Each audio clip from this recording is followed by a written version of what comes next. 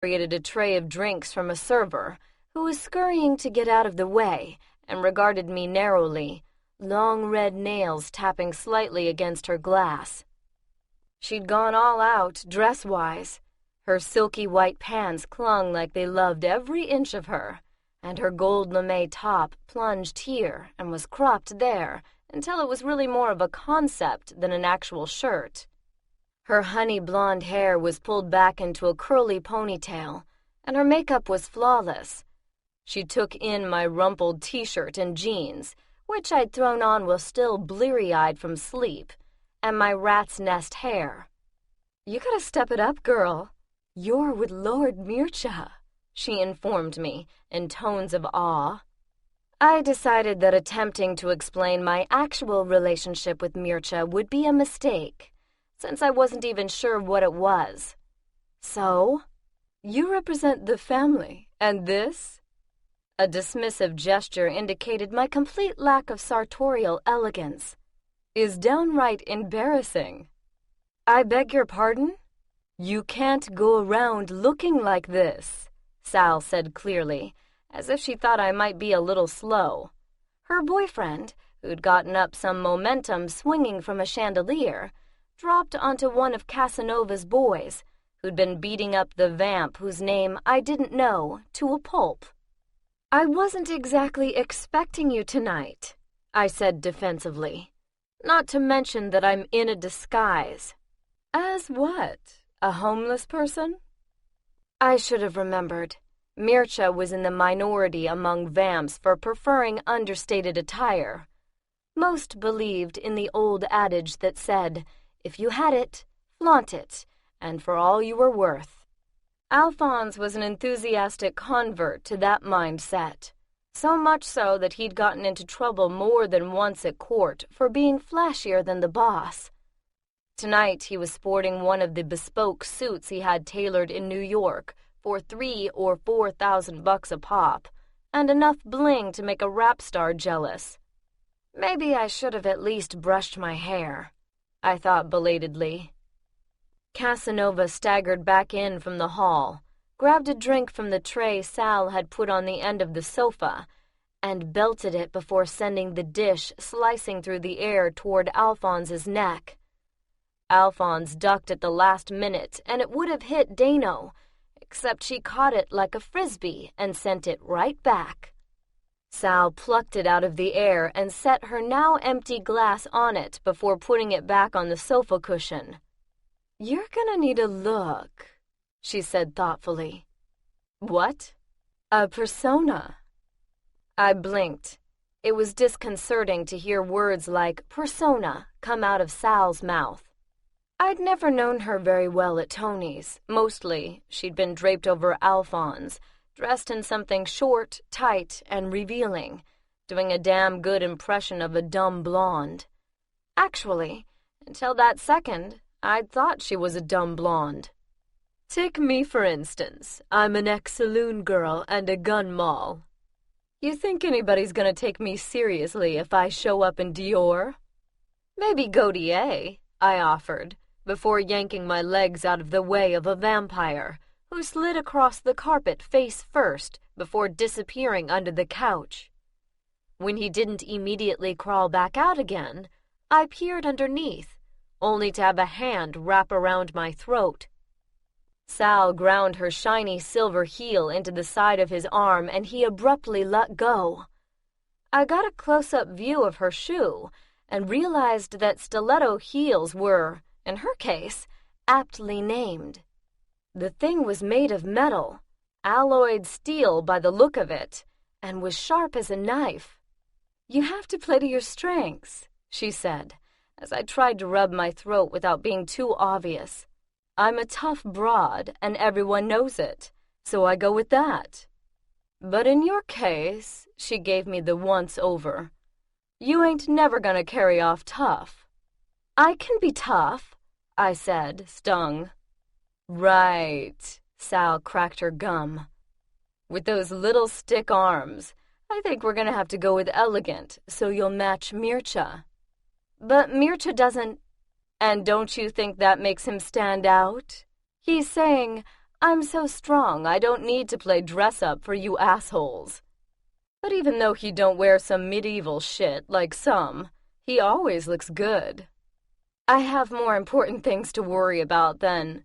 There's nothing more important than your image, she told me flatly. You gotta be impressive, or you're gonna be fighting all the time. If you don't look important, everybody's going to assume you're a pushover. Then we have to defend you for the boss's sake, and a lot of people end up dead. Just 'cause you couldn't be bothered to put on a little makeup. My time at court had been about blending in, fading into the background, trying to avoid attention that usually didn't end well. Nothing in my past experience had taught me how to make an impression. I don't usually dress up, I said lamely. Sal gripped my arm, those blood-red talons denting but not quite piercing the skin. Oh, we'll take care of that. And the calculating look on her face was the scariest thing I'd seen all night. Chapter 16.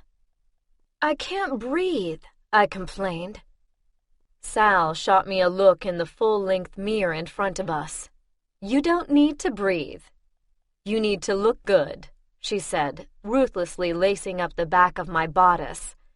We were in the penthouse suite that she'd appropriated along with a bottle of champagne, half a dozen bellboys, and the dress I'd ordered from Augustine. He had not been pleased to be woken up in the middle of the night or to have his workroom invaded, and had loudly declared that feats of genius take time, and he wasn't finished yet, thank you.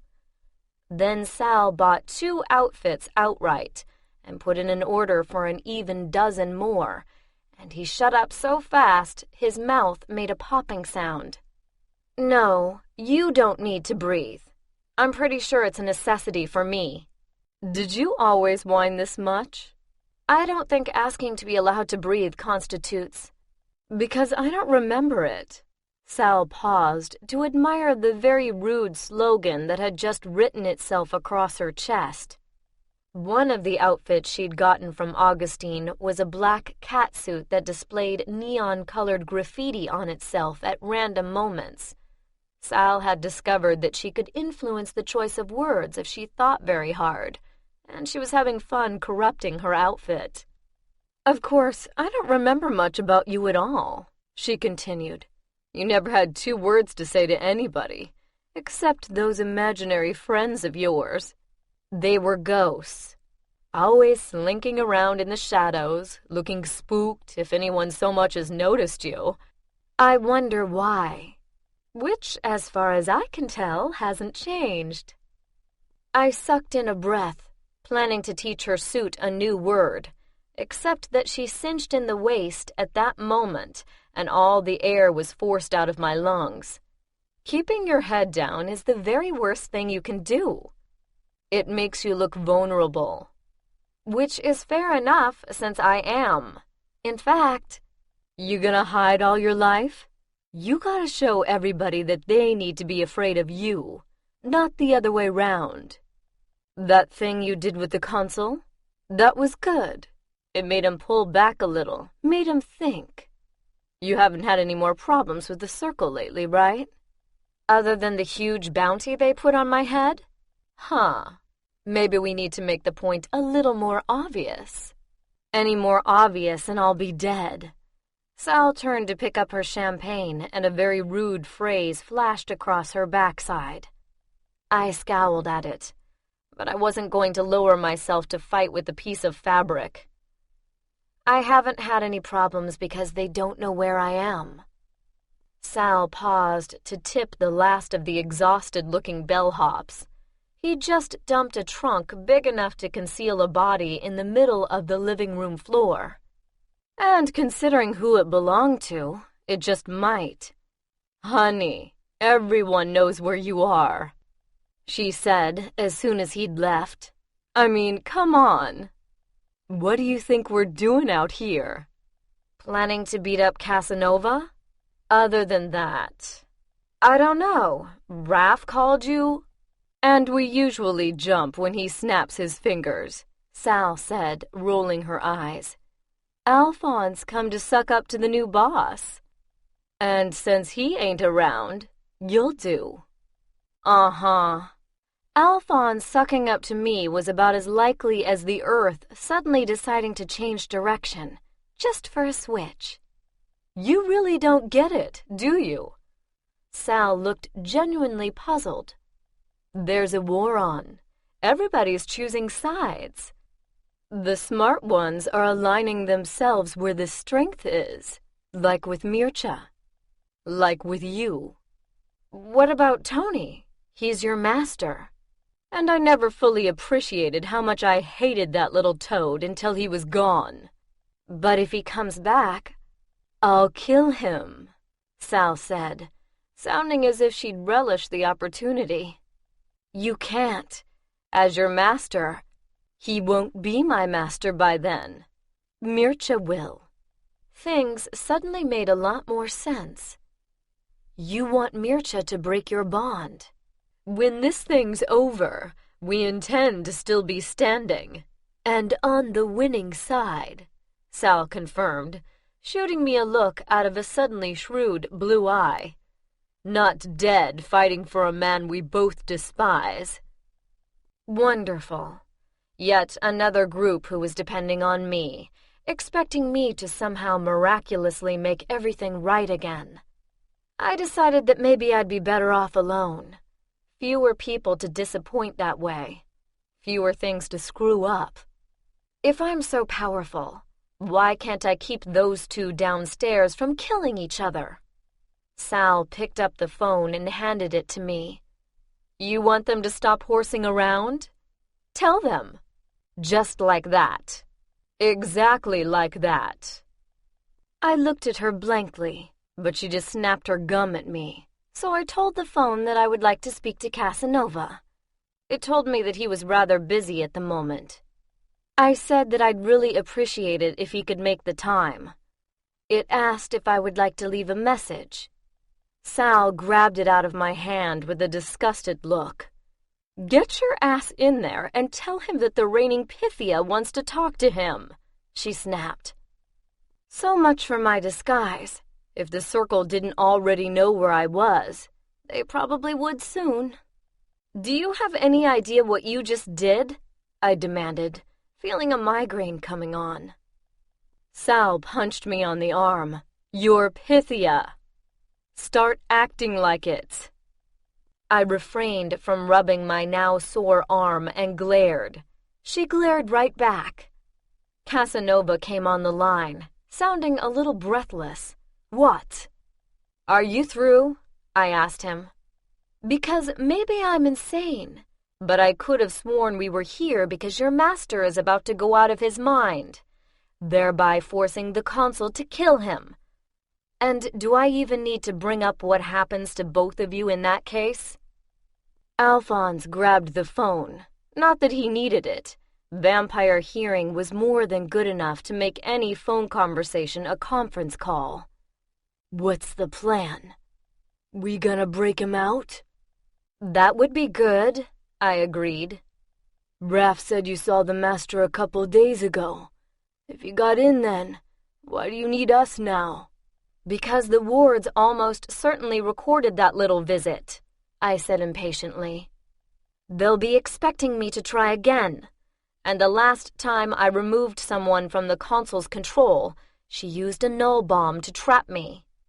I heard about that. Didn't believe it, though. Oh, null bombs exist, I assured him, and the consul's got a stash of them. I'd seen it for myself, and although I doubted that she wanted to use up any more of a very expensive, very scarce resource on me, the fact remained that I'd made her look bad. It hadn't been intentional, but vamps rarely cared about such trifles. And messing with the reputation of someone who ruled partly through the fear she was able to inspire was a very big deal. I meant I didn't believe you could pull it off, Alphonse clarified. Neither had I. I decided it wouldn't be prudent to mention exactly how much luck had been involved. In a world where reputation was all important, I didn't have much of one to trade on. Alphonse remembered me as Tony's tame little clairvoyant, something that was not going to convince him to do a damn thing.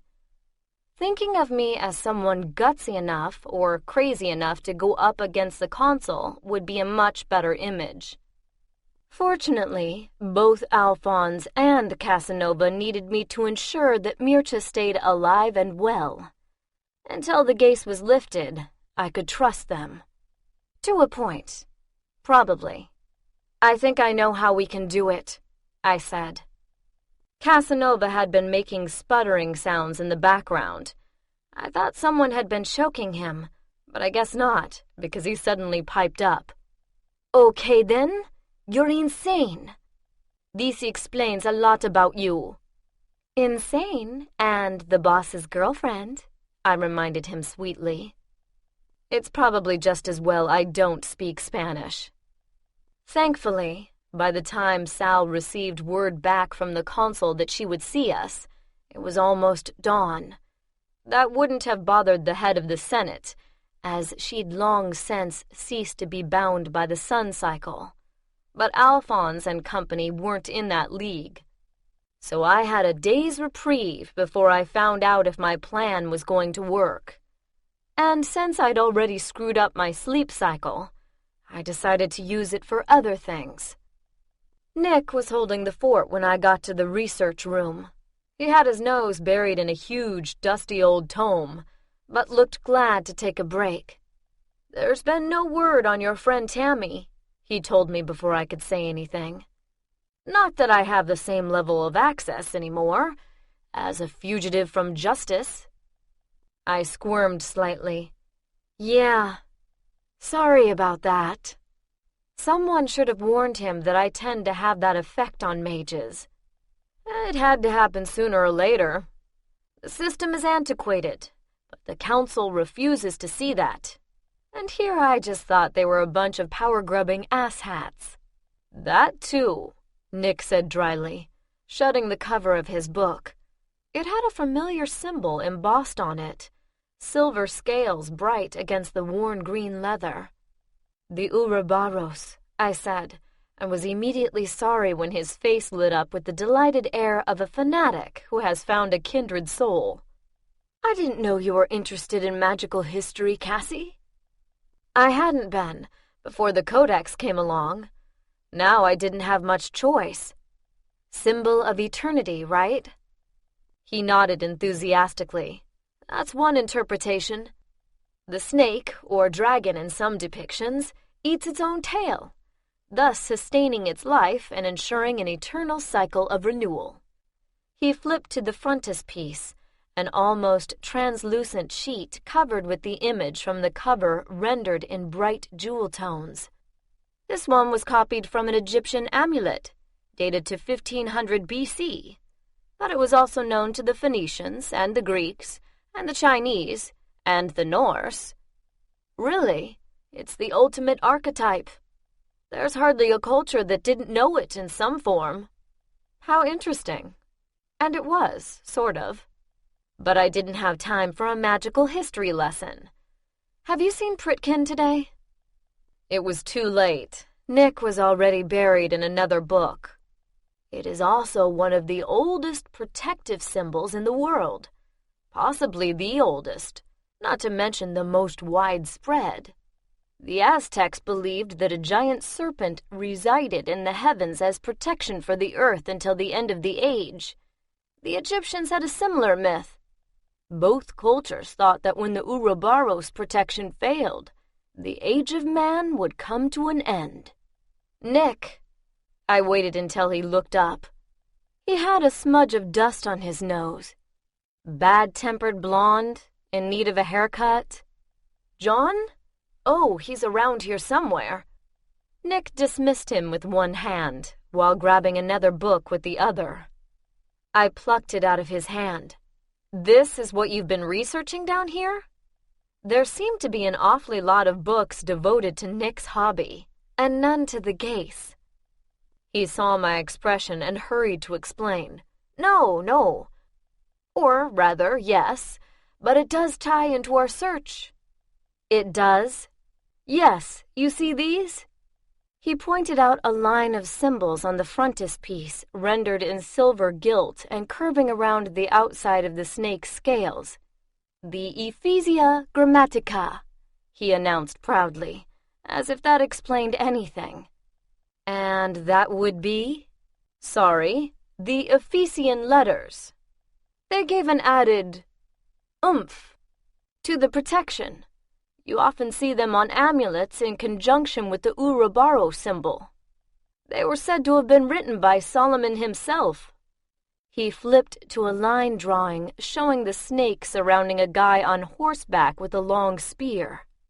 That's him, attacking evil, he added, pointing to the figure in the middle of the circle. And there's the Ephesian letters again. But what are they? Nick blinked at me owlishly for a moment through his glasses. You've never even heard of them? Why would I ask you about them if I had? It's just... they're famous. Even to norms. He looked slightly offended at my level of ignorance.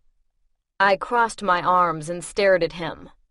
They were said to have been inscribed on the statue of Artemis at Ephesus, the center of her cult in the ancient world, he explained. She was closely associated with protective magic, and the words were considered some of the most potent bosses magica in existence. Magic words, I translated. And what do they mean? That's just it. Nick looked at me proudly, like I'd finally said something smart. No one knows. What do you mean, no one knows? Why use words if you don't know what they mean? Nick shrugged. Words have power, some more than others. And yet no one's ever figured them out? Oh, we know what the individual words mean, he said, sounding vaguely patronizing. The first one, Askion, translates roughly as shadowless ones, probably some reference to the gods. The problem is that each word is only a mnemonic aid, a memory prompt for a line of text. It's only one word out of a whole line? What happened to the rest? That's the point. Together, the completed text forms a spell too important, too powerful for anyone to risk writing it down in its entirety.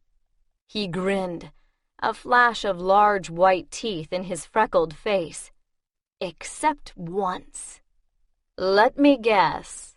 The codex contains the full spell. The oldest riddle in all of magic, Nick said dreamily. The secret to ultimate power. I was beginning to understand why the Dark Fae King wanted the codex so badly. Sounds like something people might have wanted to hold on to. It's the same old story, Nick said, his smile slipping. A group of power-hungry leaders, probably the Artemis cult, didn't want to risk it falling out of their hands. So they only transmitted the full spell orally. But when the temple burned to the ground in 356 BC, they all died. And since no one had ever written it down, no one knew what it meant. Well, that was stupid. Exactly. It is possible to be too careful. Sometimes you can lose more by being overly cautious than by taking a necessary risk. Like telling me where Pritkin is? I asked idly. Yes, Nick stopped, frowning. You tricked me. He sounded more surprised than upset. Where is he? You need to give him some time. He's had as much time as I have. And I was attacked too. I need to talk to him, Nick. I really don't think... I leaned across the table, slamming a hand down on his precious pile of books. Keeping my temper these days was starting to take a lot more concentration than I could spare. Here's the thing, Nick. Tonight I have to pay a visit to the consul, who has a bit of a short fuse and is already less than pleased with me. So I really need to know if a ticked-off demon lord is likely to crash the party. and the only way I can get that information is to talk to your buddy. I understand, but you have to consider, and when I need to do that is now. His frown deepened. Are you trying to intimidate me? Because I think you should know. I thought all war mages were sworn to the Pythia's service. Not that they recognized me as holding the office legitimately, or had so far shown any loyalty whatsoever. But supposedly, Nick felt otherwise, or else I had to wonder what he was doing here. Well, yes, technically, but I'm Pythia, I reminded him, and you're a war mage. I don't have to intimidate you for information you are duty-bound to provide. Nick blinked at me a couple of times, then sighed and rubbed his eyes. He looked like he was getting a headache. He's in the training saal. Where you should have been half an hour ago, Pritkin said crisply from behind me. I jumped, and a hand reached out to steady me. If you kept your appointments, you wouldn't have to browbeat information out of my colleague. Nick looked as surprised to see Pritkin as I was, despite the fact that he'd been facing the door. I had this weird picture flash across my mind of Pritkin simply materializing out of thin air, like his father, before I squashed it. He was corporeal, all right, just damn sneaky. She didn't browbeat me, Nick said, offended. Pritkin shot him a look. Of course not. He was wearing gray sweats that looked like he'd already run a marathon in them. He gave my outfit a long look, but didn't comment. Get changed and come with me. Why? I asked, my stomach already sinking. Because it was that time of morning.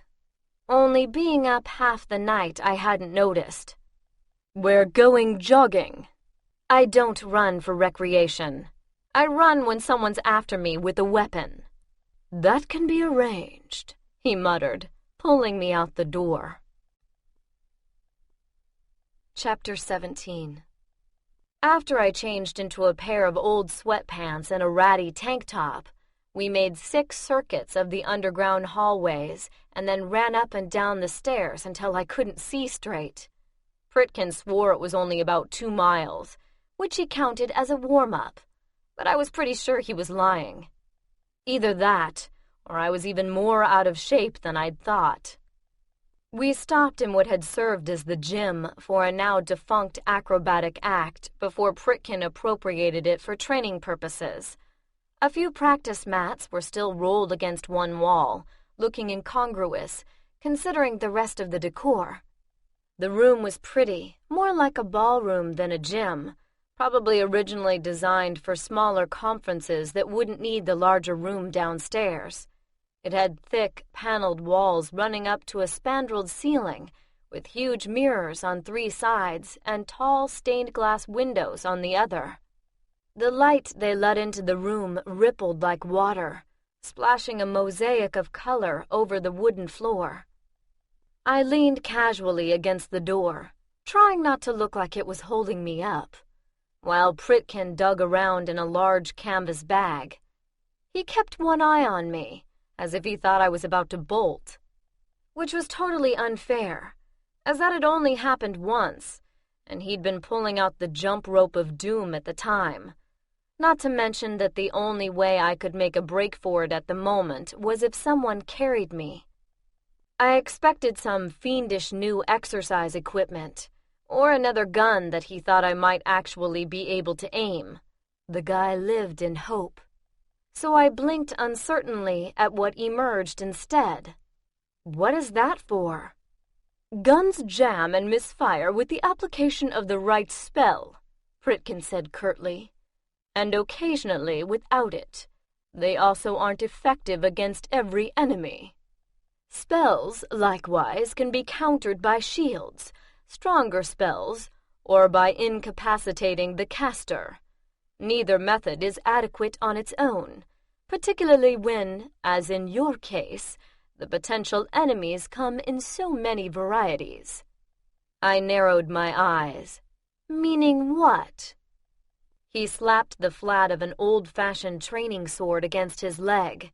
Its blade was wood, but it still made a loud thwacking sound. Meaning here we have it, swords and sorcery. No, there you have it. I'm not a war mage.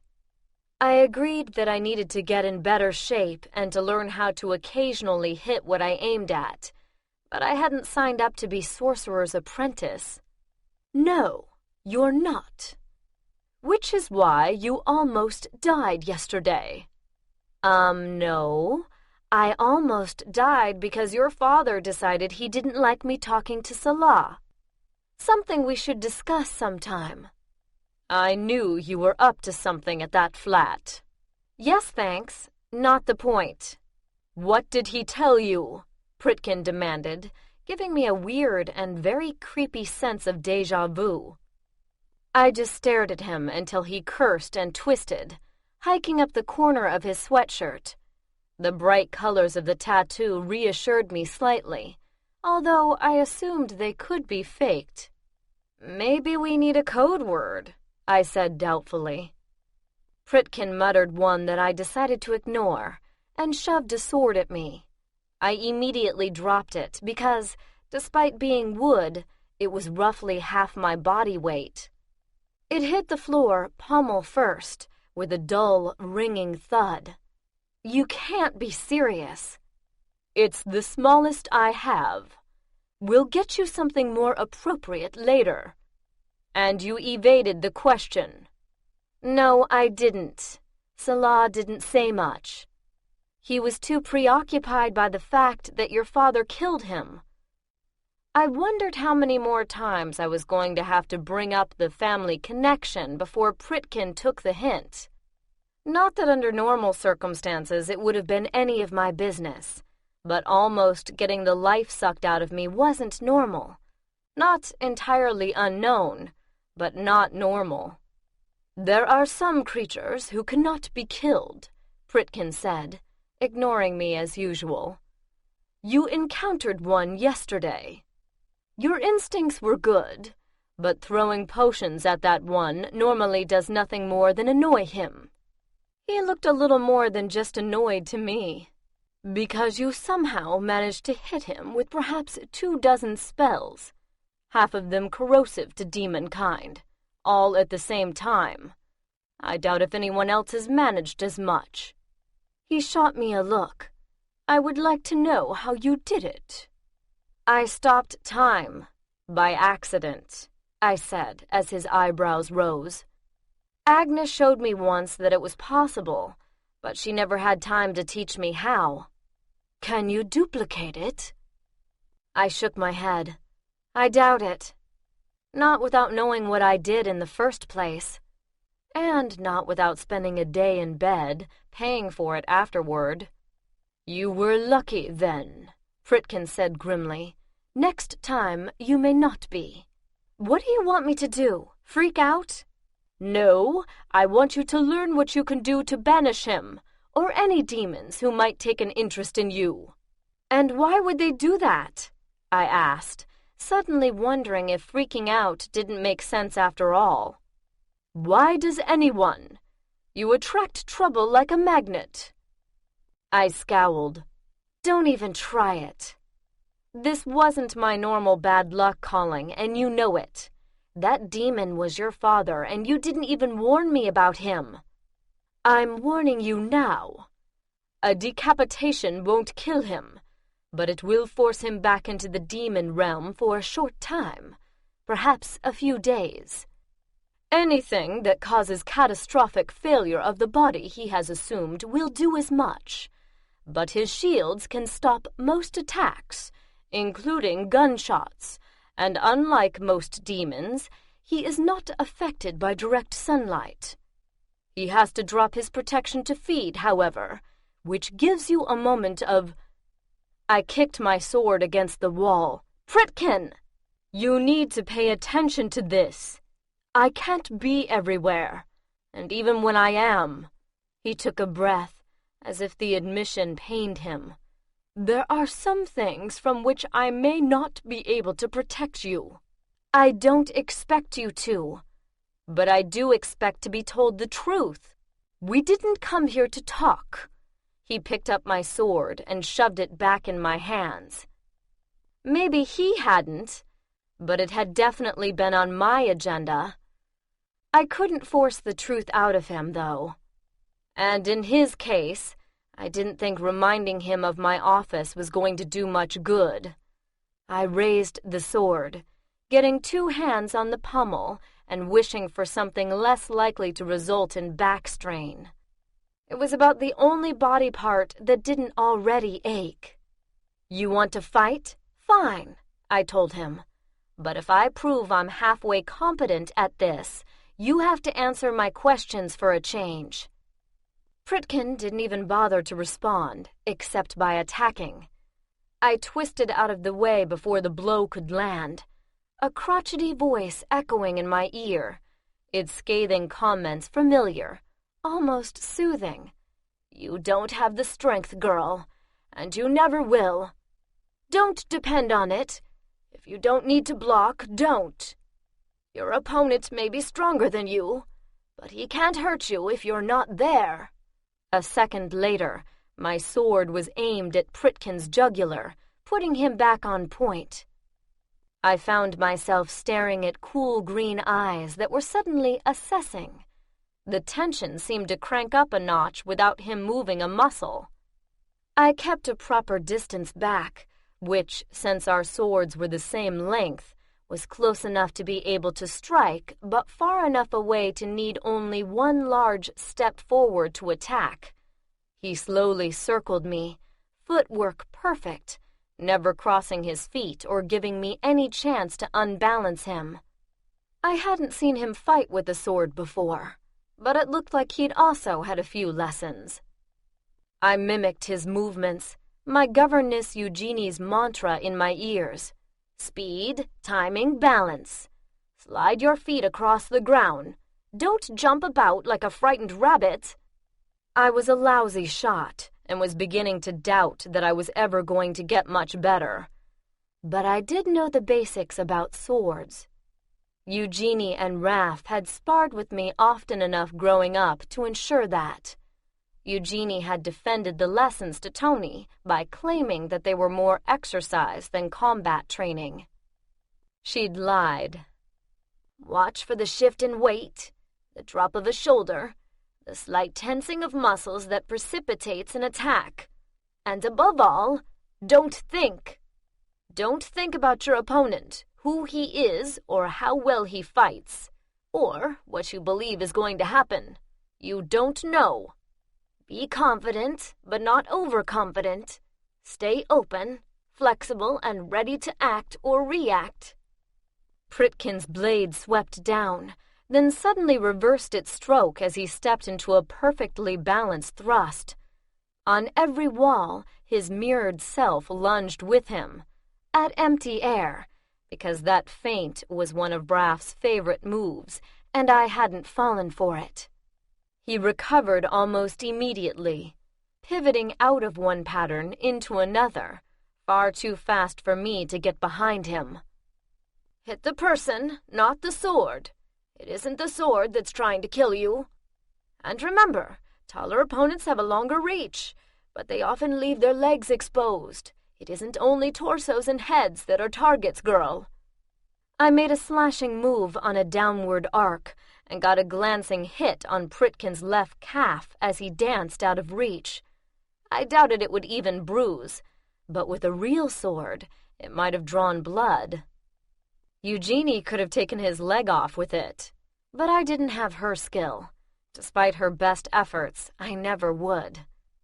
But unlike Raph, she had never pulled her punches. We'd fought with wooden swords, too, which was how I knew they hurt like hell when they hit. And she'd had no compunction about spanking me across the shins or backside with the flat of her blade if I was giving less than my best. Over the years, along with a lot of bruises, I'd accumulated rudimentary skill that, it seemed, hadn't completely deserted me. Remember to breathe. We may not have to, but you do, so use it. Strike on the exhale. It gives you more power. Great advice, but the trick was managing to land a blow at all, which was suddenly a lot harder. Parry, retreat, strike, lunge. I was moving on autopilot as Pritkin kicked it into high gear. I guess he'd decided playtime was over. And I hadn't even realized that was what we'd been doing. Within a minute, the burn of tired muscles was working its way through my arms and shoulders, down to my spine. Sweat was dripping in my eyes, turning my vision hot and grainy, and an exhausted headache was building inside my skull. But Pritkin's sneaker-clad feet made hardly any sound against the polished wood floor, and he'd stopped telegraphing his movements, while the mirrors threw back images of him as an almost living extension of his weapon, his word flowing seamlessly into muscle and sweat and bone. I had to concentrate just to stay in the fight and not trip over my own feet.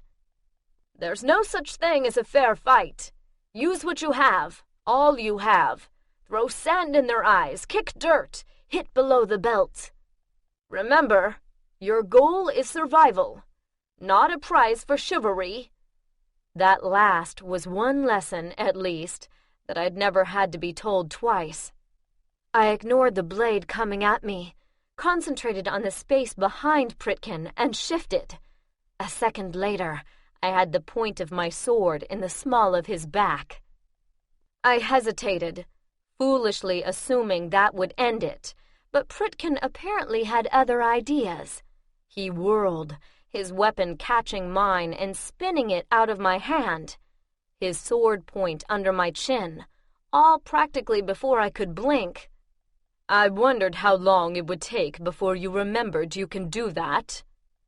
I shifted before the look of amused superiority on his face had completely coalesced, and grabbed my sword from where it had skidded to a stop under the windows.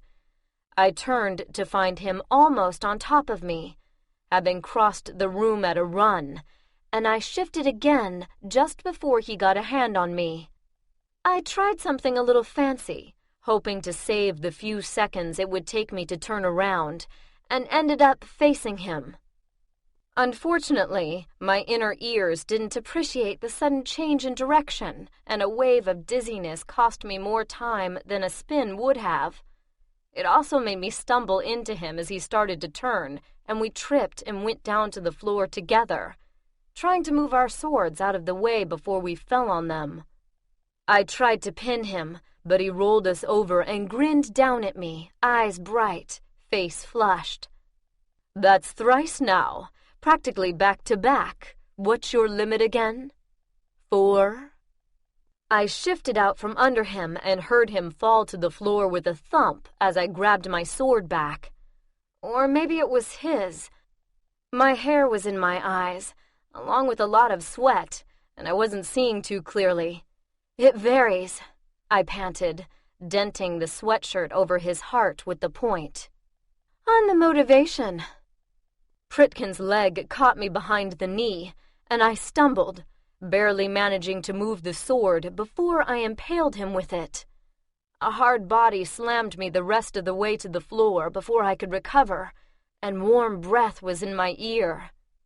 You're not sure? Haven't had reason to find out yet, I said savagely, trying to buck him off. Of course, it didn't work. It's a good trick, Pritkin said, not letting me up, but of limited use if it's the only one in your arsenal. We're going to have to work on... I gave a final heave, and when it had no more effect than the others, shifted once more. It was perceptibly harder this time, and the dizziness on landing was a lot stronger.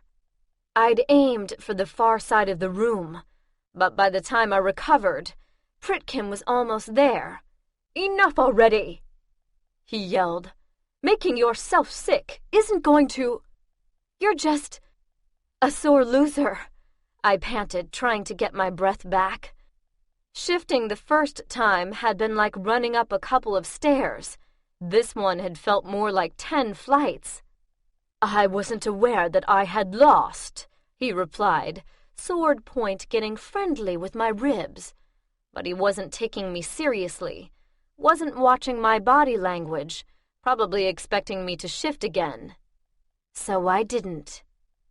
A twist and a step took me inside his reach. The pommel of my sword caught his chin and my foot hooked around his ankle. With a pull, we were on the floor again, but this time I was on top, with a wooden blade against his neck. He made a choked noise of surprise, or maybe it was protest over the fact that I had pressed a little too hard. It wasn't enough to break the skin, but it left a mark, red and raw-looking. I rolled off, my heart threatening to pump out of my chest, my legs rubber. I leaned back against a mirror, chest heaving. I would have liked to gloat, since I'd likely never have the opportunity again, but I didn't have enough air. "I win." "So talk. What would you like to hear?" he asked, sitting beside me. His tone was even. The bastard wasn't even breathing heavily. But he dragged the sword point across the floor hard enough to scratch the wood. That creature forced himself on my mother, knowing she would die in childbirth like the hundreds of other women he'd assaulted. That only the small amount of fey blood she possessed gave her the strength to survive until their child was born. That I exist solely because of his perverse curiosity to see if such a thing was even possible. I blinked. I'd had a mental list of arguments lined up to talk him into telling me something, all of which now had to be trashed. The one thing I hadn't expected was for him to just come out with it like that, with no embarrassment, no twitching, and therein lay the problem with every single conversation Pritkin and I had ever had.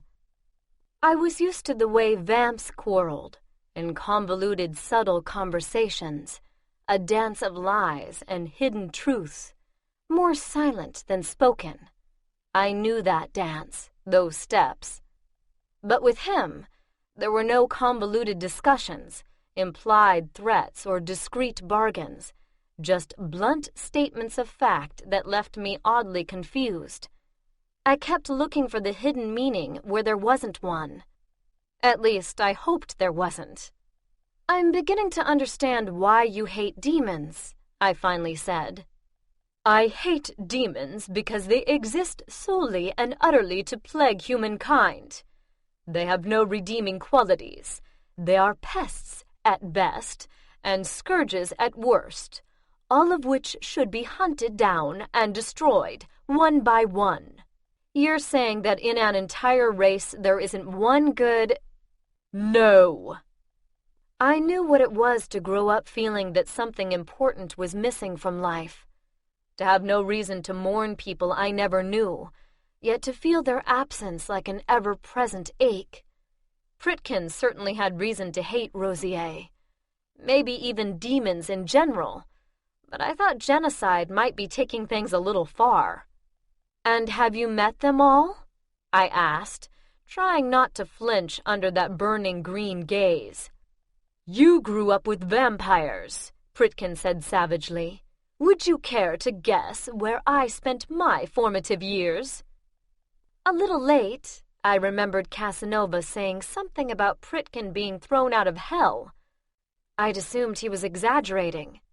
Or not, I thought, as Pritkin jumped up and began pacing, his face redder than when we'd finished practice. "You grew up with those creatures, yet you defend them. I have never understood that. How any human could align herself with the very beings who feed on her." "You're confusing demons and vamps again." He'd had that problem all along, and living around Casanova, the only incubus-possessed vamp, probably hadn't helped. "Am I?"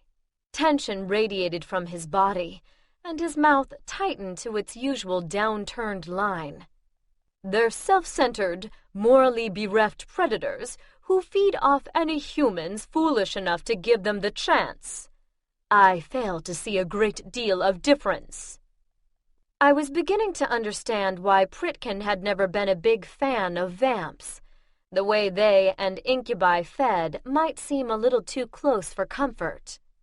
Vamps took blood, while incubi fed directly on life force itself, accessed through the emotions, but the distinction might get a little blurry for someone with his background. "It's not that simple." I struggled to my feet, trying not to wince at the ache along my spine. I twisted too fast or stepped wrong, and rolling my head left, then right, didn't seem to help. Pritkin noticed, but I didn't get a neck rub. Somehow, I hadn't expected one. "Some vamps like Tony are monsters," I agreed. But I strongly suspect that he was that way before the change. There is no typical vampire, any more than there is a typical human. He stepped closer, pain and anger warring on his face. "There is a typical demon. Rosier is no different from your friend downstairs, or from any of the others, except in the amount of power he possesses, in the amount of pain he can cause." "My father may not have been a monster, but he worked for one," I reminded him quietly. Pritkin wasn't the only one who'd had to face a few unhappy truths about his background. "I've had to come to terms with that. To accept that just because he refused to hand me over to Tony doesn't mean he refused to do other things." "Your father was human," Pritkin hissed, the abrupt lash of his anger hitting me like a slap, backing me up a step. "So are you." He laughed his short, humorless laugh, and I realized that I'd never heard him laugh for real. He had smiles of wry amusement occasionally, but that was as close as he came. And even they were mostly in the muscles around his eyes. I wanted to see him really laugh, just once. But somehow, I didn't think today would be the day. He moved suddenly, so that we were pressed together from thigh to hip to shoulder, but I refused to give him ground again. "Am I? Have you never wondered why your gaze reacts so much stronger to me than to anyone else? Sees me as so much more of a threat?" "It doesn't seem to feel that way lately." The goosebumps running up my arms were proof of that. "Because he was here. He wanted to make a point, to have me demonstrate yet again that I'm no better than he is." "Wait, Rosier can block the gaze? He is a demon lord. Human magic has no power over such a being." "Could he remove it?" Pritkin grabbed my arms, his fingers digging into my flesh until they were haloed with pale, bloodless outlines. "You will not seek out that creature." "I don't usually go around trying to find people who want me dead. Enough of them found me all on their own. But if whatever he did could be duplicated, maybe by another incubus—" "No, no one else is that powerful." His words were suddenly calm again, but his eyes slid away from mine. "Pritkin, if there's even a chance you could do something about the gaze, I need to know. Before I went to magic and did something really, really stupid." "What do you think I've been doing?" "I know you've been looking for a solution in human magic, looking hard, but you hate demons so much. I wasn't sure if you'd considered another alternative." "There is no alternative," he said flatly. "Even Rosier could not break the gaze, and he has no need to do so. His power can override it long enough for him to feed, long enough to drain you of your life and the power of your office. A fine meal indeed." "Is that what he wants? The power of my office?" Pritkin didn't answer. I doubt he even heard me. He picked up a strand of my hair and gave it a sharp tug. "You see how strong this is? How resilient? Do you know what someone looks like after an incubus drains them entirely? Hair brittle as straw, skin thin and aged. Youth gone, everything." He turned away abruptly. "I have a long list of reasons to hate that creature," he said after a moment, with a bite in every word. "But at the very top is his failure to warn me about my nature, to take even 1 minute to help me avoid becoming what he was. You aren't a demon, Pritkin. Tell that to my victim." "I don't understand." He whirled to face me, and I flinched just from his expression. "Then let me make certain that you do. When I returned from my sojourn in hell, I decided to make a normal life for myself. I met a girl. In time, we were married, and on our wedding night, I drained her of life the same way that thing almost did to you." I blinked. It occurred to me that I might know who the girl in the picture was, and why Pritkin had kept it. I should have known. It wasn't out of sentiment. He was using it to flog himself.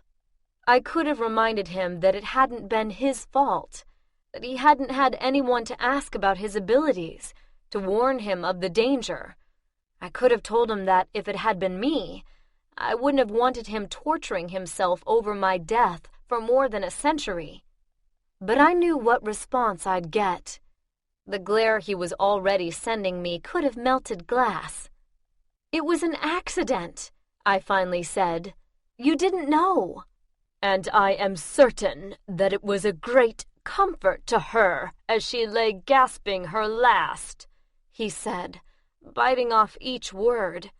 I'd never heard his voice so clipped, so cold. "Betrayed by the one who should have protected her, by the one she trusted most. Seeing me in the end for what I truly am, and being horrified by it, as she should have been all along. As you would be, if you had any sense at all."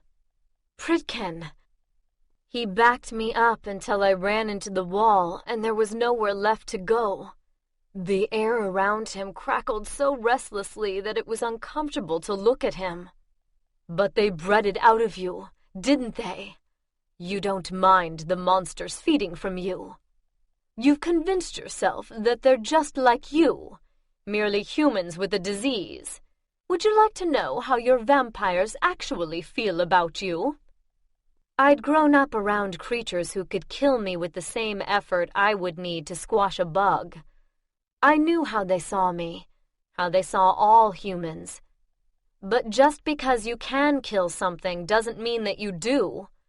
Not if that something is far more valuable alive. It was the tightrope I'd walked long before I ever knew I was on one. I already know. His eyes went very green and flat, like when he'd been killing people who were too stupid to run away when they had the chance. "I don't think you do.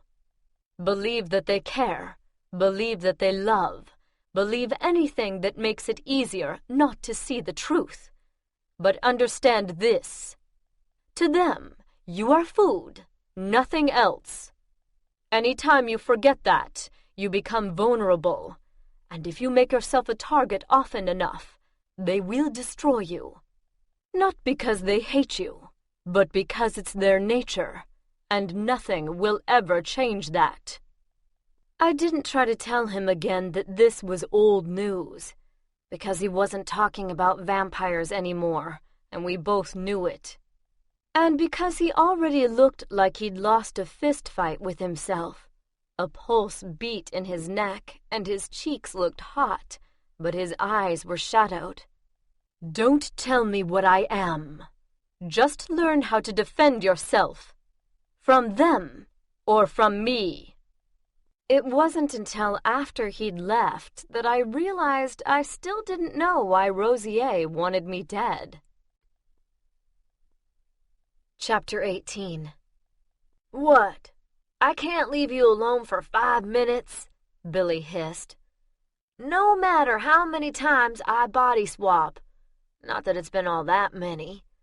I still get a weird tingle hearing my voice saying words my brain didn't think up. Maybe I'll get used to it eventually, but I doubt it." I glanced at the darkened window and saw what I'd expected.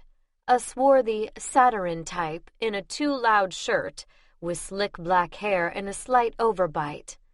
Not the prettiest face around, but also not one to attract anyone's attention. I'd have to remember to thank Alphonse for strong-arming his man into this. Possession tends to weird vampires out, mainly because it's supposed to be impossible. Even low-level vamps are able to evict an unwanted guest with a little effort, and the stronger ones have shields formidable enough to ensure that nothing takes up residence in the first place. But Marcello had preferred allowing a hitchhiker aboard to suffering his master's punishment. So far, he'd behaved himself, staying quiet and not attempting to wrest back control. I wondered how long that was going to last.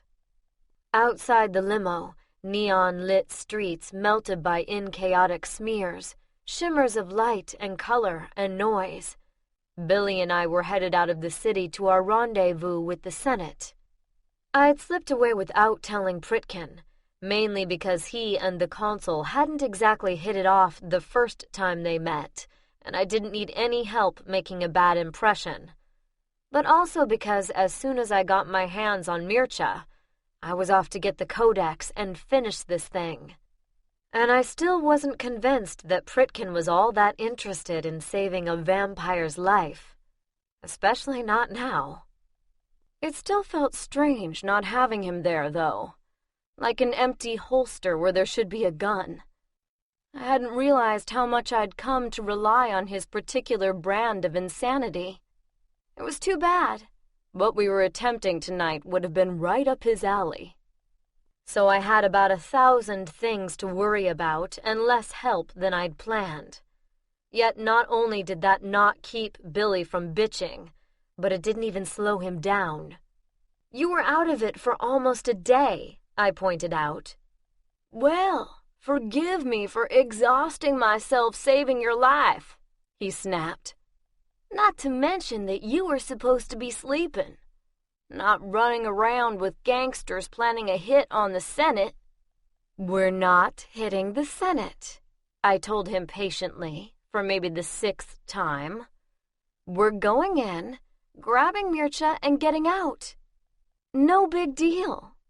It was what I needed to believe anyway. "Right. Which is why you're too scared to stay in your own body." Billy paused, fidgeting. "What?" "My boobs don't fit in this dress. And no, I can't believe I just said that." "Don't do that." I batted his hands away from a part of my anatomy they did not need to know any better. "You're supposed to look dignified." "In these shoes? I'll be lucky if I don't break your neck." "Women do this all the time. You have it for one night. Stop with the whining." "Whining? You really want to go there, Cass?"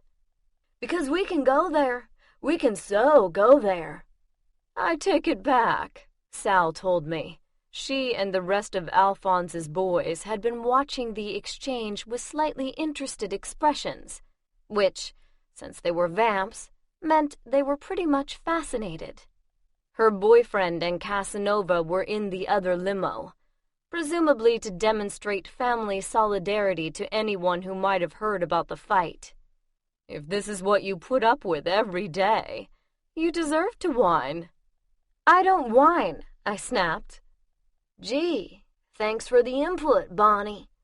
Feel free to jump into a private conversation just any old time," Billy added.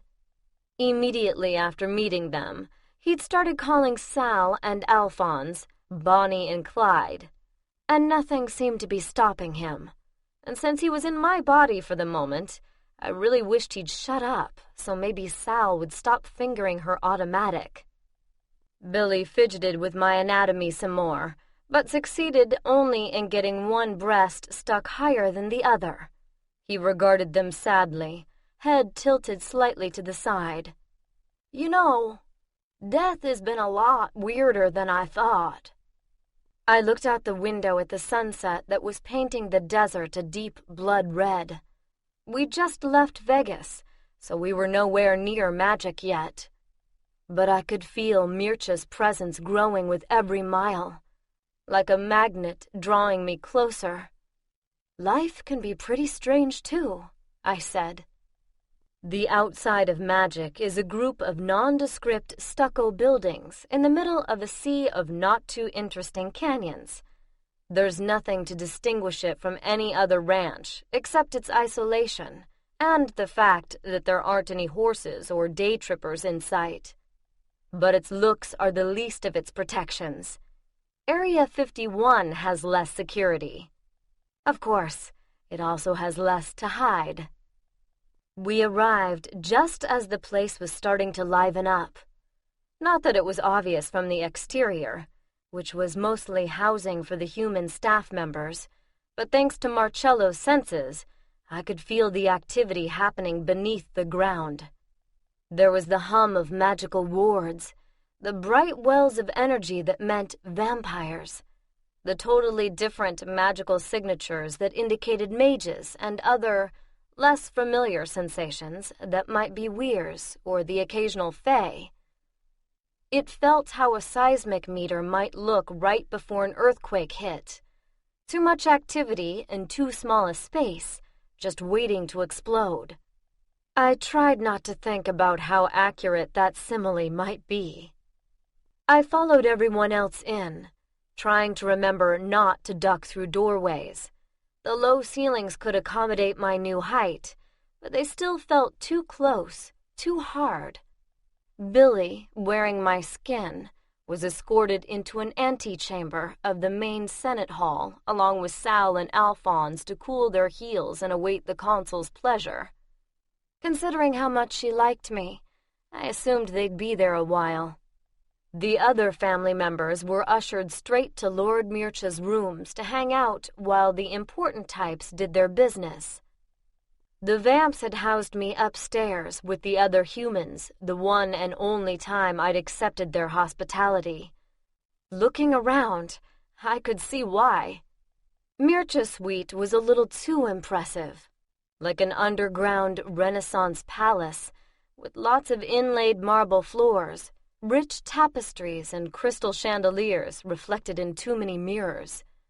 3 different hallways broke off from the foyer, and an honest-to-God butler conducted us to a library where refreshments were milling around. The simple room I'd been housed in before was more welcoming, and far more Mircha, than this opulent blandness. After a couple of minutes of fighting off would-be blood donors, I started threading my way through the crowd. I'd almost made it to the hall when I stopped dead. Standing in the middle of the doorway was a vampire with big brown eyes, messy brown curls, and a cheerful, goateed face. Charming, if you ignored the whole cold-blooded murderer thing. I could feel Marcello's unease mount at the sight of the consul's chief spy. I really couldn't blame him. It wasn't making me any happier. I didn't know why Marlowe was slumming with the help, especially with an important meeting about to start, but it probably wasn't a good sign. He tended to show up where the action was, but there was no way he could know anything interesting was about to happen here. "You're not hungry?" he asked cheerfully. "Ate before we left," I said in Marcello's low voice.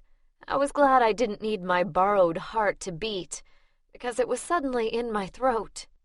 "I thought I'd pay my respects to the master." "Lord Mircha is indisposed." "Then I'll keep it short." Casanova joined us, a suave figure in cool blue and white, with a bright print tie. He looked like he was heading for a posh party on a private yacht, and managed to make Marlowe's dark Elizabethan-era attire look like it came from a bad stage production.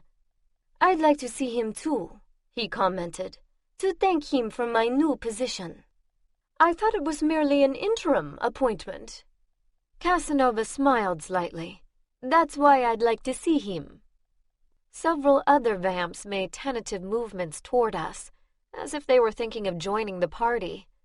Most didn't get a chance to see Mircha very often, And with Tony under a cloud, they probably plan to do a little groveling.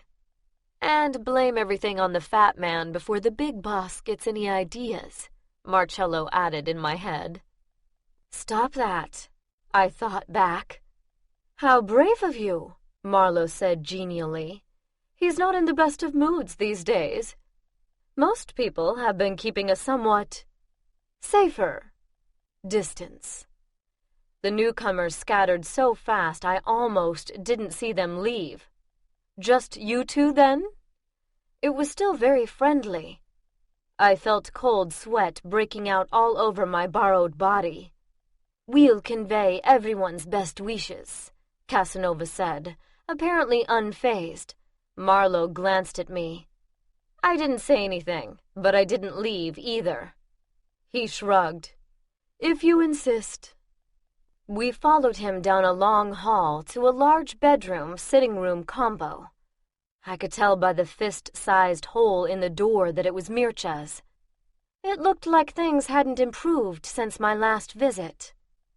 Unlike the muted colors that predominated in the public rooms, it was awash in color, something I'd failed to notice on my previous visit because the lights had been off. They still were, but Marcello's eyesight was a lot better than mine, and easily picked out the bright turquoises, reds, and greens of traditional Romanian folk art in niches and painted on a huge carved wardrobe. The pieces should have looked gaudy and cheap next to the rich but understated brown and cream decor, but they didn't. Other than the colorful art, the first thing I noticed was the bed. The broken post was still listing to the left, and the covers were still rumpled, but no one was in them. A quick glance confirmed that Mircha wasn't lurking in any of the room's dark corners either. But someone else was. Tammy! It was out before I could stop it. Tammy looked confused. Casanova gave me an "I can't take you anywhere" expression, and Marlowe grinned. Thank you. I was wondering how to tell which of you it was, he told me pleasantly. I was too busy goggling at Tammy to pay him much attention. She looked older than I remembered, more so than should have been true for 7 years, and she was too thin.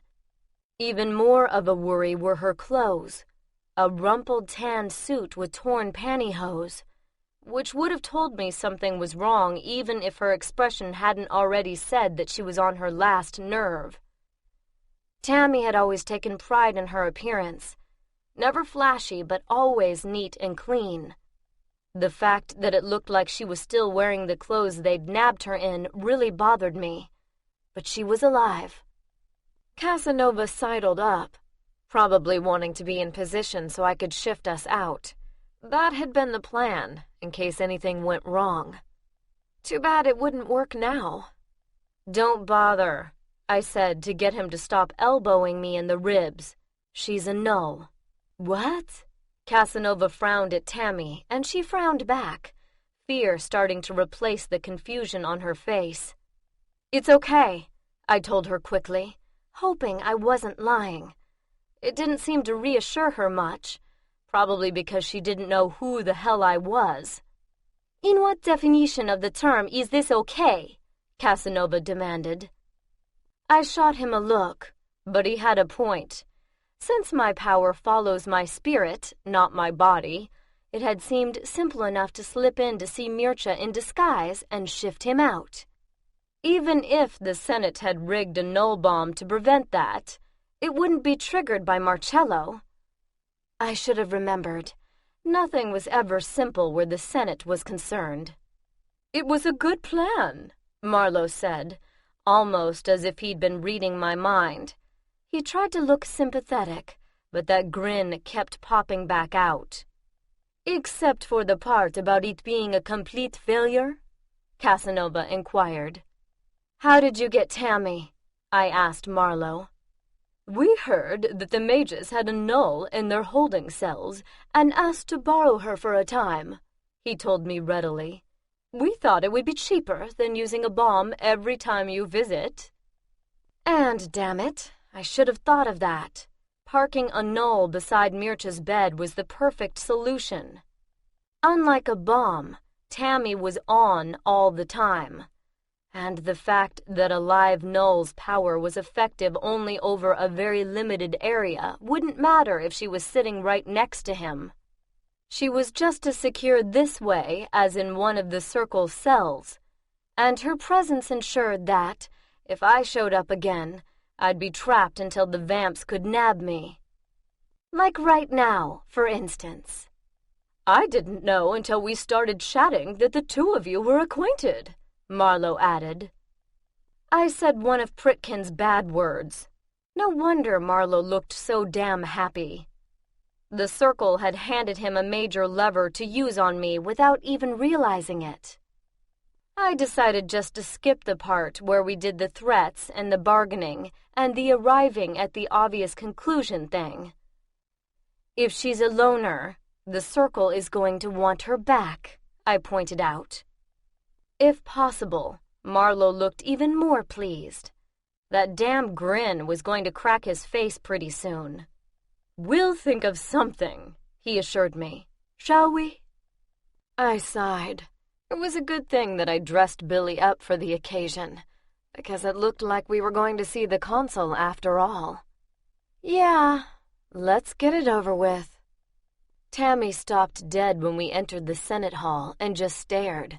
There was plenty to look at, from the huge red sandstone cavern to the knife-edged chandeliers to the colorful banners that hung behind the ornate seats that clustered around the huge mahogany slab of a meeting table. But I didn't need to wonder what had caused her mouth to drop open like that. It was hard to concentrate on anything else when the consul was in the room. I thought at first that, just for a change, she had decided to wear something that wasn't still alive. But then the gold and black snakeskin print on her caftan undulated, sending a tide of glimmering scales rolling up and down her body. And a huge snake's head rose behind her face like a hood, with gleaming black eyes that watched me malevolently. I realized with a start that she'd skinned what looked like the granddaddy of all cobras, but somehow kept it alive. Augustine, I decided faintly, would have had fits. Billy moved to meet me, and I was relieved to see that at least he'd solved the breast issue. Augustine's creation fit me like a glove down to the waist, where it billowed out in a bell skirt with a slight train. I wasn't into antique fashion, but I'd seen enough period movies to argue with him about authenticity. It didn't look like something Marie Antoinette would have worn to me. He only sniffed and informed me that, A, styles had quickly changed after the Queen's head went for a meander without her body, B, we were talking about magical fashion here, not human, and C, I was an idiot.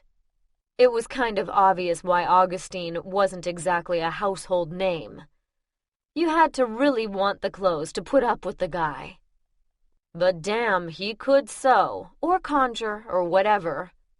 I hadn't really appreciated his skill back at Dante's, what with the near asphyxiation that went with it. But despite the fact that I was never going to outshine the consul, I thought I looked pretty good. The basis of the dress was deep midnight blue silk, but it was hard to focus on that because of what was happening on top. Or, rather, what appeared to be happening inside the dress, because the more you looked at it, the harder it was to remember that this was fabric and not a night sky, and that those were jewels and not an unimaginable swoop of stars. Somehow, Augustine had created a rotating band of diamonds that looked an awful lot like the Milky Way. When Billy got up close, Marlowe flinched and stepped back. It took me a moment to realize why. Stars are essentially millions of tiny suns. That probably explained the faint disco ball effect that the dress seemed to be throwing on the cavern floor, shedding a puddle of tiny prisms all around the hem. "Cassie?" Tammy was looking at Billy in disbelief, and I decided that switching back would make more sense than trying to explain at this point. Possession was not a skill I'd had when she knew me. I slipped back inside my own skin, and Marcello sighed in relief. Apparently, he hadn't enjoyed the cohabitation any more than I had. "About time," Billy muttered as he headed straight for my necklace. The tone clearly said that I'd be hearing about this later. "It's okay, Tammy," I told her, ignoring both of them. "I know you didn't do anything wrong. This is just a mix-up." Marlowe laughed. "Mix-up? I don't think so." He'd apparently recovered from the singeing, although I noticed that he stayed a little farther back than before. There were tiny burn marks on his hose, the size of pinpricks, that I could swear hadn't been there earlier. "She's guilty as hell." Tammy had recovered enough from the initial shock to send him a pretty good glare. It looked real familiar. Maybe because I'd been on the receiving end of a carbon copy very recently. "Jesse, he's your son, isn't he? I would have gotten it before, only she hadn't had a kid of her own when I knew her. Or at least, she hadn't mentioned one." Tammy's head jerked back to me. "Where is he? Is he all right? Are the others?" "They're fine. They showed up a few days ago. I have them somewhere safe." "Oh." She visibly sagged, and for a moment I thought she was going to end up on the floor. But she recovered in time to give me a hug that forced whatever air Augustine's contraption had left me out of my lungs. "Thank you, Cassie." "It's no big deal," I gasped. "You did the same thing for me once, if I remember. Although next time it would be kind of nice to get, a phone call? You knew where I was." "But not what you'd say, and it's easier to ask forgiveness than permission." "You know me better than that." I couldn't believe she'd actually thought I'd say no. "I used to know you better than that," she corrected. "But times change. You got out of that life, made a new start. And besides, paranoia is a damned useful quality." We said the last together, laughing in spite of everything, because it had been the misfit mantra that Tammy had drilled into our heads practically every day. Tammy quickly sobered, however. "I was so worried, Cassie. The war mages wouldn't tell me anything, and I didn't know. Jesse's smart, but so many things could have gone wrong, and "Nothing went wrong," I grinned ruefully. "Except that he wouldn't tell me anything either. Not that it surprises me now. He's his mama's boy. Only I didn't know you had a son. I didn't plan to get pregnant. When I found out, I hid it. And when Jesse was born, I had a talk with his father, and he agreed to take him.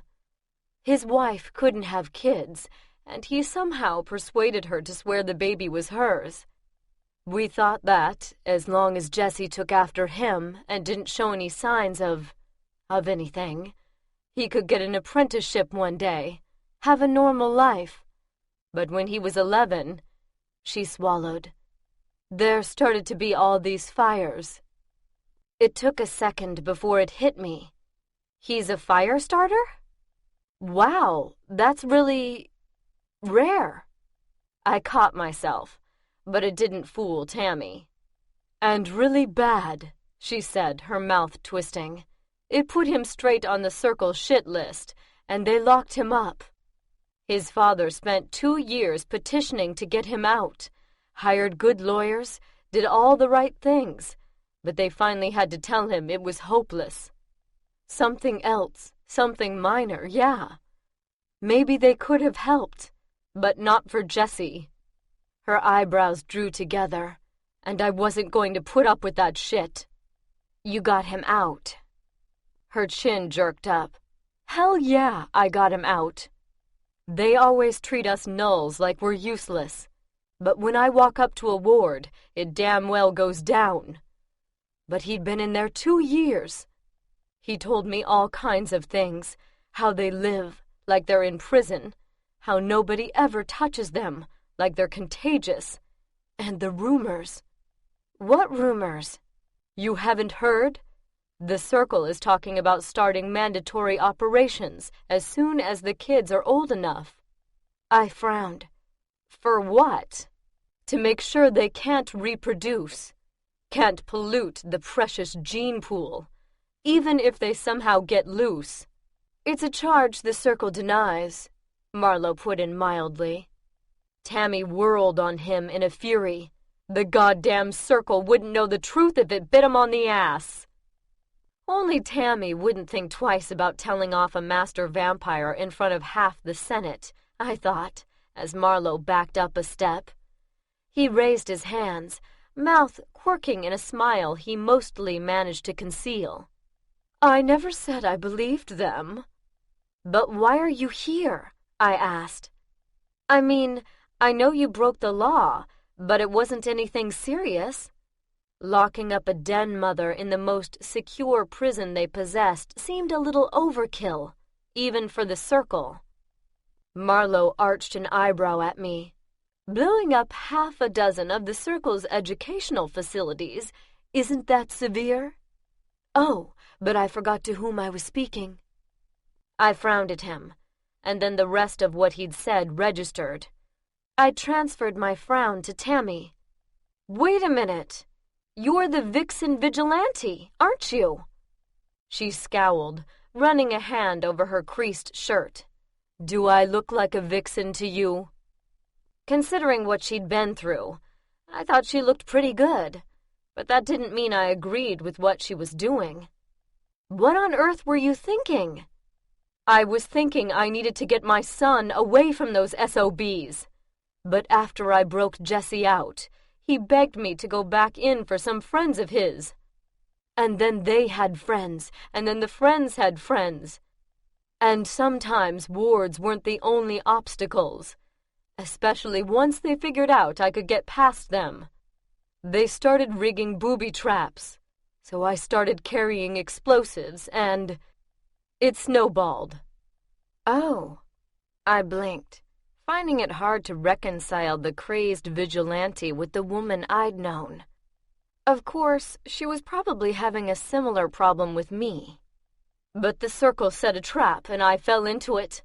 And now they want me to give up the names of everyone who's been helping me find homes for the kids, and I won't. She glared some more at Marlowe. I don't care what you do to me. You damn vampires can drain me dry, and I won't tell you a goddamn... That's not why you're here, I told her, jumping in. A show of spirit was one thing. Insulting the Senate was something else. I'd already done enough of that for both of us. I want to see Mircea, I told Marlowe, pulling Tammy behind me. He's indisposed. You already said that. I still want to see him. Marlowe's expression blanked with that creepy speed the vamps sometimes showed. No, he told me seriously. I don't think you do. Where is he? Alphonse demanded.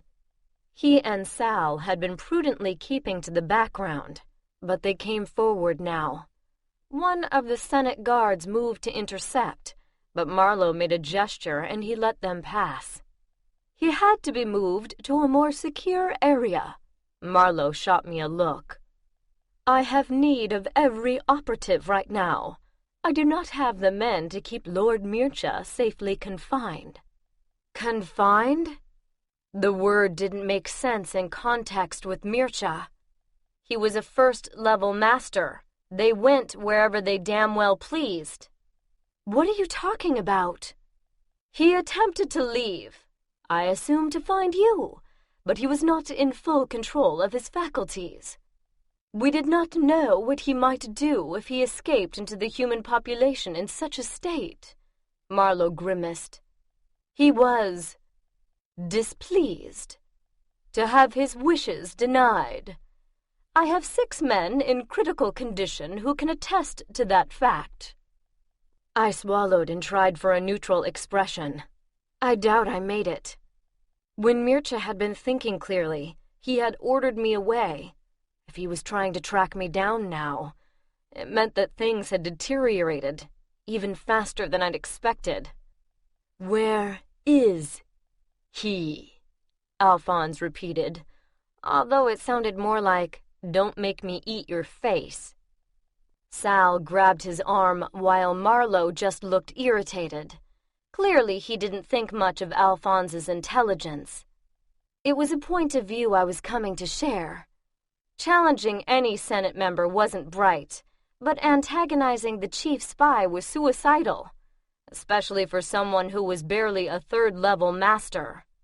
When Marlowe ignored him, Alphonse let out what could only be called a growl. "Control your servant," Marlowe said, "or I will." It took me a moment to realize that he was addressing me. It didn't make sense. Alphonse was not my servant. Alphonse was... Oh, shit. "You're treating me as Mircea's second, aren't you?" It came out okay, even though my lips had gone numb. "He named you as such while he was still capable," Marlowe admitted. Okay, this was bad. Really, really bad. It explained a lot of things, including why the consul had yet to order me dragged off to a cell somewhere, but that was about the only positive aspect. Technically, Mircea could appoint anyone he chose as his second, the person who spoke for the family in the event that the master was unable to do so for a time. It was the position Alphonse had held under Tony. But why on earth had Mircea chosen me? He had an entire staff at his home in Washington State, not to mention a vast family of adherents, any one of which would have made more sense as a temporary guardian. I couldn't defend the family, which was a second's primary job. I had trouble just keeping myself alive. What the hell had he been thinking? I licked my lips. It was a telling gesture that would have won me a smack upside the head from Eugenie, but they were suddenly so dry I couldn't speak otherwise. But nothing seemed to be coming out of my mouth anyway. "Well, of course he did," Sal said. I felt an iron grip descend on my shoulder. It said, "Don't you dare pass out and disgrace us all." I straightened my spine slightly, and the pressure eased enough that I might get away with only a slight bruise. "The Master and the Pythia have formed an alliance." Marlowe's expression made it clear what he thought about that. But then the consul spoke up, and nobody else's opinion mattered. "Then you may speak for him," she told me. I moved a little closer, but stopped before the reflection cast by my dress hit the table. I doubted the little points of light it was giving off would be more than a flea bite to her, but I didn't need any help pissing her off. I was probably going to manage that all by myself. I looked up into that beautiful bronze face. "Why has Lord Mircea been imprisoned?" "As you were told, for his protection. He was becoming difficult to control without inflicting damage. The snare also obviates the need for constant supervision." "The snare? You mean you put him in a—" "We had no choice," Marlowe said quickly. "Nothing else could hold him." Alphonse cursed, and I bit my lip before I said something I probably wouldn't live long enough to regret. But despite my best efforts, I felt my blood pressure skyrocket. She was talking about the type of magical cage Francoise had tried to use on the Greye. It was meant for dangerous criminals, which meant the designer hadn't worried about providing a lot of comfort or about ensuring unconsciousness. The consul's offhand comment meant that Mircea was all alone in a blank world going slowly out of his mind, with no comfort of any kind, no voice to talk to, no hand to touch, nothing. I couldn't think of a worse fate. "Are you going to accept that shit?" Alphonse hissed in my ear. His fist was clenched and he looked like a man who dearly wanted to run amok. Because I stomped on his foot hard, and amazingly, he shut up. No. I looked at the consul again. Mircea must be set free. Immediately. She inclined her head slightly. You agree to complete the gaze? I didn't say that. Then he remains where he is, she said flatly. We cannot cure him. In confinement, he cannot injure himself or others. He is being injured. The gaze is driving him mad. A fact you could prevent if you chose. A flash of anger rippled across that usually impassive face. If he had not named you head of house, I would order you locked in a room with him, and we would have done with this. If Mircea wanted that, he wouldn't have named me his second, I pointed out, thinking frantically. And just like that, I realized why he'd sent me away, why he had taken the only step possible to ensure that the consul could not force us together. He's afraid, isn't he? What? Alphonse was obviously lost, but Sal looked thoughtful. I was starting to wonder who really ran that partnership. You're Pythia now, she said slowly, working it out. And the gaze responds to power. Her eyes suddenly got wide. Oh, shit. That settled it. I was never going to assume Sal was slow on the uptake again. She'd gotten it a lot faster than I had. For Alphonse's sake, I spelled it out. When Mircea placed the gaze on me, he was the most powerful of the parties involved, so it was under his control. It was supposed to be lifted before I became Pythia, but that didn't happen. And now Mircea is afraid that my power will override his. That if we complete the gaze, I won't be his servant. He'll be mine. Alphonse looked like someone who had just had a load of bricks dumped on him. I left him to process things while I turned back to the consul. Tony had a portal, I told her abruptly. He used it for his smuggling operation. You can use it to send Mircea into Fairy, where the effects of the gaze will be lessened. He should be in control of himself there. The Fae will not allow it. The beautiful mask was back in place, so perfect that I almost thought I'd imagined the other. The Dark will. Their king and I have an understanding, and one of his servants is available to escort Mircea to the palace, so he will not be harmed on the way. All we need is a power source to open the portal. I gave Billy a metaphysical poke. I doubted that asking him to babysit a bad-tempered pixie was going to go over well, but I didn't have a choice. I didn't trust Rodella. Make sure she doesn't try to double-cross Francoise, I told him. And how am I supposed to do that? She can hear you, I reminded him. For some reason, she'd never had a problem with that, even in our world. Tell her the deal is off if she tries anything. Billy streamed halfway out of the necklace to grin at me. This has potential. And don't antagonize her. Of course not. He put on his wounded face. That will not solve the issue at hand, the consul insisted, ignoring my one-sided conversation. The snake's hood behind her flexed, a long, slow ripple that cascaded down into the gleaming caftan. I didn't know if that meant anything, so I ignored it. I've been working on a permanent solution. I had hoped to avoid bringing this up, considering how she was almost certain to respond, but I was out of other options. There is a counterspell. There is not. Our experts all agree. Then your experts are wrong. The counterspell is contained in the Codex Merlini. Marlowe was looking at me with dawning understanding. He'd been there when the Dark Fae King had given me the commission to find the damn thing, when I discovered it contained a way out of the gaze. You found it, he said softly. I shook my head. Not yet, but I know how to get it. You will tell me, the consul said. It was not a question. I will send for it, and if you speak the truth, I will order Lord Mircea released. You will remain here until it is brought to me. You don't understand, I said, trying to keep my temper.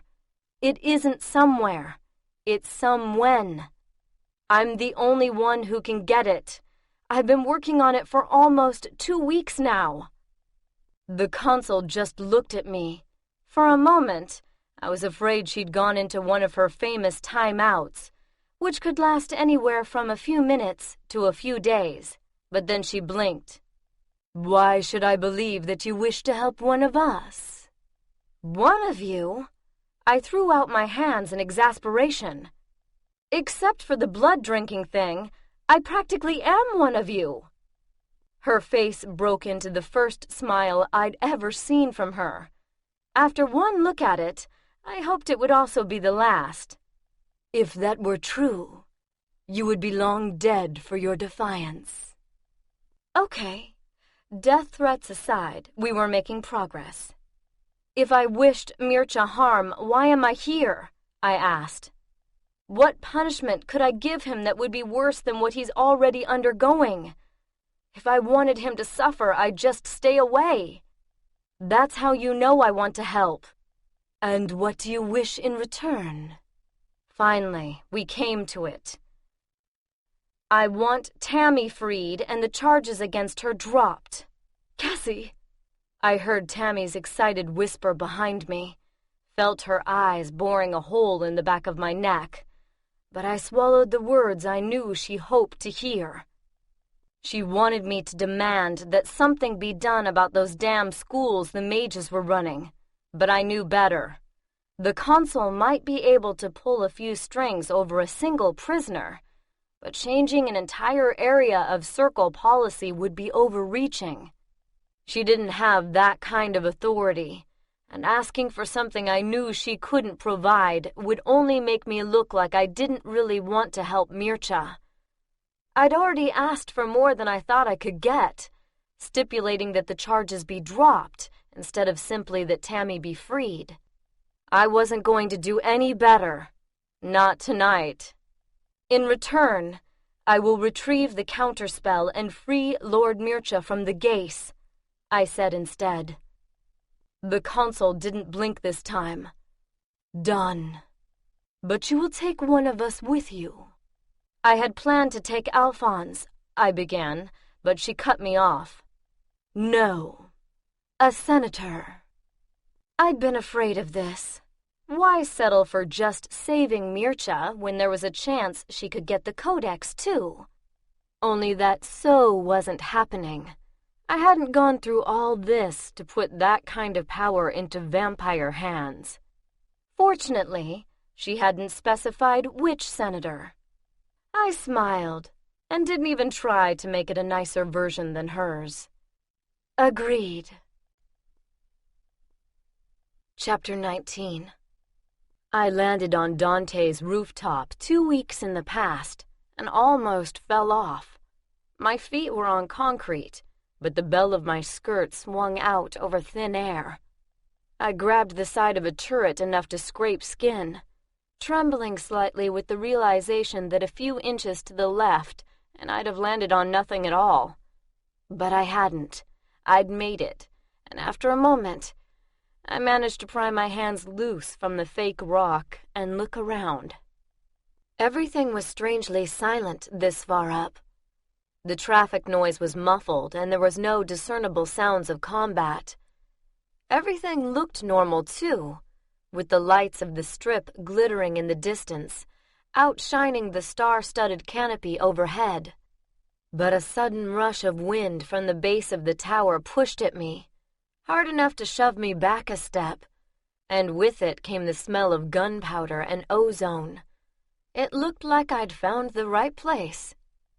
Moving cautiously back to the edge of the roof, I saw the parking lot spread out below in a panorama of chaos.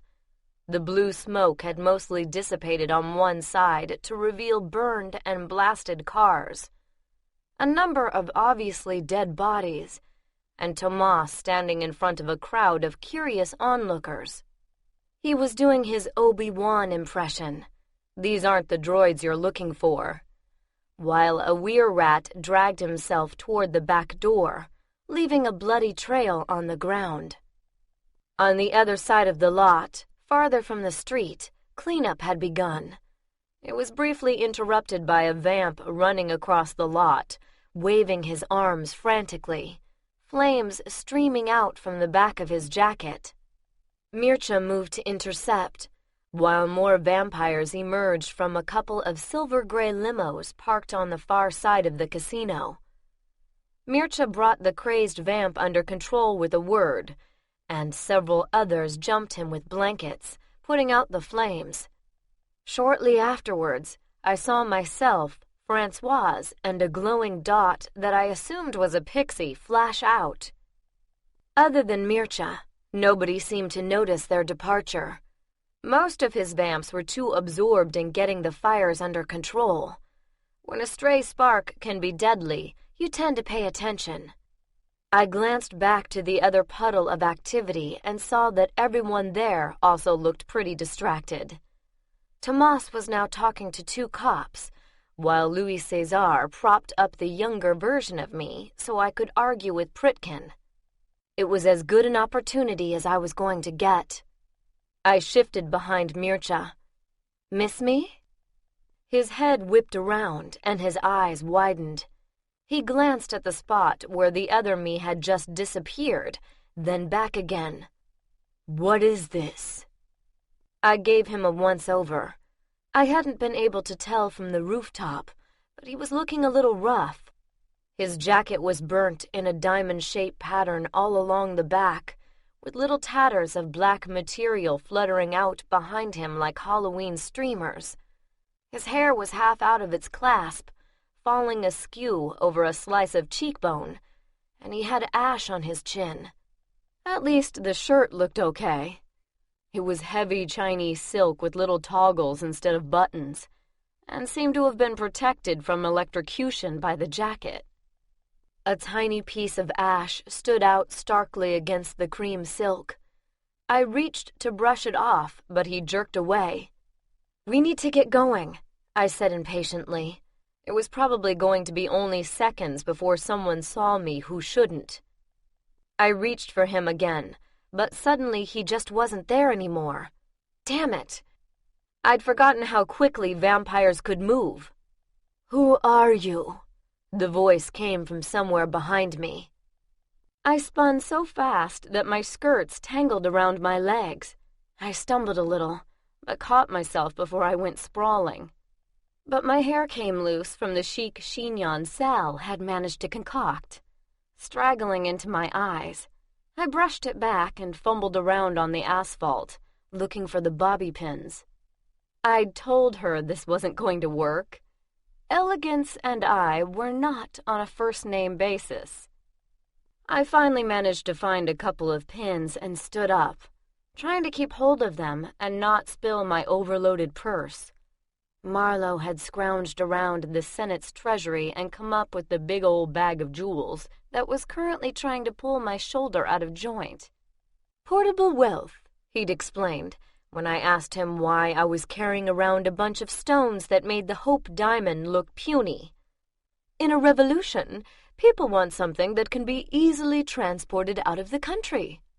I could argue the ease of transport thing, but I wasn't about to complain. I just hoped it would be enough. Unfortunately, the rocks and my gun hadn't left room for a hairbrush. "Do you have a comb?" We probably needed to look respectable for this. The way things stood now, I wasn't sure they'd let either of us in the door. When Mircea didn't answer, I looked up, only to see that he was holding something, and it wasn't a comb. "What's that for?" "For you, if you do not tell me the truth." "I already have a gun," I told him, confused. What did he think I was going to do with that thing? It wasn't a handgun. It was an M16 assault rifle. The thing was freaking huge. And it was pointed at me. Oh, I suddenly got the message. I dropped the bobby pins and held up my hands, palms out. But the gun to my chest thing didn't change. After what you just went through, it's understandable you'd be a little spooked, I said. And wow, didn't I wish I'd thought of that earlier? But I really am here to help. Please, take my hand and I'll prove it. Mircha's only answer was to move back a few steps, probably to get a better shot. Behind him, several of his vampires looked up from fire extinguisher duty and saw us. Just great. You can drop the glamour, he told me grimly. I am not deceived. I am not using I began, but he did his disappearing act again before I could finish. It took me a moment, but I spied him across the parking lot, over by one of the limos. And no, letting him drive off somewhere really wasn't an option. I shifted, but in the split second it took me to get there, he had vanished. I was about to open one of the car doors to check inside, when I caught the reflection in the windows of two blurs moving up behind me. I shifted again before the vamps could grab me, landing back across the lot, near where I'd started. I was starting to get dizzy, not a good sign. Especially when we hadn't even gotten to the damn auction yet. I looked around, trying to spot Mircha, and almost ran into him. We both shied back, and a quick glance showed me that he'd lost the gun. Maybe he'd remembered that he didn't really need it to kill me. Or maybe he decided to let me get a word in. Listen, I said, I just want to... He threw a potion in my face. My mouth had been open, and I choked on an absolutely vile-tasting mess. It was green and oily, and globules of it dripped down my chin to land on Billy's necklace. Wonderful. The thing had so many nooks and crannies that I'd probably never get it clean. When I finally blinked enough of the stuff away that I could see, I found Mircha staring at me, a half-perplexed, half-angry look on his face. That should have stripped away the glamour, he said, as if talking to himself. It probably would have, if I was wearing one, I said furiously. He disappeared again. You better hope this doesn't stain. I yelled at the space where he'd just been, right before an arm fastened around my throat.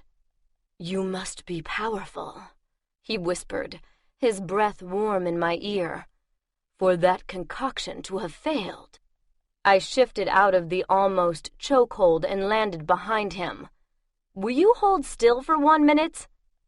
Mircha spun in another movement too fast for my eyes to track and grabbed me around the throat, palm to bare skin. I sighed in relief. Thank you, I said sincerely, and shifted us before anyone else noticed our game of keep-away. A moment later, I found myself pinned against a hard, cold brick wall. My body was busy informing me that maybe I'd done a few too many jumps lately, and I'd landed in a puddle and gotten icy slush on my shoe. Not to mention Mircha's grip on my neck, which was a little too tight for comfort. Where are we? And who are you? I couldn't see him very well, but he sounded pissed. When are we? I corrected. A thin, whirling snow was falling, catching on my goopy eyelashes. I couldn't see much of anything with his body in the way, but the night was cold and damp, not hot and arid, and there were cobblestones under our feet, not asphalt. And judging from the dizziness I was experiencing, we'd jumped at least a few centuries. And you know who I am. You are not my Cassandra. The tone was flat, hard. Not one I'd ever heard from him, at least not directed at me. Then who am I? I really wished the road would stay still for a minute, long enough for me to get my breath back, to think. You are a mage hiding under a glamour, which if you do not drop, his hand tightened fractionally, I will drop it for you. I swallowed and felt it against his palm. I wondered how much longer I'd be able to do that, how much tighter that grip had to get before I couldn't swallow, couldn't breathe. It didn't feel like it had far to go, but I couldn't think of a damn thing to say to stop this. The one thing that had never occurred to me was that Mircea would mistake me for one of the people we'd been fighting. Because I knew him, instinctively, unmistakably. I just assumed he'd feel the same way. Obviously, I'd been wrong. I could feel his fingers on my throat, flexing against the muscle there.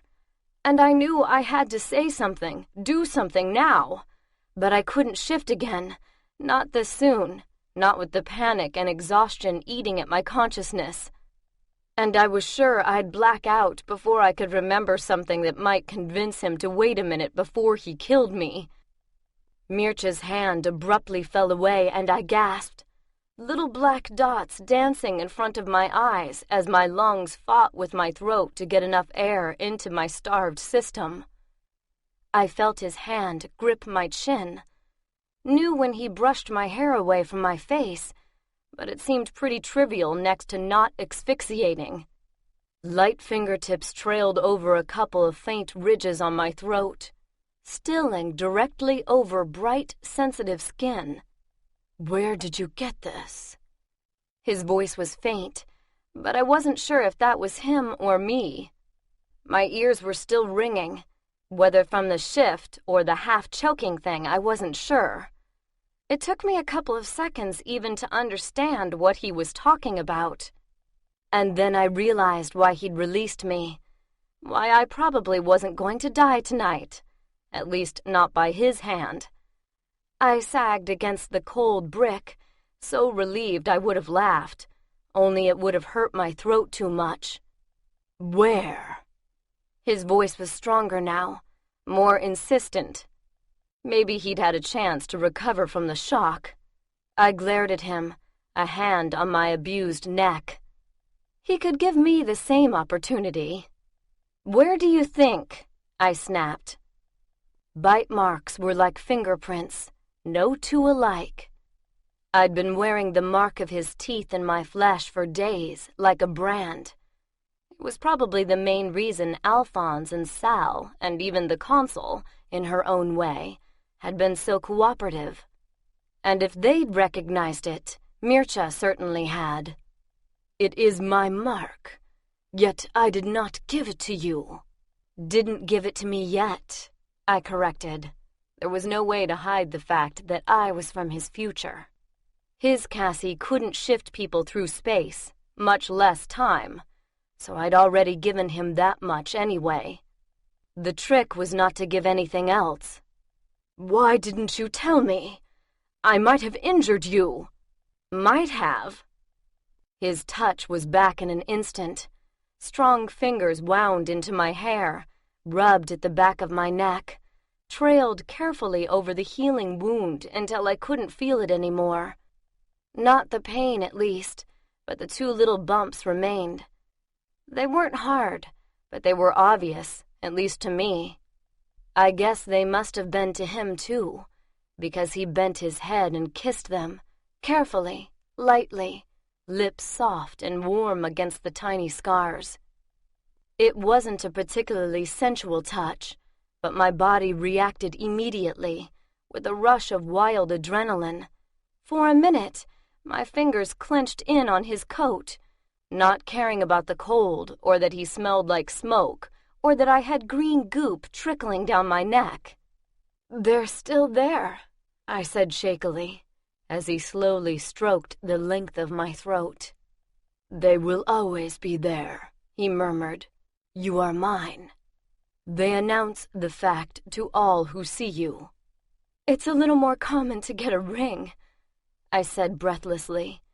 Not to mention being consulted first. I am a gentleman, Dulcata, he said reprovingly. I would never enter a lady's house, or head, or body, Unless she invited me. But I didn't. I began and stopped. I hadn't explicitly given permission at the time, but I hadn't exactly thrown him out of bed either. And when I had finally managed to put up a struggle, Mircea had let go. Even as far gone as he'd been, he let go. "As I thought," he murmured and kissed me. And it was still as warm, as wet, as necessary as water. I found myself returning the kiss with an enthusiasm that I vaguely thought might not be all that ladylike. But he didn't seem to mind. He kissed me until I was dizzy with it, heat spreading through me like I'd drunk something rare and strange and addictive. So addictive that it took me a moment to remember that feeding the gaze was not the plan here. I tore away, chest heaving, cold air prickling along my bare arms. I hunched my shoulders against the chill and gulped down a noise that absolutely was not even a little bit like a moan. "Would you please not do that?" I whispered. It was hard enough to think as it was, without him sending my hormone levels to join my blood pressure. "Why?" He looked genuinely puzzled. "Because we don't. It's complicated, all right?" Mircea was able to convey more by a small facial movement than I'd gotten from some entire conversations. At the moment, he had sarcastic eyebrows. "Dulciata, the only time I ever left such a mark was to punish or to claim. Maybe and when it is punishment, I do not feed from the neck." I swallowed and shut up. I wasn't going to win this way. If I kept on talking, it wouldn't be long before he'd have the whole story out of me. And maybe that wouldn't matter, but maybe it would. Because there weren't too many people who could contemplate the kind of torture he faced and not be tempted to try to avert it. He wouldn't succeed, but he would almost certainly alter time in the attempt. I glanced around, but there was no one in view. I could see because of the light emanating from a couple of stuttering lanterns on either side of a nearby doorway. It was attached to a house that stood shoulder to shoulder with those on either side, a long row of 4-story medieval dwellings listing together like old drunks. None of the others had lanterns, or shadows moving against the curtains at their windows. That, plus the fact that my power tends to take me where I need to be, meant that this was probably the place. "There's a party in there tonight," I explained, trying for calm when my every nerve said now and hurry and it's in there. The idea that the codex might be only a dozen yards away was enough to make my thoughts a little tangled even without Mircea's help. "A couple of dark mages are about to auction off a book of spells. We have to get in there and buy it, or steal it, or get it before anyone else does, or—" Mircea suddenly jerked me against him and pushed us both back against the wall. "Not the time, I began. Then the air crackled and tore, like all the lightning in Europe had decided to descend on us at once. There was a rush of wind, and the world tilted horribly. A second ear-numbing crack and a flash of impossible purple light later, and an ornate barge sat in the middle of the narrow street, so large that its hull almost brushed the buildings on either side. I stared at it, after images from the sudden storm dancing around the reality of a huge ship just blatantly blocking the road like that. I had only time to think, yeah, this is probably the place, before Mircea was dragging me into the shadows of an almost non-existent alley between the two inebriated buildings. His gaze was furiously intent. "Where are we?" "Paris, 1793. I managed to gasp, not sure he'd be able to hear me. I'd had to lip-read to understand him, because of the symphony of mostly percussion instruments that had taken up residence in my ear canals. At least, I hope so. Mircea was silent for a moment, that lightning-fast brain doing some catch-up. "Why?" he finally asked. "I told you. We're going to a party." From over his shoulder, I watched a ramp extend outward from the barge until it touched the icy street. It was red like the hull, where a rich crimson formed the background for great coils of gold and blue and green that my recovering eyes finally identified as an elongated dragon. Its carved snout formed the prow of the boat, with its front claws each holding a glowing golden ball, positioned almost like headlights. Its long, snake-like body ran down the side to end in a barbed tail near the prow. There were no oars or sails or other evidence of propulsion systems. Not that much of anything would explain how it had gotten landlocked between buildings with no water in sight. 4 large men in gold armor came down the ramp. Their suits were covered all over in little scales, mimicking the ones on the dragon. They took up places on either side of the ramp, 2 by 2, holding up the long spears like an honor guard. Then, from the dragon's belly, floated a tiny chair holding an even tinier woman. Her impossibly small feet were wrapped in satin lotus shoes, and I didn't have to ask why the levitating chair, because no way could those minuscule things have held even her weight. At first glance, she looked helpless, like an overdressed doll that had to be moved around by her attendants. The image contrasted starkly with the power that radiated from her like a small supernova, flooding the street with an invisible but almost suffocating force. The guards were for show. This beauty didn't need any defenders. "Who is that?" I managed to croak. "Ming Day, Empress of the Chinese court. Roughly the same as our consul," Mircea whispered, his breath frosting the air in front of my face. I watched the jeweled dragons on Ming Day's dress coil and twist and writhe in ways that I initially thought were due to the flickering lantern light. But no, a small gold one scurried along the hem of her gown, bright as fire against the crimson silk, and I realized they had minds of their own. But how did she get here? "Ley line travel," Mircea said, as the whole party proceeded indoors in a stately procession. "What?" There was another flash, of green this time, and a crash loud enough to make me jump. I blinked, and when I looked again, a large gray elephant, complete with gold howdah, was standing behind Ming Day's barge. The elephant didn't appear to have as much room as it would like, and let out a thundering trumpet of protest. A guard's head poked up from the back of the barge and shouted something.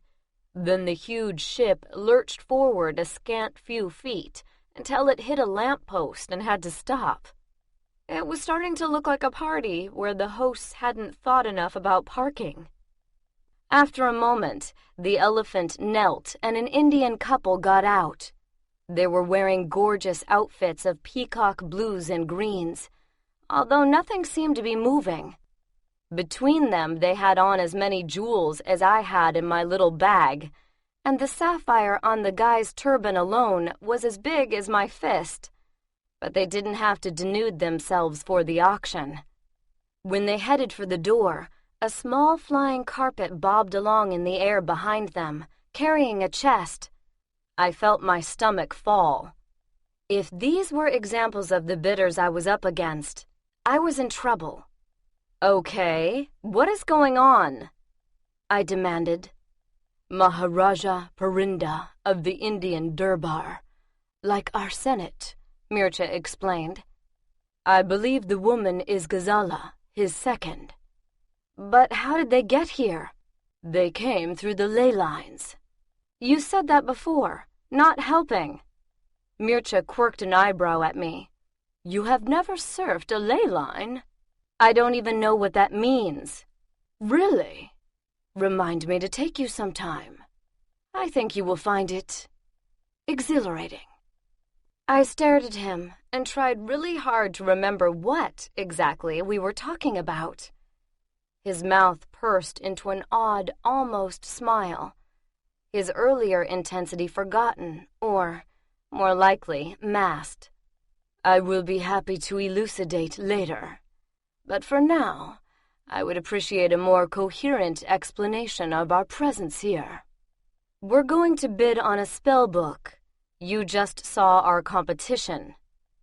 Mircea gave me a skeptical look.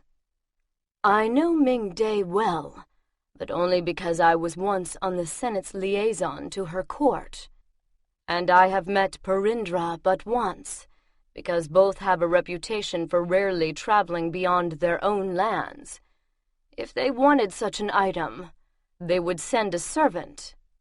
Well, obviously they didn't, I said, rummaging around in the remains of Mircea's jacket until I found a handkerchief. I wiped away as much as I could of whatever he'd thrown at me.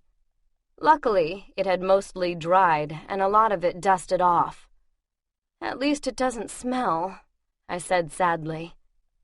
Mircea took the handkerchief and set to work on a green smear on my neck. His knuckles barely brushed me, and even then it was through the satiny weave of the linen. It was an odd sensation, close enough not to quite touch, warm enough to not quite feel, the sleeve of his jacket whispering along my bare arm. "Why did you come back for me?" he murmured, stroking lightly, pressing just hard enough for me to feel the embroidered initials on the cloth. "Do I not exist in your time?" Define exist, I thought, as the small square worked its way downward, the banded ends just tickling the top of my breasts. The consul wouldn't let me come alone, I breathed. When I talked to Billy about taking Mircea along, he'd still been relatively lucid, as much as the gaze allowed anyone to be. But if the consul had been desperate enough to order him confined, then he was too far gone to help me. And I really needed competent help. If Mircea died, I had no doubt that the consul would blame it on me. And, unlike the Circle, who seemed to have too many problems to concentrate all their energy on hunting me down, she struck me as the single-minded type. If she wanted me dead, I had the definite impression that I would get dead, really fast. You could have chosen another senator, Mircea pointed out.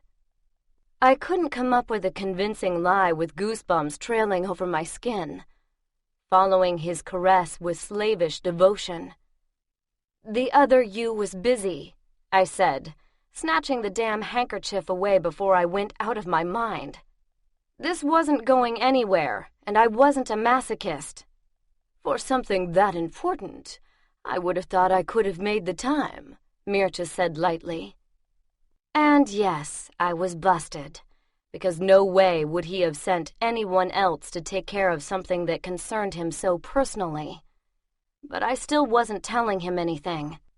You're just going to have to trust me, I said, even though you will not do me the same honor. I took a deep breath and concentrated on not banging my head into the wall. There's not a lot more I can tell you. I've probably said too much already.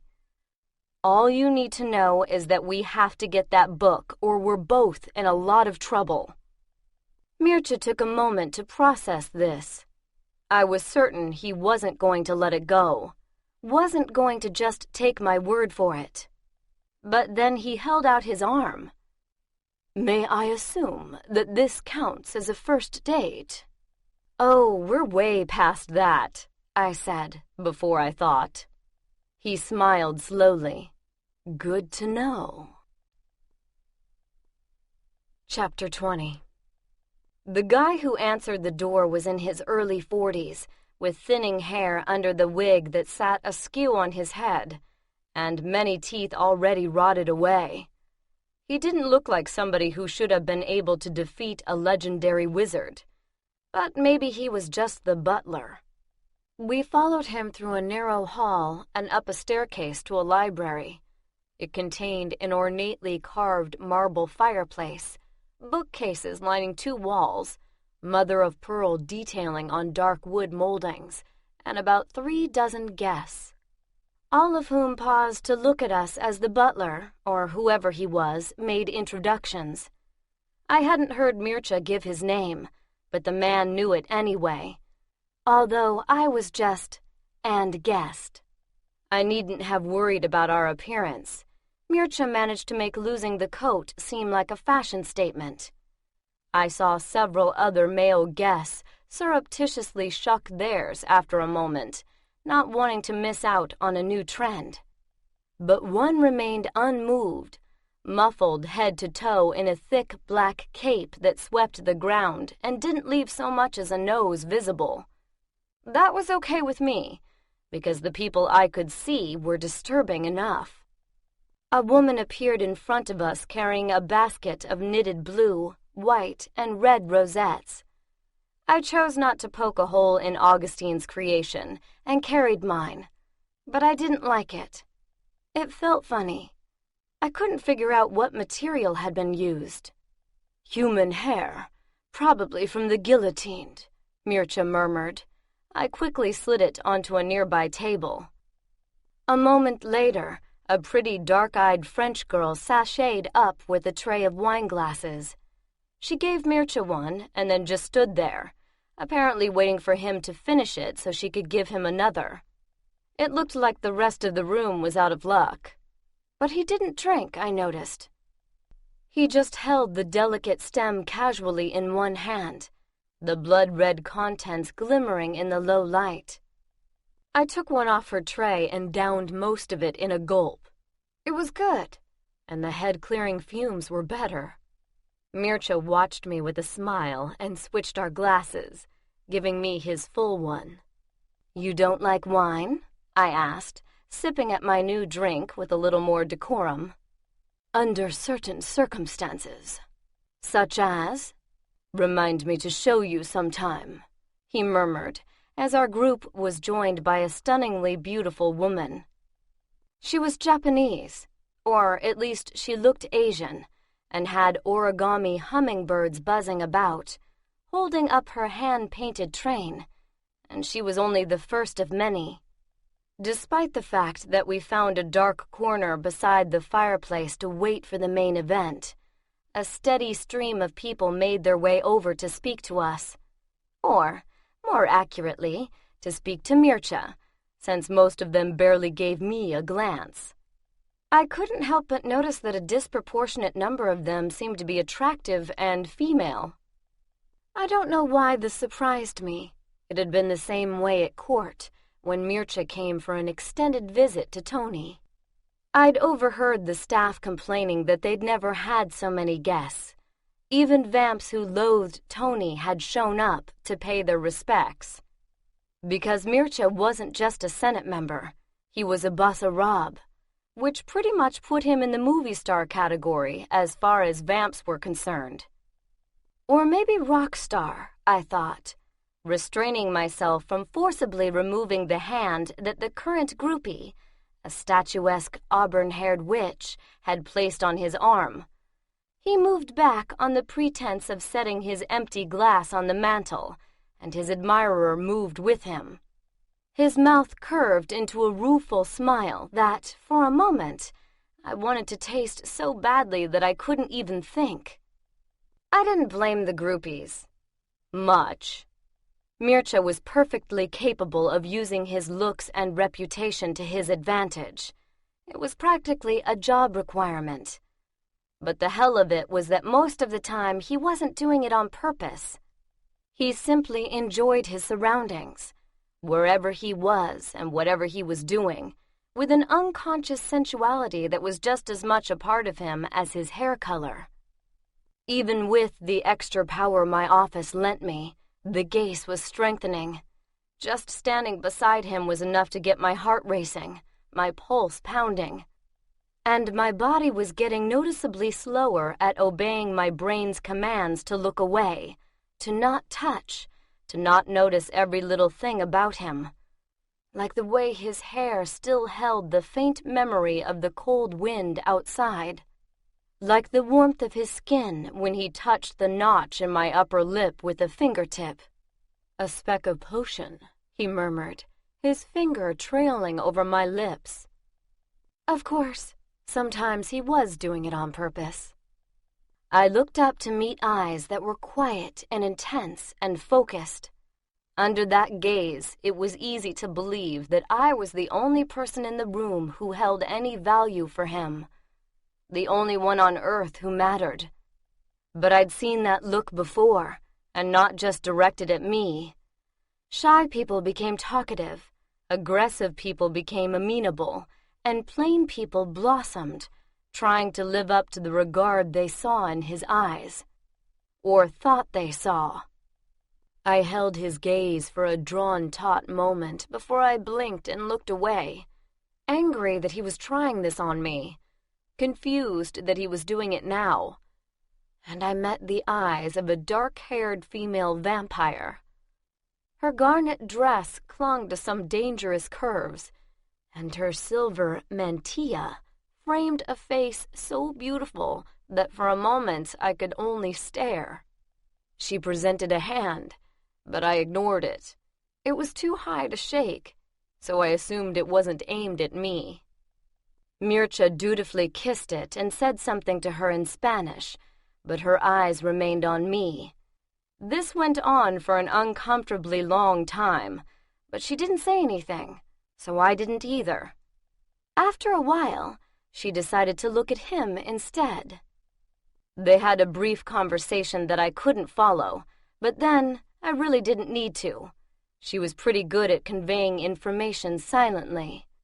She stared into his face, batting her eyelashes, trailing her finger around the low neckline of her dress, running her hands up and down the sides of her body, and speaking in husky tones. Every look, every movement said she wanted him, with perfect frankness and no shame at all. I looked away before I was tempted to do something really stupid. Eventually she moved away, but not before shooting another strange look in my direction. "Old friend?" I asked, trying to make it light. "Acquaintance," he murmured. His eyes were on a couple of new arrivals, both male vampires. They bowed in his direction, and he nodded back, but his pose stiffened slightly. For the usually tightly controlled Mircea, it was the equivalent of someone else throwing a fit. Things suddenly began to make sense. More than 200 years of living adds a lot of strength, even to a first-level master, and vamps can sense changes in another's power level as easily as a human might notice a new hairstyle. Any vampire who got too close was likely to realize that something about Mircea was seriously off. He had used me to distract the woman, but I doubted the same trick would work on the men. "You seemed really friendly for acquaintances," I commented, not bothering to keep the bite out of my tone. I resented being part of his ploy, even if I agreed with the reason for it. "The Contessa and I served on the European Senate together for some time. She was surprised to see me," Mircea said, as we watched the two vampires take their tricolor decoration with identical bland expressions. They started to circulate, but not in our direction. "I am supposed to be in New York at the moment, scouting out the possibility of beginning a new Senate there." Great! That was all I needed, for the Mircea of this time to get back only to have Contessa whoever quiz him about his Paris vacation. "Do not concern yourself. She died in a duel before I returned. We spoke mostly about you in any case." "Me? Why?" "She wanted to know why you wear my mark. I refused it to her some time ago, and she expressed herself surprised that I had favored you." "You refused her?" I imagined she was pretty surprised. I was looking fairly decent, having wiped most of the potion off and finger-combed my flyaway hair. But I wasn't in the Contessa's league. I hadn't needed her expression to tell me that I never would be. She wanted into my bed less for pleasure than for the political advantage it would gain her, Mircea said mildly. You're not serious. What, was the woman stoned? There have been many through the years who have shared her view. When you have wealth or power, there are always those who will find such things more attractive than you. Then they're idiots. It was out before I could stop it. Mircea suddenly laughed, his eyes alight. You didn't ask me what answer I gave her, Dolcetta. I was probably going to regret this, but I had to know. What? He leaned over and captured my hand, holding it dramatically to his chest. That you have bewitched me. You didn't really tell her that. He pressed a swift kiss on the pulse point of my wrist. In those very words. I snatched my hand back, glaring. All I needed was another enemy to have to watch for tonight. She called you Prince, didn't she? I asked, deciding on a change of topic. I don't speak Spanish, but the term is the same in Italian. I thought you were a count. There were no counts in Wallachia when I was young, Mircea said, letting me get away with it. The term was voivode. The English sometimes translated it as Count Palatine. Others preferred governor, or occasionally prince. We ruled a small country, he shrugged. Why don't you use it anymore? The idea of a Romanian count was popularized a bit too much once Stoker's book came out. It would have been imprudent thereafter. We were interrupted by the arrival of yet another gorgeous groupie. Apparently, all the homely girls had decided to take the night off. I stared into the distance and tried to think about more important things while she giggled and flirted. It didn't help much. I wasn't stupid.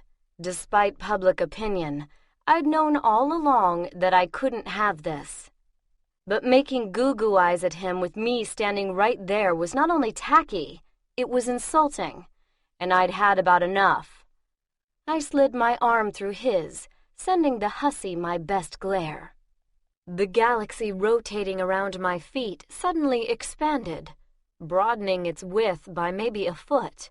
Enough that the hem of her dress caught fire. She was a witch, not a vampire, so she put out the small flames with a murmured word. But she didn't stick around afterwards. I glanced at Mircea, belatedly realizing that I might have set him alight too. But no pinprick-sized holes appeared in his black trousers, and I didn't see any small wisps of smoke. Which didn't make sense, come to think of it. Why aren't you on fire? He raised an eyebrow. Did you wish me to be? No, but the dress had a slight effect on Marlowe. And it hadn't even been that bright then. The eyebrow climbed a little higher. You set Senator Marlowe on fire? Well, not intentionally. Mircea just looked at me. We were in the Senate chamber, and he got a little too... In the Senate chamber? I frowned at him. His face seemed to be twitching for some reason. Yes, he dragged me to see the consul, and... You set him on fire in the Senate chamber in front of the consul. It was only a little fire, I said, then stopped because he'd broken into laughter, his whole face crinkling up with it. All bright teeth and curving, irresistible mouth. He put it out, I said defensively.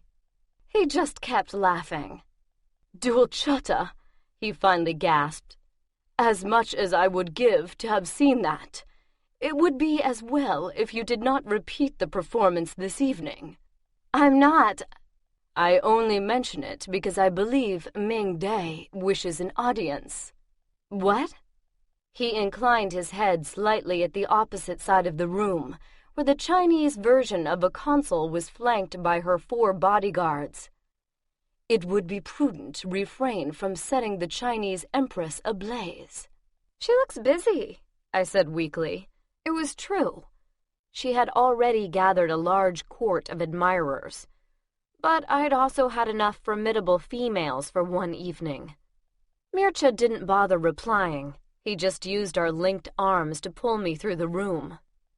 We stopped in front of the dais on which Ming Day had parked her throne-like chair.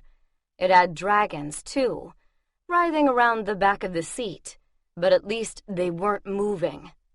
Unlike the fans that had taken up residence on either side of her head, fluttering and waving in the air like two overactive butterflies, no one was holding them, the guards' hands being preoccupied with the spears that, since they were vampires, I assumed were mostly ceremonial. Especially as the fans were razor-edged and could probably go from circulating air to cleaving flesh at a moment's notice. I'd been so preoccupied with the spectacle that was Ming Day that I hadn't immediately noticed that she was talking until Mircea nudged me with his foot. I looked away from the dancing fans to liquid black eyes set in a tiny oval face.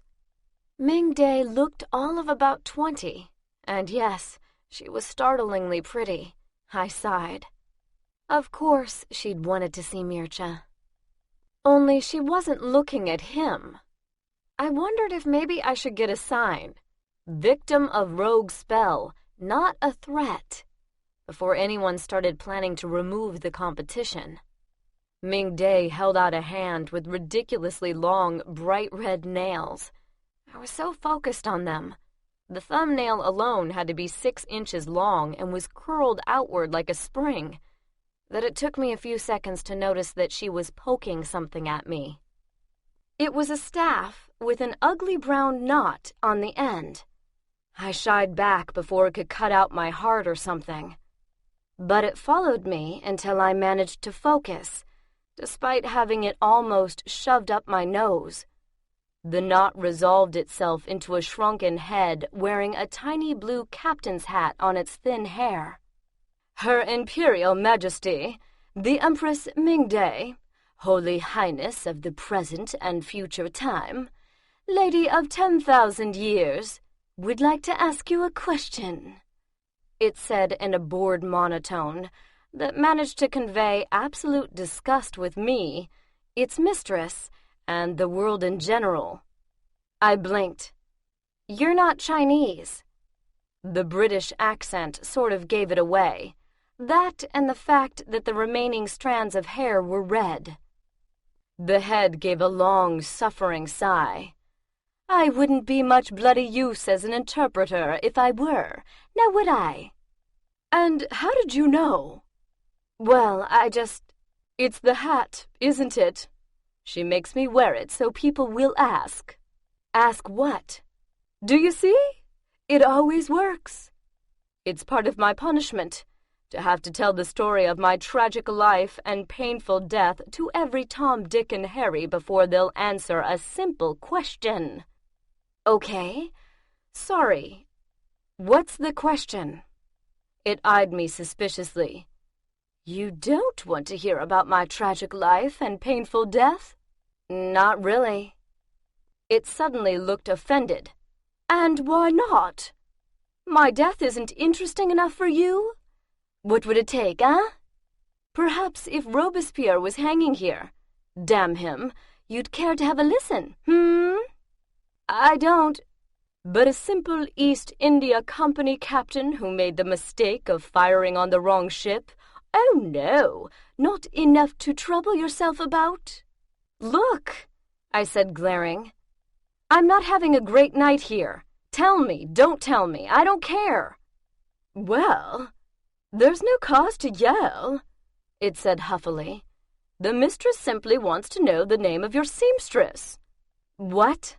The mage who enchanted your gown? It explained, in a tone that made it clear that the biggest trial in the afterlife was dealing with people like me. He isn't available right now, which was true enough, since he hadn't been born yet. Trying to keep the secret all to yourself, eh? "Mistress won't like that," it said gleefully. Mircha and Ming Day had been chatting while I talked with the help. I hadn't even tried to follow their conversation, which was in Mandarin, but I did recognize the phrase Codex Merlini.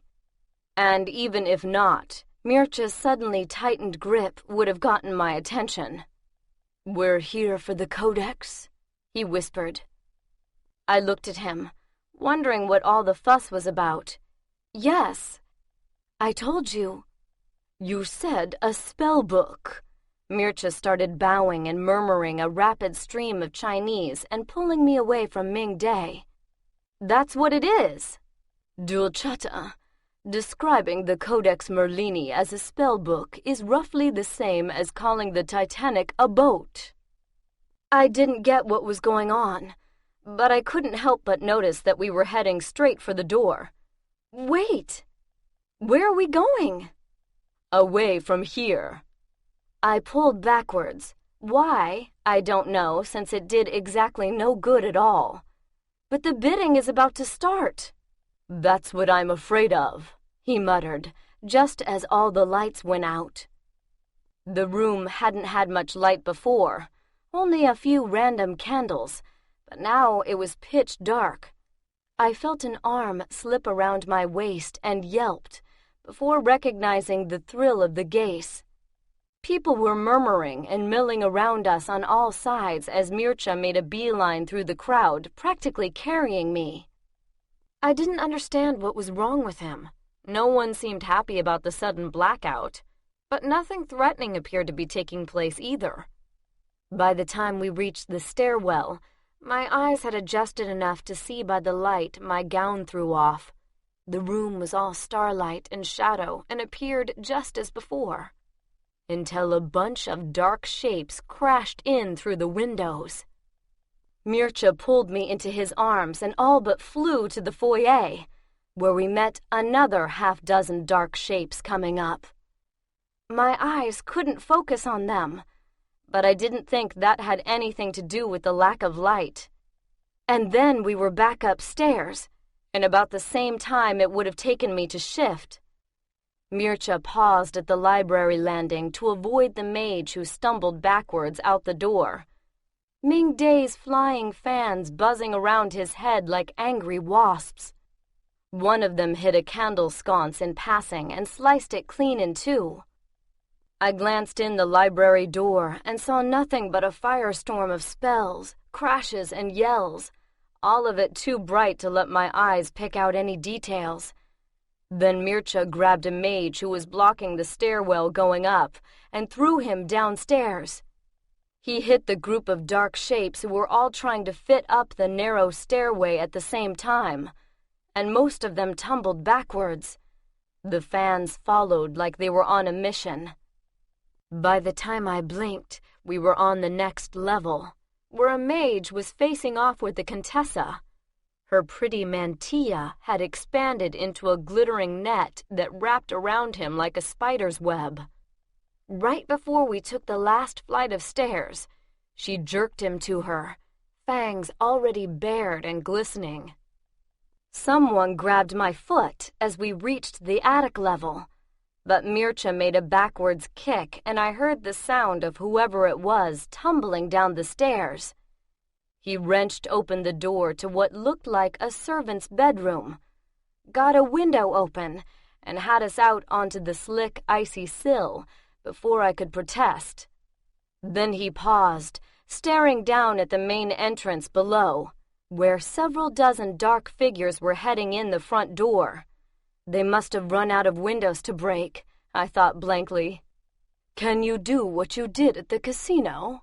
Mircha asked, his voice a lot calmer than it had any right to be under the circumstances. "What? No, not yet." The dizziness and nausea of that many shifts in close succession had mostly passed, but I still felt wiped out. I doubted I could have shifted myself, much less two of us. Mircha didn't ask any questions, just moved me into a fireman's carry over his right shoulder. which left me able to see the cloaked figure who burst into the room behind us. It was the hooded party guest. Still didn't want to see what was under there, I decided. "I'm going to have to jump, Dulcata," Mircea said, giving the newcomer an uninterested glance. "Jump? What?" I was sure I'd heard wrong. The cloak sent a spell hurtling down the stairwell, then barred the door by shoving a heavy wardrobe against it. "If you're going to jump, do it, or get out of the way," it snarled. And that's when I began to wonder when I'd got tipped down the rabbit hole. Stress, I thought vaguely. That has to be it. "I am waiting for the rest of the mages to enter in order to plant the bomb," Mircea replied tersely. "What bomb?" the cloaked figure and I said at the same time. "The one the war mages of the Paris Coven are setting to destroy this house, and, they hope, the Codex along with it." No wonder he'd freaked out down there, or what passed for it for him. He must have heard about this evening somewhere. And if it was interesting enough for people to tell stories about, I really didn't want to hang around. But I couldn't leave. Not when we were so damn close. "Why destroy it?" I asked. "Don't they want it for themselves?" "Yes, which is why they're currently searching. But if they don't find it, they will destroy this house and everything in it, rather than let it fall into the hands of the dark." "The Codex isn't here," the cloak said, muscling its way out of the window. Now there were 3 of us perched on the icy roof. "The Coven is going to kill dozens of people needlessly."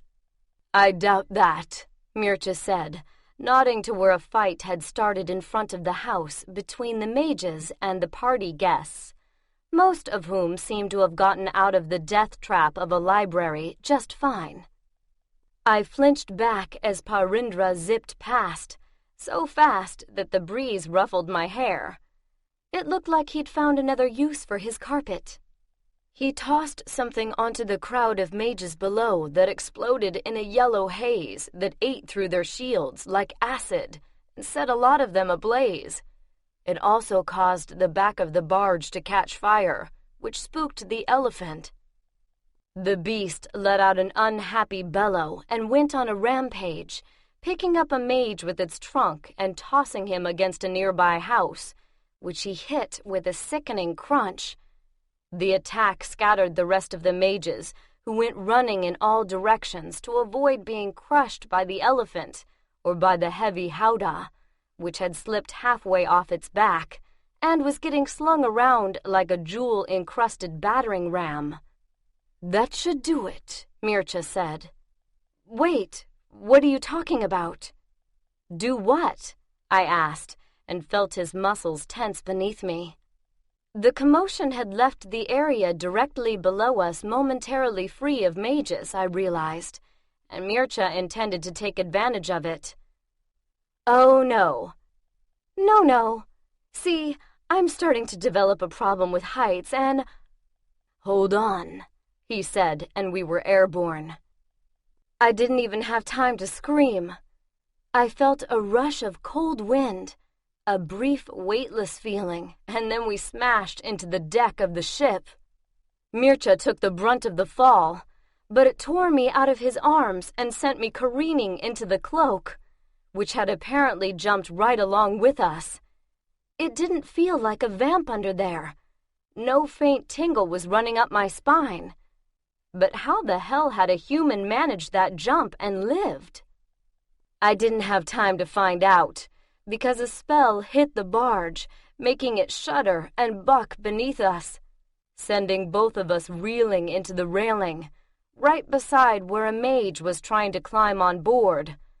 A guy dressed like Ming Day's assistants ran over and started stabbing at him with a spear, but the mage had managed to retain his shields, and all it did was piss him off.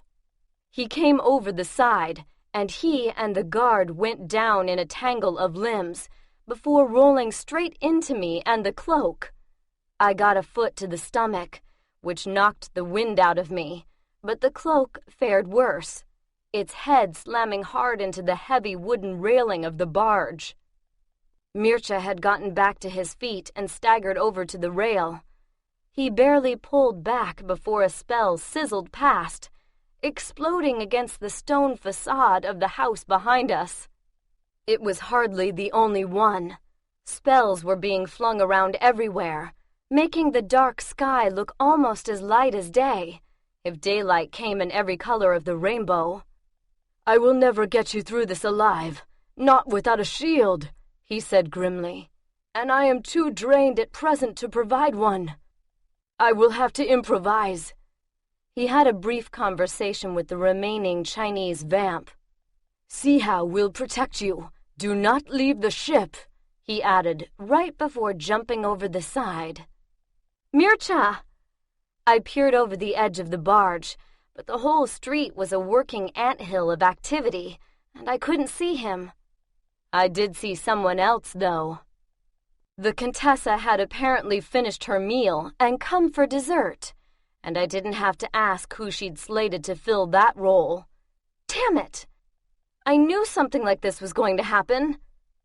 She vaulted up on deck and said something in Spanish, which I didn't understand, and smiled viciously, which I did. I tried to get to my feet, but the train Augustine had added to the dress got in the way, wrapping around my ankles like a rope.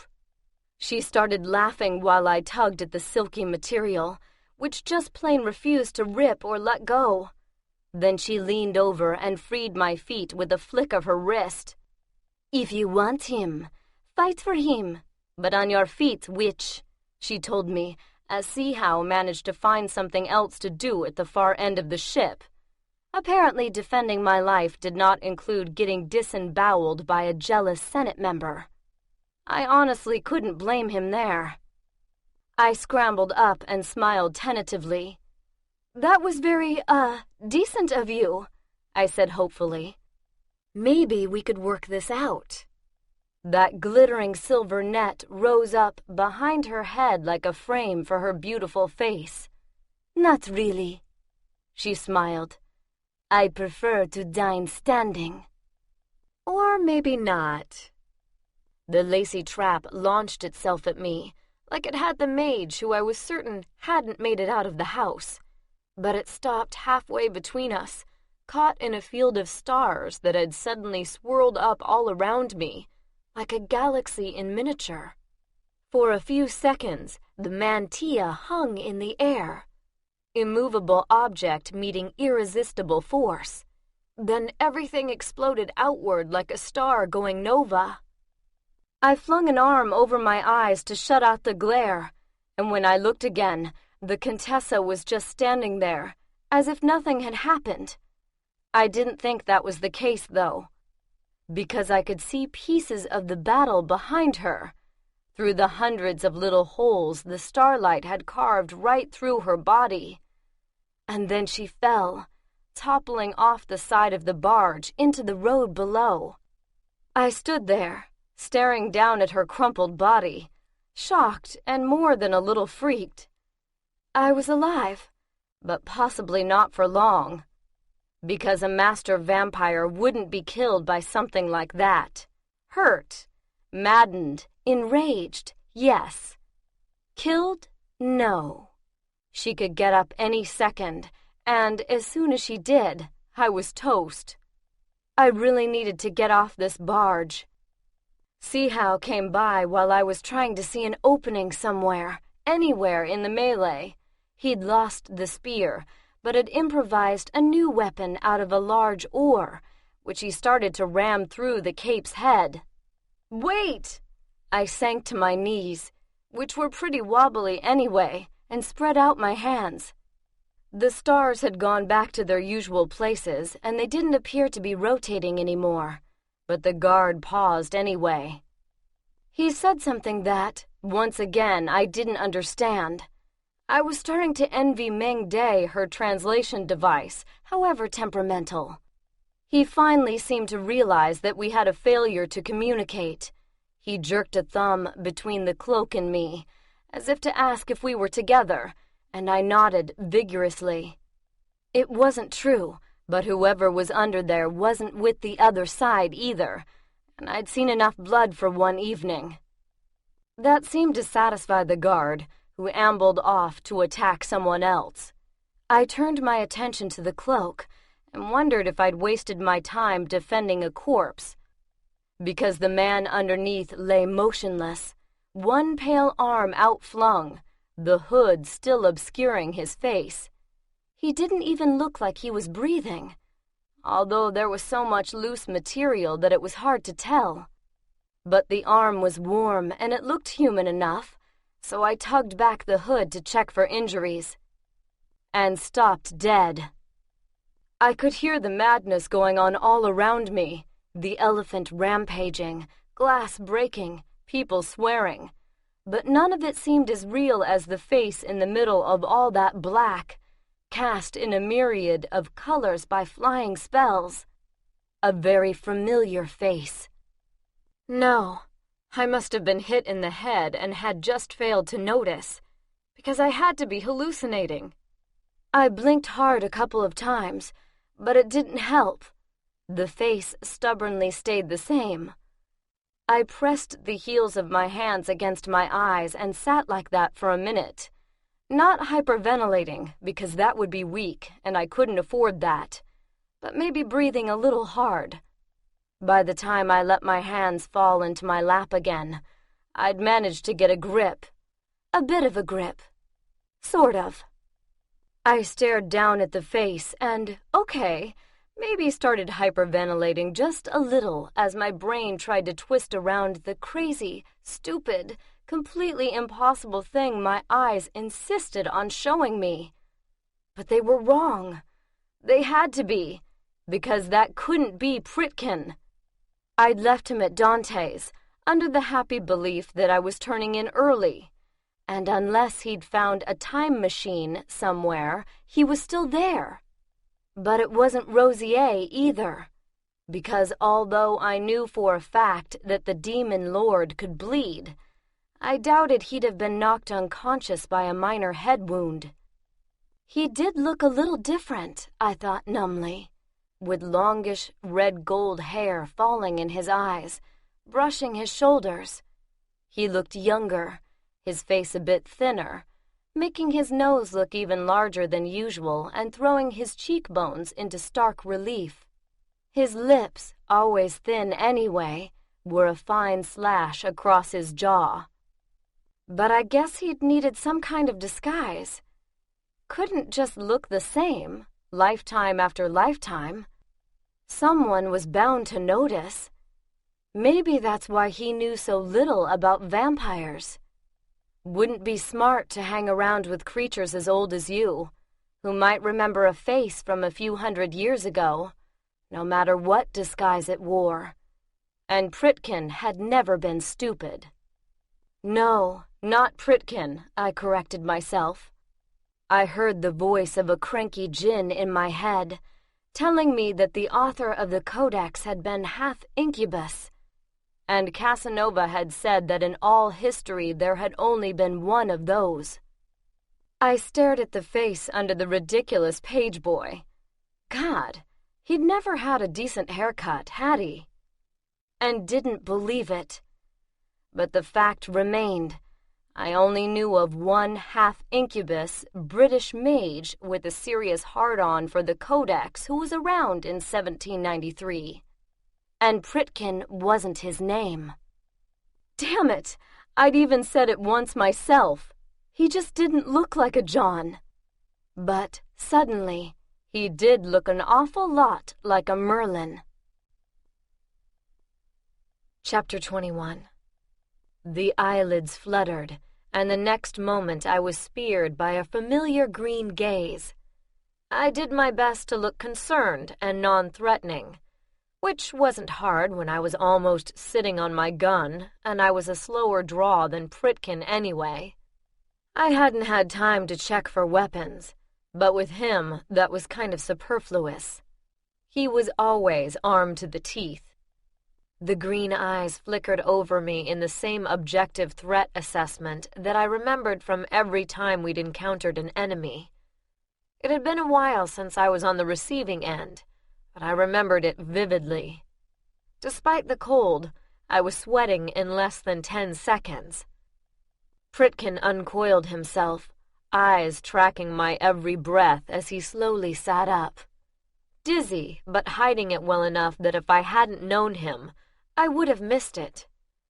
"And to think, I believed the vampire to be the greater threat," he said, glancing quickly over the rail and back again. "I'm not a threat," I told him, still feeling numb. Other than the hair, he looked the same. Just the same. I kept expecting him to demand coffee and tell me off for something.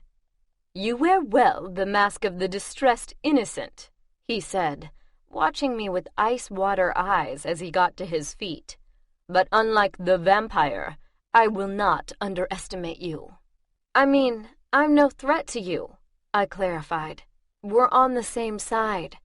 "A paltry subterfuge," he sneered. "I know what you seek, whom you serve. It is because of fools like you that we are all tottering on the brink of destruction." He took a step back until his thigh hit the railing, then swung a leg over. I had no idea where he thought he was going in all that, but knowing him, he'd risk it. And I couldn't allow that. If anyone here was likely to know where the codex was, it was the man who wrote it. "Please," I said desperately. "I don't serve anyone. We can work together, help each other." "If you are not in service to that revengeful soul, then you have been deluded by those who have entered into his destructive projects.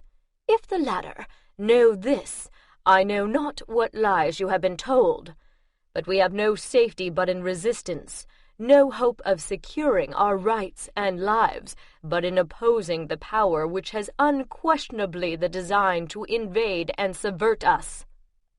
I was still trying to decode that when I saw a nightmare rise from the ground behind him.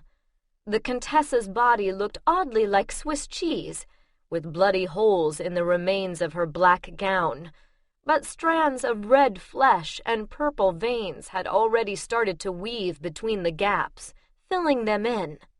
And I knew the score as well as anyone. If a vampire can move, she is deadly, and this one was back on her feet.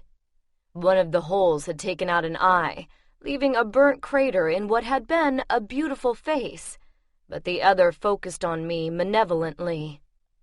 I was so dead. My dress remained motionless, still pretty, but useless as far as defense went. I started fumbling in my bag, scattering jewels across the burnt deck while trying to find the gun that probably wouldn't help me anyway. Then I heard a strange whooshing sound and looked up to see a column of flame where the Contessa had been and an empty potion vial in Pritkin's hand. She screamed and ran into the crowd, straight into the path of the elephant. It trumpeted its fear at the sight of a stream of fire headed right for it, and I guess its instinct was to try to put it out, because one of those massive feet came down with the force of a steam-driven pylon right on top of her, and then another one for good measure. And then I looked away because it was either that or be really ill. "You did me a service," Pritkin was saying. "That was the return. Do not presume on my goodwill again." He climbed onto the railing, still watching me out of the corner of his eye, and when Parindra made another flying swoop, he caught hold of the edge of the carpet and was gone. "Pritkin!" I shouted the wrong name, but it didn't matter. By the time the words were out of my mouth, he was already out of earshot. He was not, however, out of trouble. It took Parindra all of a second to notice that he'd picked up a hitchhiker. He kicked out with his foot, but Pritkin grimly held on, which seemed to annoy the Indian consul. He took the rug straight up, 5 or 6 stories above the tops of the houses, before trying again. This time, he succeeded, dislodging Pritkin with a kick that looked vicious, even from this far away, and that sent him flying off into the night. I stared, my heart in my throat, knowing that even a mage couldn't survive a fall from that height. But before the scream working its way up my throat could get out, a filmy mass formed above his head, glowing pale blue against the black sky, like a neon jellyfish. The bottom of it flowed over Pritkin's hands and arms, the rest ballooning up overhead, slowing his rate of descent to a crawl. I'd known shields could do a lot of things, but a parachute was a new one. It was working, though, and unless there was a breeze I couldn't feel, he was in at least some control of the thing. And he wasn't trying to get back into the house. He was navigating a course in the other direction. "Human magic never ceases to amaze," Mircea said from behind me. I whirled. "We have to get him. Ming Day has agreed to take us with her when she makes her exit, which will be very soon. I do not know how she will react to having an unknown mage on board." "Not help him. Get him. He has the codex." Mircea's gaze sharpened. "You're certain? You saw it?" "I didn't need to," I said viciously. "He's trying to leave. And there's no way he'd do that unless he already has what he wants. Somewhere, under that monster of a cape, he had it on him. And now he was getting away with it." Mircea was looking at me oddly. "You know this mage?" I did a double take, then remembered that Mircea hadn't seen Pritkin without the hood up on the cape. That was good as far as the integrity of the timeline went, but it meant that he didn't know the conniving, devious, dangerous son of a bitch we were up against. Before I could answer, there was a flash of red light and a crack that was audible even over the sounds of battle. And between one blink and the next, Pritkin simply vanished. "What the? He's gone!" "Stay here." Mircea jumped over the railing, wading through the carnage to where Ming Day had just emerged from the house. Her throne-like chair was back in hover mode, gliding serenely through the chaos, her fans cutting a broad swath in front of her while her guards hacked and slashed at everything on either side. But the fans apparently recognized Mircea because they let him through to talk with their mistress. In a moment he was back. Using a knife, he took off a passing mage to pry at one of the orbs in the dragon's claws. "What are you doing?" "I promised to take you through the ley lines. It seems I will keep that promise sooner than I had thought." With a flick of the wrist, the orb came loose in his hand. Ming Day floated gently up the ramp, which pulled in after her. The whole ship began to shake and slowly rose off the ground, like the hot air balloon it wasn't. "Wait!"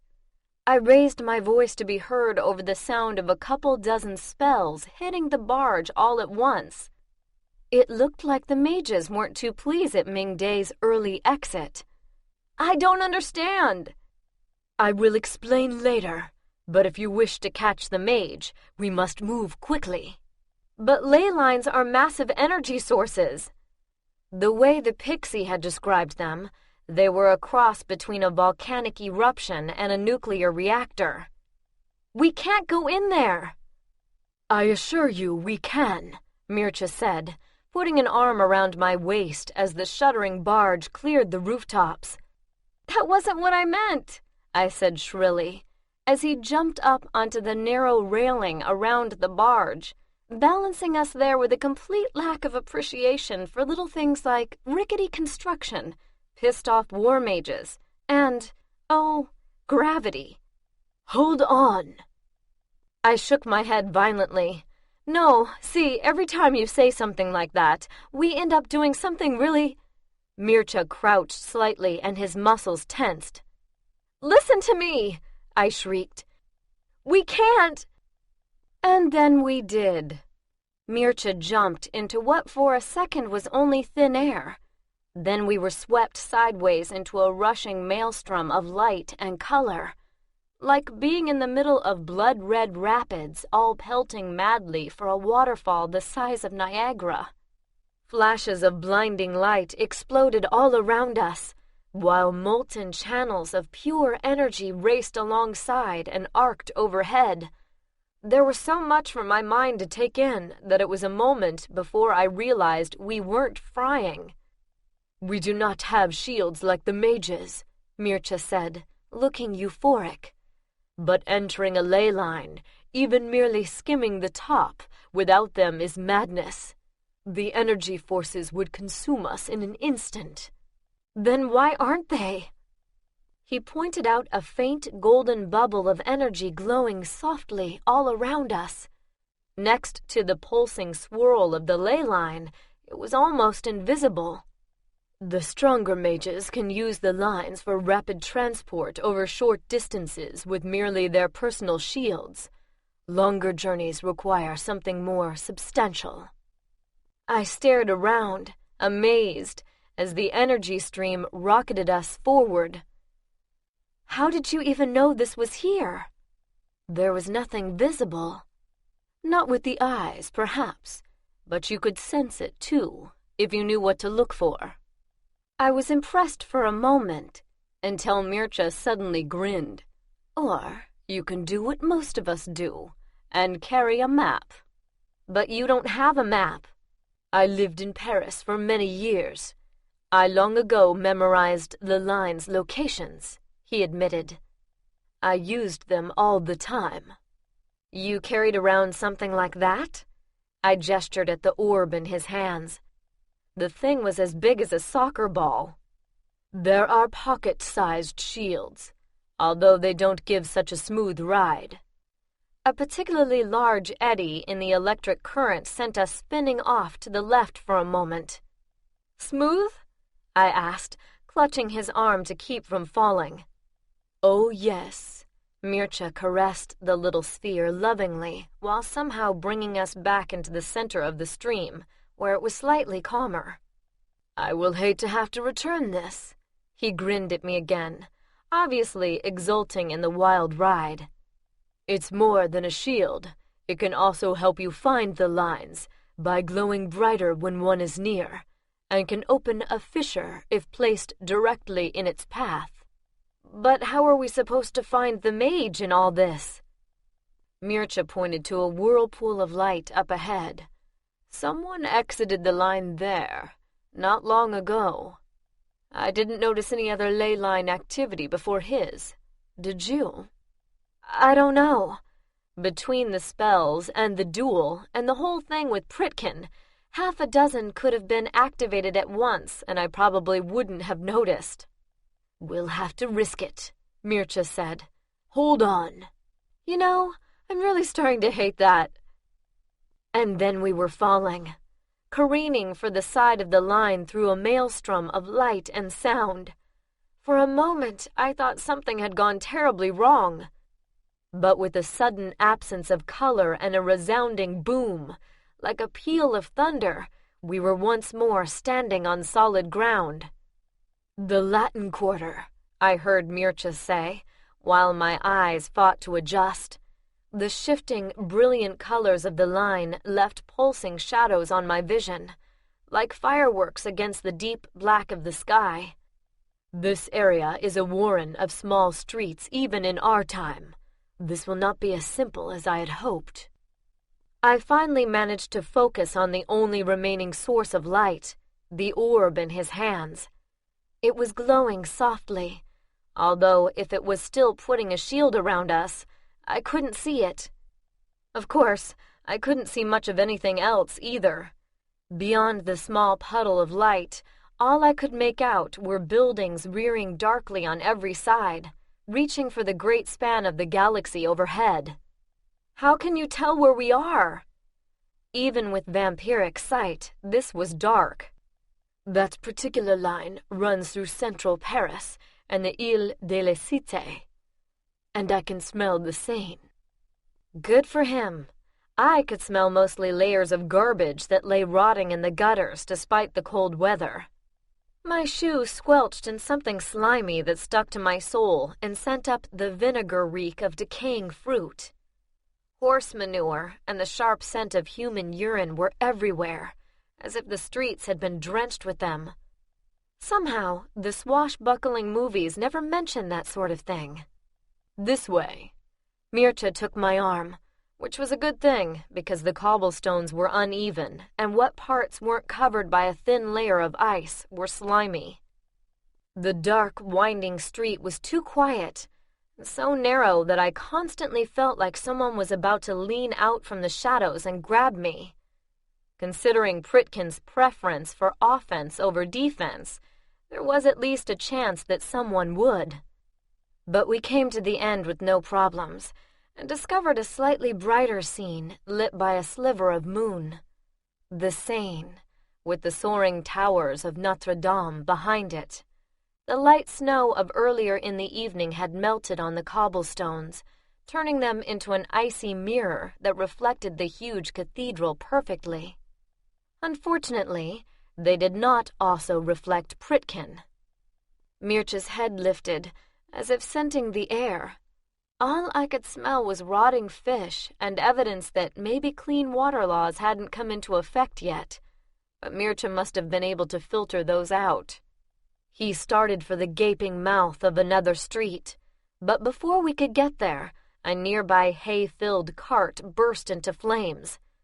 It sat beside the road, burning merrily for a moment, then hurtled straight at us. Mircea pushed me out of the way, but lost valuable seconds in the process and ended up not quite clearing all the flying bits of hay. I'd seen him handle fire before with aplomb, but there must have been something different about this one. Maybe some potion residue still clinging to it, because it didn't go out. Instead, it caught on the heavy fabric of his shirt and started to spread. He tore off the shirt and flung it into the river, where it hissed and went out. But by then, the fire had spread to his hair. Before I could reach him to try batting it out with my hands, he was suddenly gone, and I heard a splash. I whirled around to see ripples spreading over the water.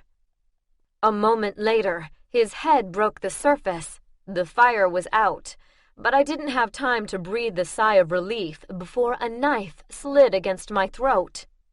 I froze. I do believe I mentioned that it would be unwise to follow me, Pritkin said. It would be equally unwise to injure her, Mircea said. I didn't see him move, but Pritkin tensed. Stay where you are, vampire! I felt the knife blade dent my skin, and a tiny trickle of warmth ran down my neck. Mircea halted, dripping, only a couple of yards away. You wish a very painful death, mage, he said, and despite being covered in river slime that was slowly oozing down his chest, he made it sound believable. The orb had fallen from his hand when he went in the water, rolled against a too-tall cobblestone and stopped. As far as I could see by its low light, other than a few nasty-looking burns on his chest, he appeared to be okay. That did not make me any less furious with Pritkin. I struggled, too mad to care that this wasn't the same man who had held a knife to my throat once before. That Pritkin had had no reason to hurt me. This one, on the other hand, rightfully assumed that I wanted to steal from him. Are you crazy? You could have killed him. And I may yet. I have given you fair warning. If you refuse to heed, I must and will have recourse to other means. Like killing two people over a stupid spell? For God's sake! And which deity would you be invoking? Pritkin asked, as the knife blade bit a little deeper. I was starting to feel blood pooling in the hollow of my throat. Even more worrying were Mircea's eyes, which had flooded amber and were currently brighter than our substitute for a lantern. He was pissed, and that was so not good. Mircea rarely lost his temper, but when he did, it was scary. I'd already seen it twice and really didn't want another demonstration. Especially since Pritkin couldn't die tonight. Neither of these men knew it, but one day they would work together to make some pretty impressive history, some of which would be mine. I needed the codex, but my life depended on having them both alive when the dust cleared. "Listen to me," I said, my voice low and urgent. "We'll leave you alone. You can have the damn book. All we need is one spell. Give it to us and we'll go." "One spell," Pritkin mused, while starting to move us backwards. I couldn't imagine what he was doing. With Mircha's speed, a few extra yards were meaningless. "And I wonder which that would be." I would have told him, but he increased the pressure enough that I was afraid the next thing I said would be the last thing. "Release her, mage, and I will consider allowing you to survive your punishment," Mircha said, very softly. "And if you refrain from dogging my heels, I will consider letting her go, once my work is done," Pritkin replied. He sounded calm, but the heartbeat in the chest behind me was a little too loud for that. Mircha started to say something else, but Pritkin didn't give him the chance. He reached up with his hand as if grabbing something in the air, and the night ripped open like a wound, all pulsing red against the dark. Mircha jumped, but too late. The ley line snatched us off our feet, and we were gone. The tumbling torrent spewed us out on what felt like a dirt road a moment later, but before I could even start to focus on the surroundings, we caught another line. This one blew and vanished again. I lost track of how many we crisscrossed after that, the colors all running together, blue, white, purple, back to blue, and then red again. It was a much more turbulent ride than with the Empress's shield. Most of the time, I barely had a chance to take a few stumbling steps before we were off again. My eyes didn't have time to adjust, but my other senses picked up on random clues at each stop. The pungent smell of rotting seaweed and the call of seagulls, the scent of manure and the bleat of sheep, the heat of some enclosed space and the stench of spilled wine. We'd just arrived at the last one, with after images still dancing in front of my eyes, when there was another crack and a brilliant flash of red, and Mircha stepped out of nothing. Pritkin swore, and a fireball appeared in the air in front of us. I yelled. Mircha dodged, and the fireball exploded against the orb, which had been its target all along. For some reason, I expected the gold ball to shatter like glass, but it was made of sterner stuff. When the flames cleared, it looked exactly the same. Pritkin had used the moment of explosion to tear open another ley line, this one yellow. It pulsed like a small sun right above our heads, and I could feel the pull of it, even as Mircha grabbed for us. He got a hand on Pritkin, but the heavy folds of the cape made it hard to tell where the mage's body was, and instead of an arm, he wrapped a fist around a handful of black cloth. The cape tore away as Pritkin made a flying lunge for the orb, scooping it up right as we were sucked into a golden void. After a brief, tumultuous ride, a slap of wind hit my face and we dropped onto a surface that oozed wetly around my shoes. I leaned against something that felt like stone, my eyes refusing to focus on anything except leaping shadows, my lungs threatening to rebel against the sharpness of the night air. It was like jumping in the deep end of the pool when it's not quite warm enough to swim, and the shock is all you can feel until you break the surface, gasping. When I could focus again, all I saw in place of that jumping stream of vivid color was a world of black, stretching out around me in every direction like Pritkin's missing cloak. But I could hear him gasping somewhere nearby, sounding about as frazzled as I felt. And I remembered Mircea saying that extended travel isn't recommended without some kind of advanced shield. Maybe that's why we'd stopped. Maybe all the jumping around before he stole the orb had exhausted Pritkin. Too bad I was in no shape to capitalize on it. I hung on to the frigid rock until it slowly came into focus. It was part of a stone and wood fence bordering an empty field, with nothing to see in the distance but charcoal smudges that might have been trees. Gray streamers of mist curled up from the wet ground, twisting around our ankles clammily as Pritkin fumbled in his clothes for something. At his feet, the orb shone dimly through a veil of caked-on grime, having been treated to a mud bath when we landed. It looked like I was on my own. I sized this new Pritkin up as my heartbeat cautiously returned to normal. There was no fashionable knee pants, embroidered waistcoats, or powdered wigs in evidence. He was dressed simply in a white shirt with long, full sleeves that, despite the weather, had been rolled up to show muscled forearms, and slim gray trousers that wouldn't have looked that out of place 200 years later. Of course, they were crisscrossed with a load of armaments, differing from his usual stash only in the lack of automated weapons. The only jarring note was the sweep of gold-red hair. For some reason, I couldn't seem to stop staring at it. I kept wanting to think of him as the man I knew, the one I occasionally called friend, but the hair wouldn't let me. I glared at it resentfully, trying to come to grips with the rapid way my world had shifted. I'd already mourned our friendship, already dealt with his betrayal, only to have to reevaluate him all over again, to start to trust, just to find out that I'd been right the first time. It didn't matter if Pritkin had the codex now or not. He'd written the damn thing. He'd known the spell to lift the gaze all along, and just hadn't given it to me, and there was no way to excuse that. He didn't need to blow his cover. He could have pretended to find it in one of those old tomes. He could have pretended to rediscover it. He could have done a lot of things rather than stand by and watch Mircea die. But he'd said it himself.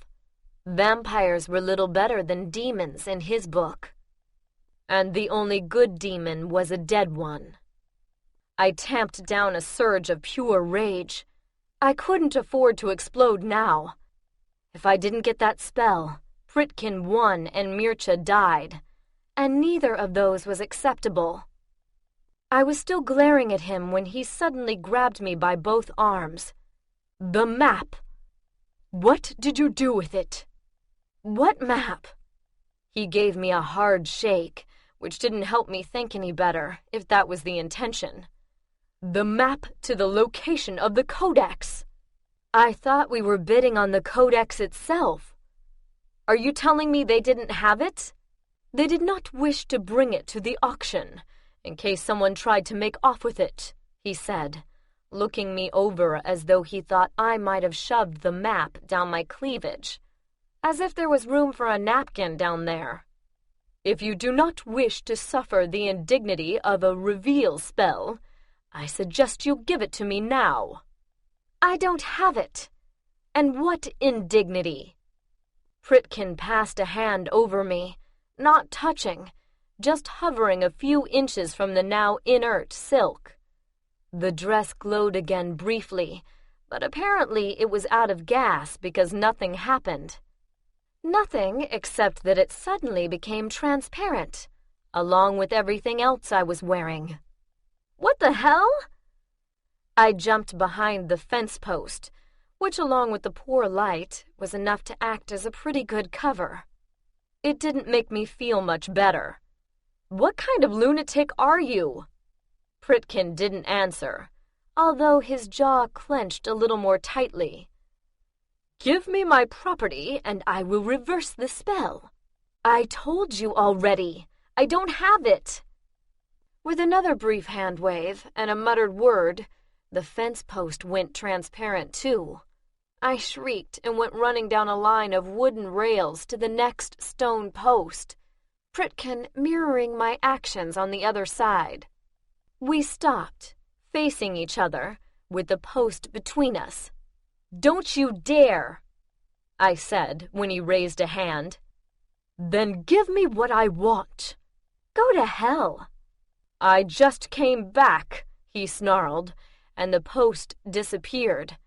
Before I could run again, he jumped over the fence and a strong hand latched onto the back of my neck. I struggled, but I couldn't move, and I finally stopped.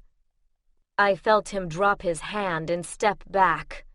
He must have knocked the mud off the orb, because its light suddenly danced on the glass-like rocks in front of me.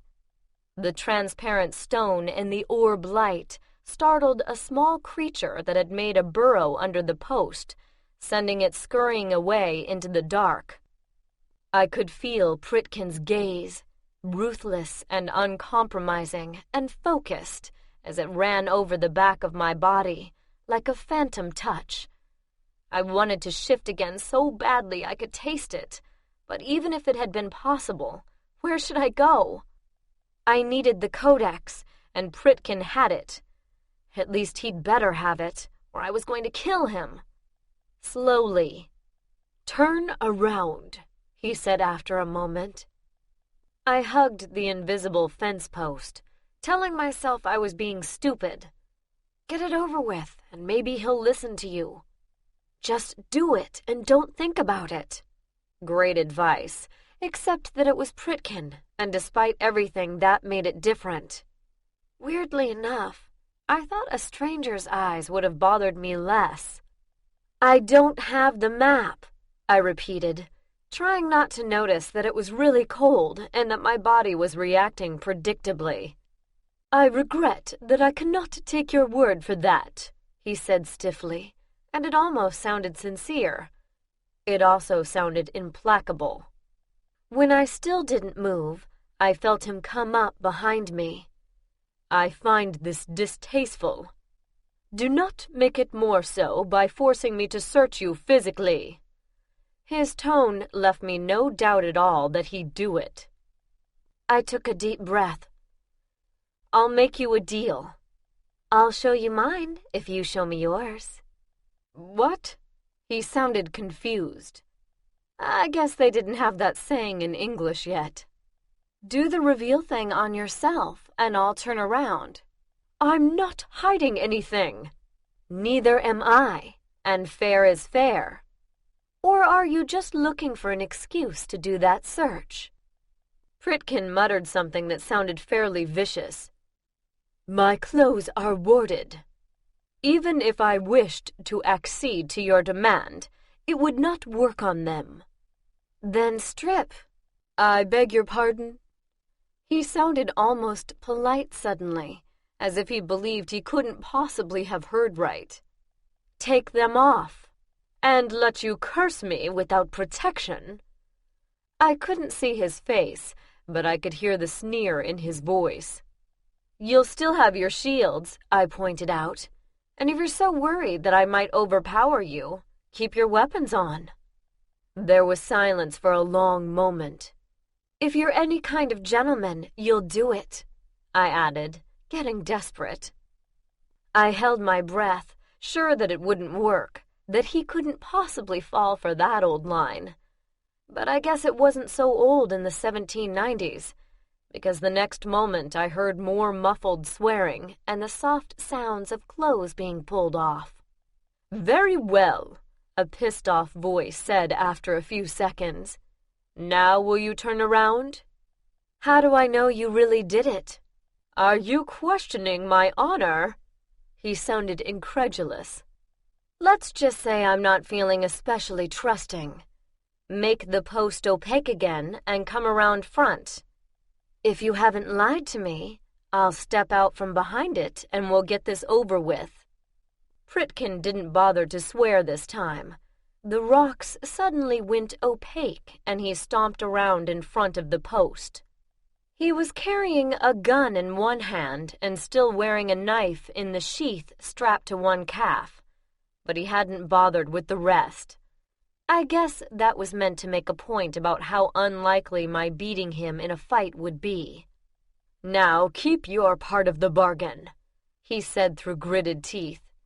Or maybe he'd clamped them to keep them from chattering.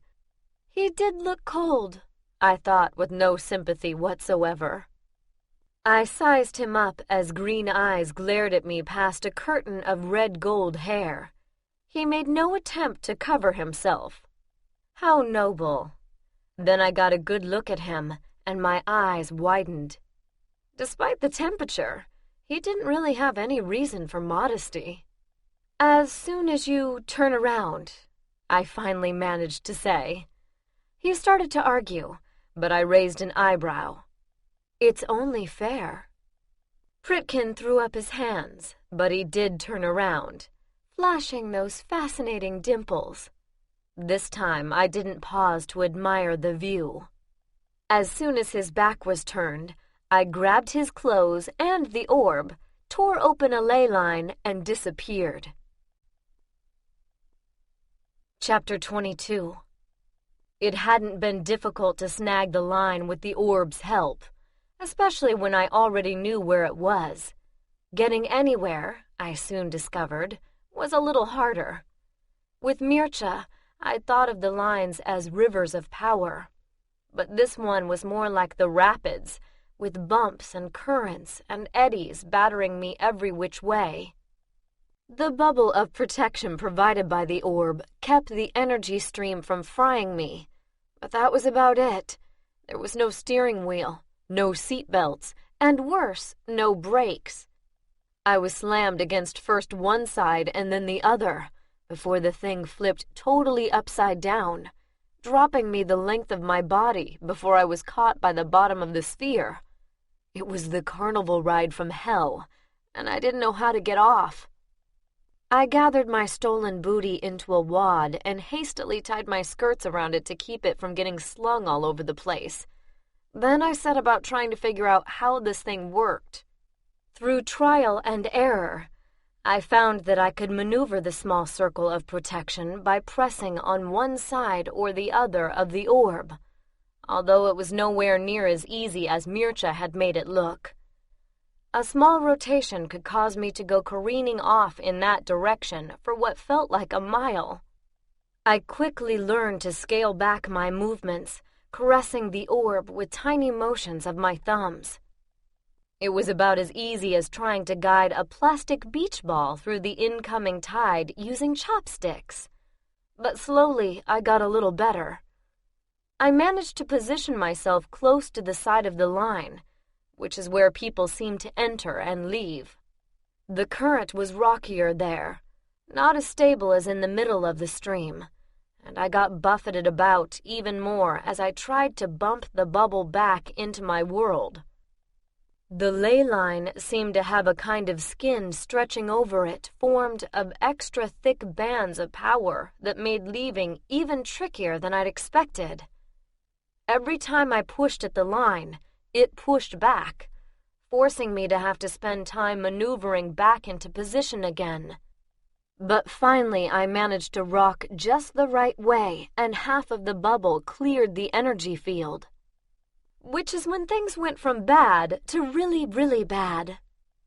The orb kept my feet and legs in place, suspended in the bucking, whirling energy stream.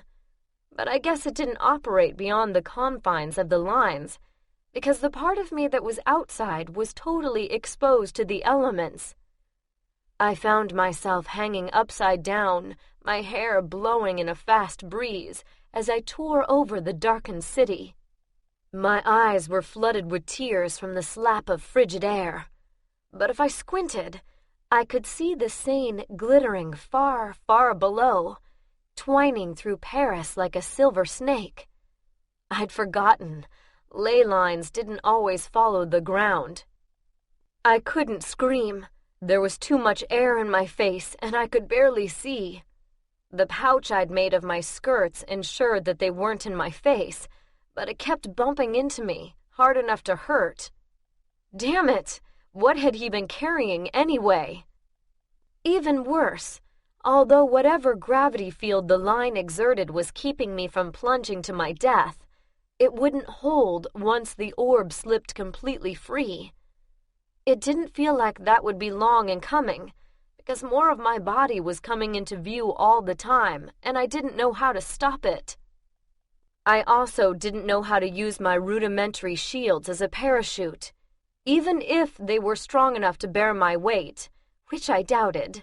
War mages apparently learned all kinds of uses for their personal protection, but as I'd once reminded Pritkin, I wasn't one. I watched the pulsing river of power all around me and wondered if I'd just completely screwed myself. Then the ley line took a sudden plunge, like an invisible roller coaster, and headed straight for the ground. I did scream then, although the sound tore out of my throat and away before I could hear it.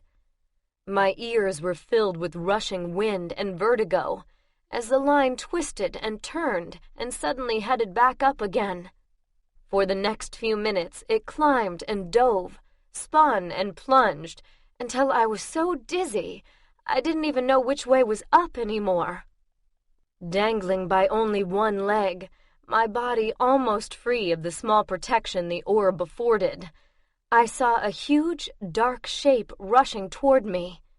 I could see the line up ahead, and it was climbing again, high, so high over the city that, if I fell, there would be nothing to catch me. Whatever the shape was, I had to grab it. I pulled and yanked, freeing myself by inches as the dark blob grew bigger. It was a building of some kind, but I couldn't make out details. My hair was in my eyes, obscuring what little vision the wind and panic-induced tears had left me. I put out a hand blindly, and out of nowhere, a horned creature with a bored expression jumped in front of me. My foot slid free of the line, and all my weight was suddenly hanging from my arms that had grabbed the monster in a death grip and weren't letting go.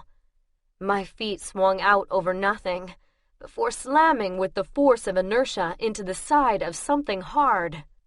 The impact caused a shudder to rack my body, and for a moment my grip loosened. But the creature never moved, never so much as twitched, and carefully I renewed my grip.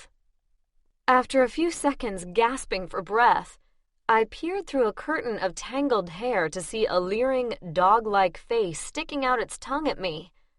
I blinked at it, but its expression didn't change. After another few seconds, my brain caught up and informed me that whatever my hands were clutching, it wasn't alive. I was suspended from a stone gargoyle that looked out over what would probably have been a panoramic view of Paris had it been daytime. Below, tiny lights occasionally lit up bits of the world between the shadows, and a sliver of moon danced on the Seine. I was on top of Notre Dame. Somehow I'd come full circle. My arms were tired, my shoulders ached, and it was a very long way down. With a lot of muffled swearing, I hauled my body over the side of the parapet and dropped onto the floor. My knees gave way, and I abruptly sat down, clinging gratefully to the heavenly feel of a non-moving surface. The stone floor was cold and wet with half-melted snow, but for a second I seriously thought about kissing it. The stars seemed to be spinning around above me, so I sat there, panting until they stopped. The orb had landed a few yards away, and I watched it pulsing its strange light against the high stone wall of the parapet. At least Pritkin couldn't follow me, I realized, and the idea cheered me up immensely. I started searching the area for Pritkin's clothing, which had scattered everywhere when I landed and the knot in my skirts came loose. I collected it into a small bundle in front of me and set about carefully examining each piece. I'd gotten away with a pair of woolen trousers, a white linen shirt with drawstring ties at neck and wrists, a potion-studded belt, a pair of sturdy leather boots, and some warm woolen socks. I regarded the latter with a twinge of guilt. I hadn't expected him to be so literal, to even remove his footwear. Apparently, he'd believed that a bargain was a bargain, and I hadn't made any exceptions to my demand. Or maybe he'd felt bad about subjecting me to that. Maybe he'd thought he deserved a few cold toes, at least. Okay, no. Probably not. But still, the socks made me feel a little bad. Not bad enough to keep me from putting them on, though. The boots were too large, but I pulled them on as well, lacing them as tight as I could. I'd lost my shoes somewhere over Paris, and I wasn't going to search for Murcia barefoot. I looked through everything twice, then went back through it one more time, checking every seam for hidden compartments. I even held the little potion bottles up to the light, just in case he'd somehow stuffed a slip of paper into one of them. But no dice. The map wasn't there. Of course not, I thought furiously. I'd hoped that he'd been so ready to assume I'd stolen it that he hadn't checked thoroughly before accusing me. But it looked like he'd been telling the truth. He really had lost it. And that meant it could be anywhere, still on the barge, trodden underfoot in the battle, or dropped as he dangled from his shields 10 stories above the city. I would never find it. I got up on tiptoe and leaned over the parapet to see if anything might have fallen below. For the most part, the sky was brighter than the city, with buildings casting black shadows that wiped out everything in their path, like big slices of the world were just gone. But the famous rose window glowed as brightly as a searchlight against the black sky, illuminating the cobblestone expanse in front of the main doors of the cathedral. Nothing was there. I was still standing there, trying to think what to do, when a brilliant yellow flash lit the night sky. I looked up to see half of an enraged, naked war mage leaning out of a ley line, his hair whipping across his livid face as he shot straight at me. I yelped and stumbled back, cursing myself. It looked like Pritkin wasn't as exhausted as I'd thought. And with his shields intact, he didn't need clothes or toys to access the ley lines. I scooped up his weapons in my transparent skirts and ran for it. He landed right behind me, his eyes wild, his hair smoking from the energy that had leaked through his overtaxed shields. For the first time, he looked like his father's son. I looked around frantically and spied a single wooden door inside the bell tower. Mercifully, it wasn't locked. I saw Pritkin for a split second as I spun around to close it, silhouetted against the dim gray arches leading out to the parapet. He was almost to the door already, just a few steps behind me, as if he hadn't even broken his stride in leaving the line behind. I didn't try reasoning with him. His expression told me how well that was likely to go over. I slammed the door in his face, threw the bolt, and fled. The winding, claustrophobic staircase was so narrow that my dress brushed it on either side, and it was completely black except for the orb's dim glow and occasional tiny elongated windows that showed slivers of the slightly less black outside. I could see maybe 2 steps in front of me as I wound my way downstairs, trying to hurry without slipping on stones that were already slick with hundreds of years of wear. I heard a crash behind me, and burning bits of wood cascaded down the steps along with a lot of sparks. It looked like Pritkin had used a fireball spell on the door. Luckily, the curves of the staircase shielded me from most of it, while he had to traverse a minefield of fiery splinters and bare feet. Unluckily for me, he seemed to manage it just fine. He grabbed me when I was barely halfway down the stairs, and the impact made me lose my footing. We tumbled, half falling, half rolling down the narrow, twisting spiral. I'd been holding the contents of his potion belt in the folds of my dress, and as I fell, little vials were slung everywhere. Some tumbled along with us, while others exploded against the walls, flooding the stairwell with a pungent stench that immediately brought tears to my eyes. Something must have splashed on Pritkin, because he cursed and let go. I heard him falling, but I couldn't help him. I lost my grip on the orb, which went bouncing down the stairs, disappearing around a turn and leaving the stairwell in complete darkness. The only reason I didn't follow it was because I'd gotten my fingernails into one of the narrow windows, the only possible traction. The stench from the potions was unbelievable, but the cold night air from the window allowed me to breathe.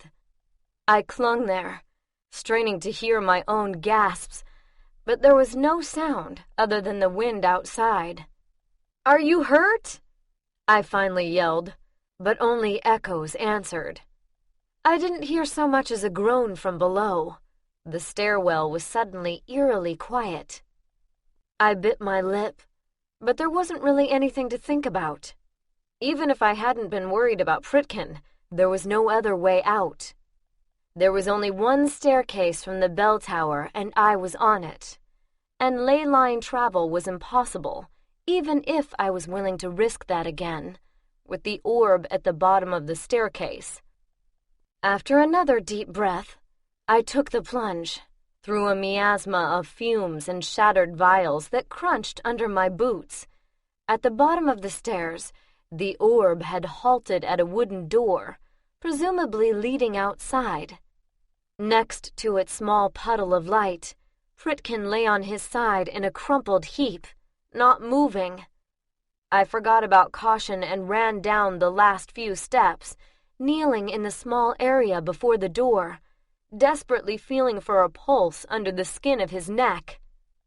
He was warm, which I took as a good sign, but for a long moment I couldn't feel anything else. Heavy strands of hair had wrapped around his neck, and I tugged them loose before trying again. I almost sobbed with relief when I finally found it. A tiny pulse that beat strong and sure under my fingertips.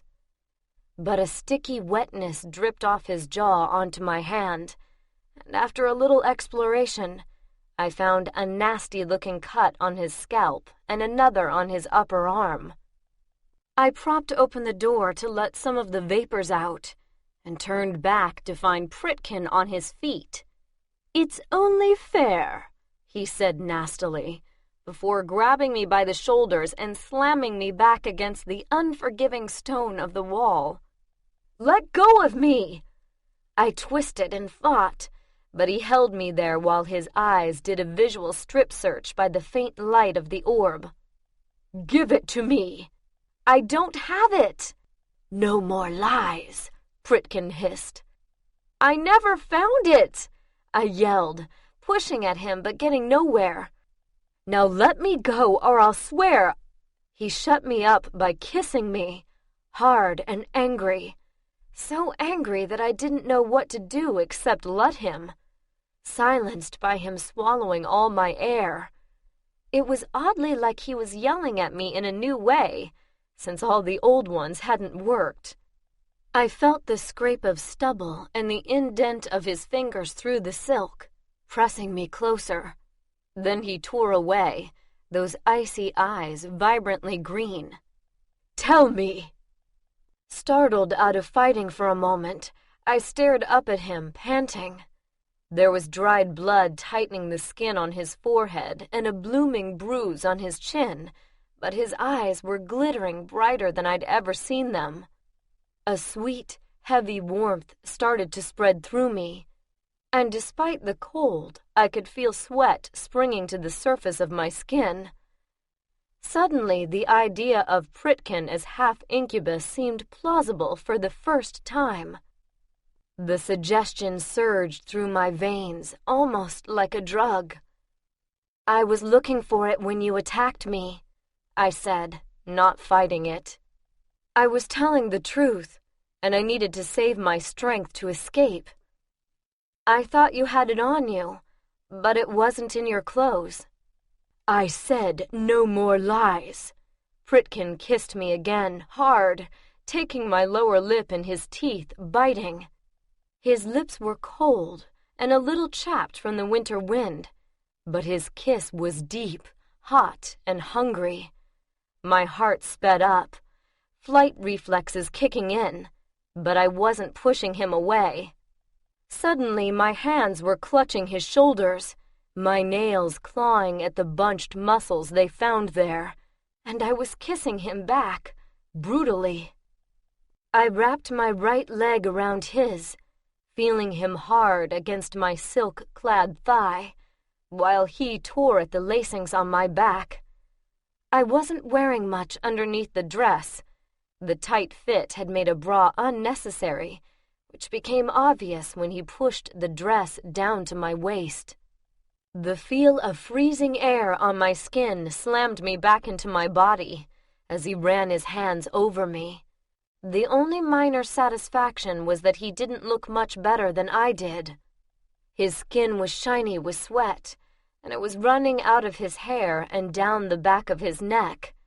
And despite everything, I wanted to bury my face in that limp hair, to lick that glistening skin, to bite that flexing shoulder. "Where is it?" He grasped me by the shoulders, shaking me roughly. The motion caused the dress to slide even farther, the silky lining slipping over my skin with a soft hiss until it crumpled around my feet, the transparent fabric looking like a heap of plastic wrap. I was left standing there in the freezing cold, wearing only panties and thigh-highs and Pritkin's oversized boots. Rage and hurt thickened my throat for a moment, so that all I could do was look at him, eyes burning, as he continued his search. He didn't strip me, but his hands ran over every inch, stopping only at the tops of my stolen footwear. "You don't have it on you." He glared at me accusingly, his hands still on my calves. "As I told you." It took everything I had not to kick him in the face. "You had time to hide it." He started on the laces to his boots, while I furiously tried to think. I didn't think another denial was likely to do me any good, not when he wasn't even listening to me. "It drains your power, doesn't it?"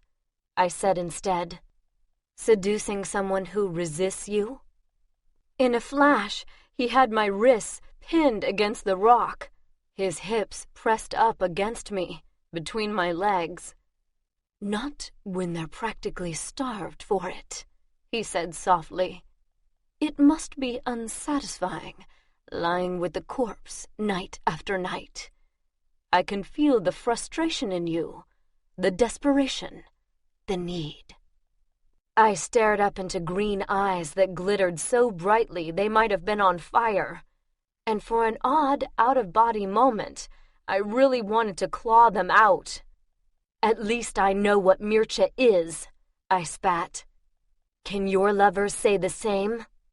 Shock lit those eyes for an instant, before it was masked behind the certainty that I was bluffing. "And what am I?" He had to guess about my weak spot, sensing the buildup of emotion from weeks of battling the gaze, but not knowing the real cause. But I didn't have to speculate about his.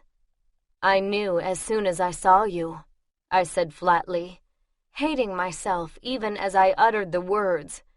It's never easier to twist the knife than with someone who once trusted you enough to bear his secrets.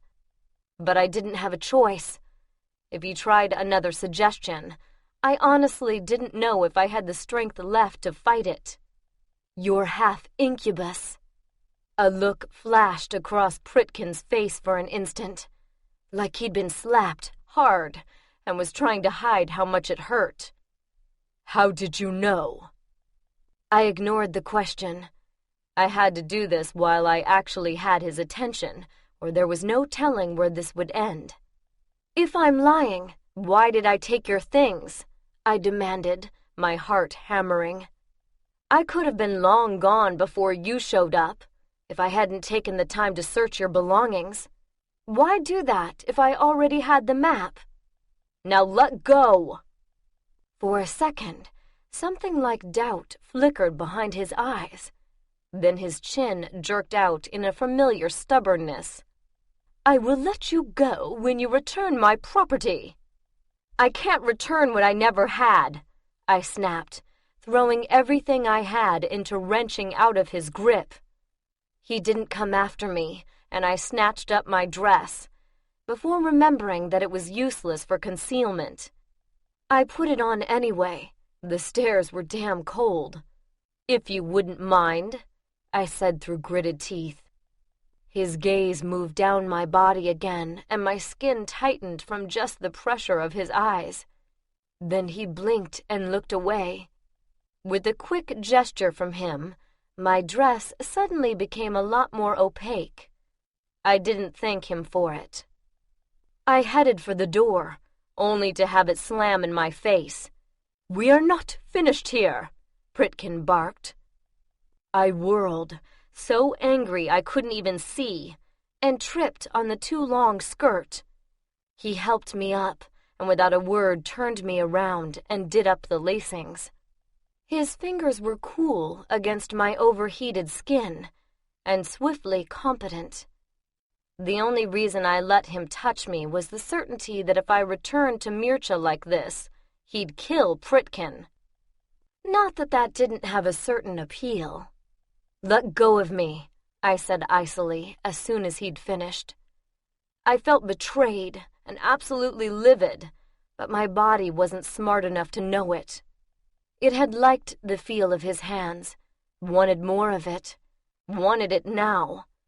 It was almost like there were two of me, one who heartily approved of the mage and one who would have dearly loved to see him dead. Then something occurred to me that I should have noticed before. The gaze. It didn't flare. "You said it yourself," Pritkin said tightly. "I am half incubus. I can break through Geisa during feeding." I stared at him, speechless, as a myriad of pieces clicked into place. Rosier could overcome the gaze, so of course his son should have been able to do so.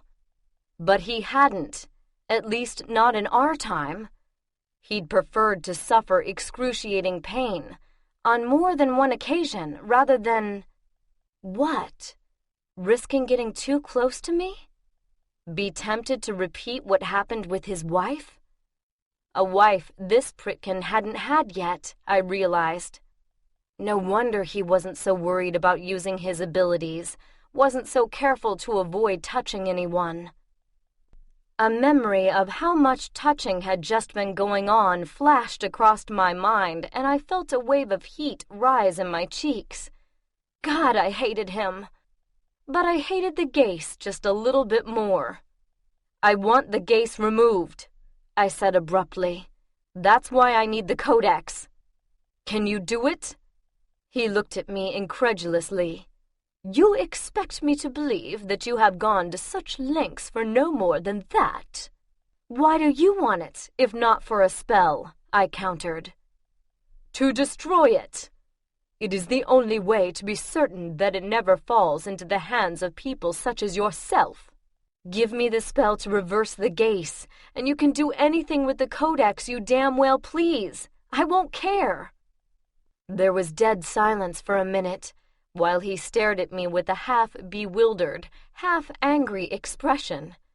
For the first time he looked like my Pritkin, the brash, sardonic, brutally honest man I knew. "Why did you not merely say so?" he finally demanded. "I just did. Now are you going to give it to me or not?" Pritkin passed a hand over me, and I could feel my aura crackle. "You carry two Geisa, not one," he informed me after a moment. "And they are oddly intertwined. I have not seen this configuration before." How did it occur? It's a long story, and not one I could tell him anyway. Can you lift it? Perhaps, if you return my map. How many times do I have to say this? I don't have it. If you didn't take it, then where? His eyes widened. My cloak. It took me a second, but I got it. A wide grin broke over my face that I didn't even try to make less than vicious. That would be the one you were wearing when you stole the map, wouldn't it? The one Mircea grabbed before we left? Pritkin snarled, and I grinned wider. He said a few words, none in a language I knew. Probably some ancient British version of "screw you." Are you going to give me the counterspell or not? I demanded. Persuade the vampire to give me the map, and I will give you the spell, he finally said, although it sounded like it choked him. I sagged back against the wall, suddenly exhausted. Done. We retraced our steps, but the cellar was empty, and the raucous tavern on top of it was filled with people who were not Mircea. Would he go after the Codex on his own? Pritkin demanded. I don't think so. Mircea was after me, not the Codex. But he'll know that you'll discover it missing pretty soon. He'll expect you to come after him. And he'll expect a fight, so he wouldn't have stayed here. It's too public. Where would he go? Pritkin demanded. I opened my mouth to point out that mind-reading wasn't one of my skills, but abruptly shut it again. The rose window, I thought, seeing it lit up in my memory like a huge Christmas ornament. It was the middle of the night, and the streets around the cathedral had been deserted. Where better to hold a showdown? I said as much, and Pritkin made a noise that in anyone else would have signaled an incipient heart attack. But he pulled me back into the cellar and ripped a ley line open almost savagely, like tearing the air. A moment later, after another wild ride between worlds, we were pushing open the main doors of the old church. On either side of us were long, stained-glass windows, glowing faintly with the reflected light of a few dozen candles. Not surprisingly, they looked a lot more authentic than the ones in the casino, with the glass rolling in subtle lines toward the bottom of the panes, thicker there than at the top, brittle with age even 200 years ago. More candles lit a sweeping line of similar masterpieces leading toward the darkened front of the church, where Mircea stood, washing up at a holy water font. That is not possible, Pritkin said, staring at him in disbelief. He couldn't have sounded more shocked if Mircea had been sipping blood from a communion chalice. Mircea must have heard us come in, but he continued what he was doing.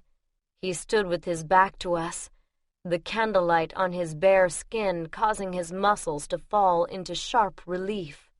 He'd washed the river gunk out of his hair, and now he threw it back, the water droplets shimmering in the light. The scene looked for all the world like a really good romance novel cover. I sighed, and Pritkin turned his glare on me. He's a vampire, he said, as if I hadn't noticed. Yeah? And? I believe the mage is surprised that I do not burst into flames from the holy water, Mircea said, toweling off with what looked suspiciously like an altar cloth. I was a little surprised myself, considering that he's Catholic. But then I got a better look at it and realized that it, like the cathedral, had seen better days. Boxes, barrels, and casks were piled here and there, clogging all but the main aisle, which was marred by a lot of muddy footprints. Outside, I hadn't been able to avoid noticing that the probably saintly, but definitely creepy statues around the entrance had been vandalized. It didn't look like the revolution cared for religion all that much. But of course, Pritkin sneered. "The water is not sacred at the moment. The Jacobins made certain of that. They vandalized the cathedral before turning it into a temple to reason," Mircea agreed, probably for my benefit, which, considering their excesses, does seem somewhat ironic. "They defiled it," Pritkin snapped. "Naturally, it now embraces something equally foul. But," Mircea continued, "as we are not of their ilk, let us make good on the name. I have found that most men can be reasonable, given the right incentive." He held something up in 2 fingers of one hand while continuing to towel his hair with the other. "That is mine." Pritkin took a step forward before he caught himself. "And you have something that belongs to me?" "I suggest a trade," Mircea said, turning around at last. I saw it when he recognized Pritkin. It was nothing overt, but for an instant his body stiffened and his eyes slid to me. I shook my head briefly, but stopped when Pritkin glanced between the 2 of us. "What subterfuge is this?" he demanded. "Do you take me for a fool?" "No, not a fool," Mircea said, with the air of a man who didn't quite know what to make of him. I wondered how long it would take him to put it together. Magical humans could live as long as 200 years, so there might be a few still around who were alive at the time of the French Revolution, but they wouldn't look 35. "This is how we shall proceed," Pritkin said crisply. "You will take the map outside and leave it beside the ley line. I will pick it up and open a fissure. As soon as I have verified that it is authentic, I will give you the spell." "He already knows the spell I need," I explained. Mircea switched his incredulous look from the mage to me. "And you trust him to give it to you?" "I am not the one whose honor is in question," Pritkin said, furious. "You kidnapped and tried to kill her." "I kidnapped her so I wouldn't have to kill her." "Mage, by all that is holy, I swear." "Holy?" Pritkin's sneer was the same as always. "You dare to even use such a term? You—" "Shut up!" I yelled, and it echoed oddly off the sides of the cathedral, like a ghostly loudspeaker. I could not take 1 more minute of this. "We don't have a choice," I told Mircea more calmly. "He has already proven himself treacherous. Trusting him again." "I'm not asking you to trust him. I'm asking you to trust me. Please." Mircea didn't answer, but he crossed the space and grabbed Pritkin's arm, so fast that I didn't even see him move. "If you harm her, you will never see the map again," he said softly. "You will not live long enough to see anything again." Pritkin tried to shrug him off, but found that he couldn't. "If you speak the truth, I have no need to harm her," he said viciously. "Now release me." Mircea reluctantly complied, after a squeeze that made Pritkin set his jaw in pain, and we all trooped back outside. Pritkin stubbornly didn't rub his arm, although it had probably lost circulation, and he took care to keep us both clearly in view. Mircea put the map in the center of the cobblestone pavement and moved back 6 yards, which in vampire terms meant he may as well not have bothered to move at all. He could cross that much space in a heartbeat. I looked pointedly at Pritkin. He waved a hand at me and uttered a few gluttural syllables. Nothing happened. He frowned and did it again. "I didn't feel anything," I said, except my blood pressure starting to rise. "It was not successful. You said you could lift it." Mircea's lip curled. "You can never trust a mage." Pritkin glared at him briefly, but it wasn't even close to his best attempt. He looked preoccupied, a finger tapping against his lips. "Tell me, was a method of egress attached to the spells when they were placed, in the event that something went wrong?" "Yes, but that's already been tried," I said, exasperated. "What was it?" I glared, but I had no choice but to answer. I didn't know what information he needed to make the spell work. Sex with the originator or someone of his choosing. But nothing happened. It wasn't as crazy as it sounds. The ritual to complete the power transfer from the old Pythia to me had required that I lose my virginity. It was a fairly standard clause in the ancient world, where sex played a part in everything from healing spells to worship, but it had given Mircea an idea. He had made sex the condition for the release of the gaze as well. It must have seemed foolproof. The gaze would protect me until the ritual, whereupon it would be broken by the same act that made me Pythia, thereby ensuring that Mircea didn't end up bound to my power. It would have worked, too, except that the spell had been doubled before the transfer was complete. Tomas had afterwards served as Mircea's stand-in for the ritual, and I became Pythia right on schedule, but with the gaze still alive and kicking. "Are you sure?" Pritkin insisted. "Because if the gaze expands beyond its original parameters, it becomes, in effect, a new spell. And in that case, the counterspell will not prove efficacious. That is the reason additional precautions are usually taken." "The gaze." Mircea's gaze sharpened. "Don't ask," I snapped, still glaring at Pritkin. "And yes, I'm sure." "Then there is nothing to be done," Pritkin said with a slight shrug. "Don't lie to me. I need the real counterspell." "You already have it." "I don't believe you." I grabbed his shirt, not caring about the possible consequences. I felt like screaming in frustration. "Give it to me!" "I have to lift this thing. You don't understand." "I have done all I can. Now give me my property." "I'd sooner see it destroyed than give it to you," I told him, so angry I could barely see. I should have known. Every time I trusted that man, every single time, I ended up like this, teary-eyed and fuming. There is a saying, insanity is doing the same thing over and over and expecting different results. Or maybe that was stupidity. Pritkin swore.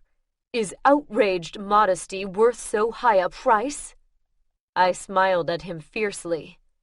"I guess I'm just vindictive like that." "Give it to me, and we part. If not friends, at least not enemies," he warned. "And believe me when I say, Madam, you do not want me for an enemy." "Maybe I didn't make myself clear," I said grimly, kicking the map back toward Mircea. "No gaze, no map. Either lift this thing, or you'll never see the Codex again. I swear it." Pritkin didn't reply, except by doing the last thing I'd expected. He threw off my hold as if it wasn't there and jumped straight at Mircea. I was knocked to the side, and by the time I'd sat up, they'd already taken the fight halfway across the cobblestone expanse, back toward the cathedral. Mircea might have been drained from the attack at the casino, but a master vampire is still a master vampire, something Pritkin was learning the hard way. The fight was over so quickly it was almost a non-event. A vicious jab from Mircea's elbow sent the mage staggering back into the huge old cathedral doors, which he hit with a sickening thud. Pritkin must have been pretty drained too, because his shields didn't manifest to cushion the impact. He ricocheted off the doors and sprawled limply on the steps, in a pose that called to mind a cast-aside doll. Mircea nonetheless started toward him as I scrambled to my feet. "Mircea! Don't kill him!" He looked up and hesitated slightly, then gave a small nod. He'd seen Pritkin in our time. He knew he wasn't supposed to die tonight. I ran forward, worried that it was already too late, that the cracking noise I'd heard had been Pritkin's skull. But when I knelt beside him, I couldn't find any major injuries. I checked his pulse, then pulled up an eyelid. He might have been faking it on the stairwell, I wasn't sure. But he'd been out cold on the barge, and if this wasn't the real deal, he was a damn fine actor. He's unconscious, Mircea confirmed. He could sense things like blood pressure, and he would know if the mage was faking. Mircea carried Pritkin inside the cathedral, and we covered him with his cape. The place was deserted, and it was still hours before dawn. He would be undisturbed until he came around, but it was too quiet, and the place had a weird air about it. Not like a church where people regularly congregate, but like one of those deserted crypts at Père Lachaise, beautiful but forgotten. I didn't like leaving him there. Mircea caught my arm, pulling me away from the mage. He will live, he assured me. But when he awakens... He had a point. Pritkin wasn't the type to give up, even with a possible concussion. And the last thing we needed was for Mircea to have to inflict even more damage. Where to next? I asked wearily. I was cold and hungry, and now that the adrenaline rush was wearing off, my eyes kept wanting to close. I was really not looking forward to an exhausting search. We both need to rest before we go on your treasure hunt, Mircea said, echoing my thoughts. He frowned for a moment, and then his face cleared. I know just the place. Chapter 23. A short ley line trip later, and we stood before a thick oak plank with the brass door knocker in the shape of a dragon consuming its own tail. I blinked at it blearily. Was the thing following me? Mircea let it thud against the door a few times, but no one answered. Most of my servants are at my country estate, he told me, knocking again, louder this time. But there should be a caretaker here. He doesn't like to travel. I stared at the house, which looked completely deserted, and wondered if he was sure about that. With the master away, maybe the caretaker had left for parts where there weren't daily decapitations. I don't think anyone's home, I ventured, peering in the window. I couldn't tell much about the inside since there were sheets thrown over all the furniture, but it felt as empty as the cathedral. Mircea only smiled. He's a little slow. So when you said you lived in Paris, I meant here. Mircea paused to pound on the door, actually shaking the heavy wood. Before I joined the North American Senate, I belonged to the European one, and it has been based in Paris since the early Middle Ages. He started to knock again, but the door was wrenched open by a tiny old man with a large nose and watery blue eyes. He peered at us myopically from under an oversized wig, while spewing a string of angry French. He punctuated whatever he was saying with wild waves of his cane, but without his support he lost his balance and would have toppled down the stairs if Mircea hadn't caught him. "Damned young ruffians!" he raged, in between attempts to bite Mircea's wrist. But despite being a vampire, he seemed to have only one fang, and it never really managed to connect with anything. "Horatio, it's me!" Mircea's voice echoed up and down the street as he practically screamed in the old man's ear. "Eh?" The vamp squinted, but apparently it didn't help his eyesight. Mircea sighed.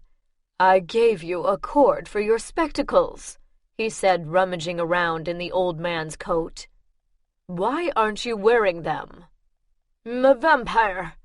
Don't need spectacles," Mircea was informed, as the man slapped at his hands. Mircea ignored him and finally came up with a pair of pince-nez.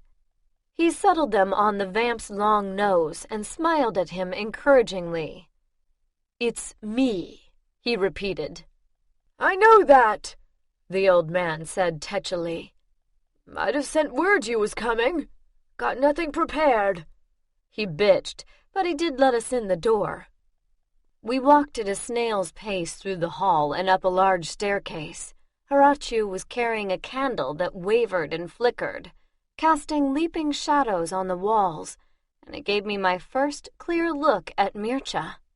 Despite the earlier libations, he was still missing half his outfit, had dirt and dust all over the part remaining, and a strand of something suspiciously like seaweed was clinging tenaciously to his hair.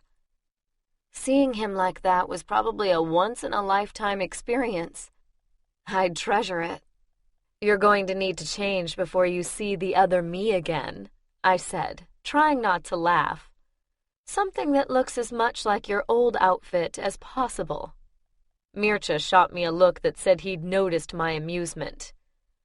"I have several black suits. But the shirt, I also have quite a few of those." "Really? It didn't look off the rack to me." "It wasn't. Ming Day sends me one every year, on my birthday." "How kind of her. Any particular reason?" Mircea blinked lazily. "I don't suppose you would like to tell me what the mage meant by outraged modesty?" I licked my lips, feeling a residual tingle on my tongue that tasted suspiciously like a certain psycho war mage. "Not really." "Then I think I, too, will keep my secrets, Dulcata." "Yeah, but you have more than me," I muttered. He quirked an eyebrow. "I am beginning to wonder." We ended up in Mircea's rooms, which were composed of a small dressing room and a larger bedroom. The painted wardrobe I'd seen at Magic had pride of place, beside a silk tapestry showing a green dragon eating its own tail. I stared at it in exhaustion. It was starting to get creepy. "The Ouroboros."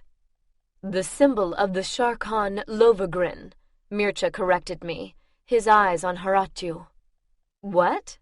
"The Order of the Dragon," he translated, moving closer to his servant. The old man was doing something near the fireplace that faced the large bed.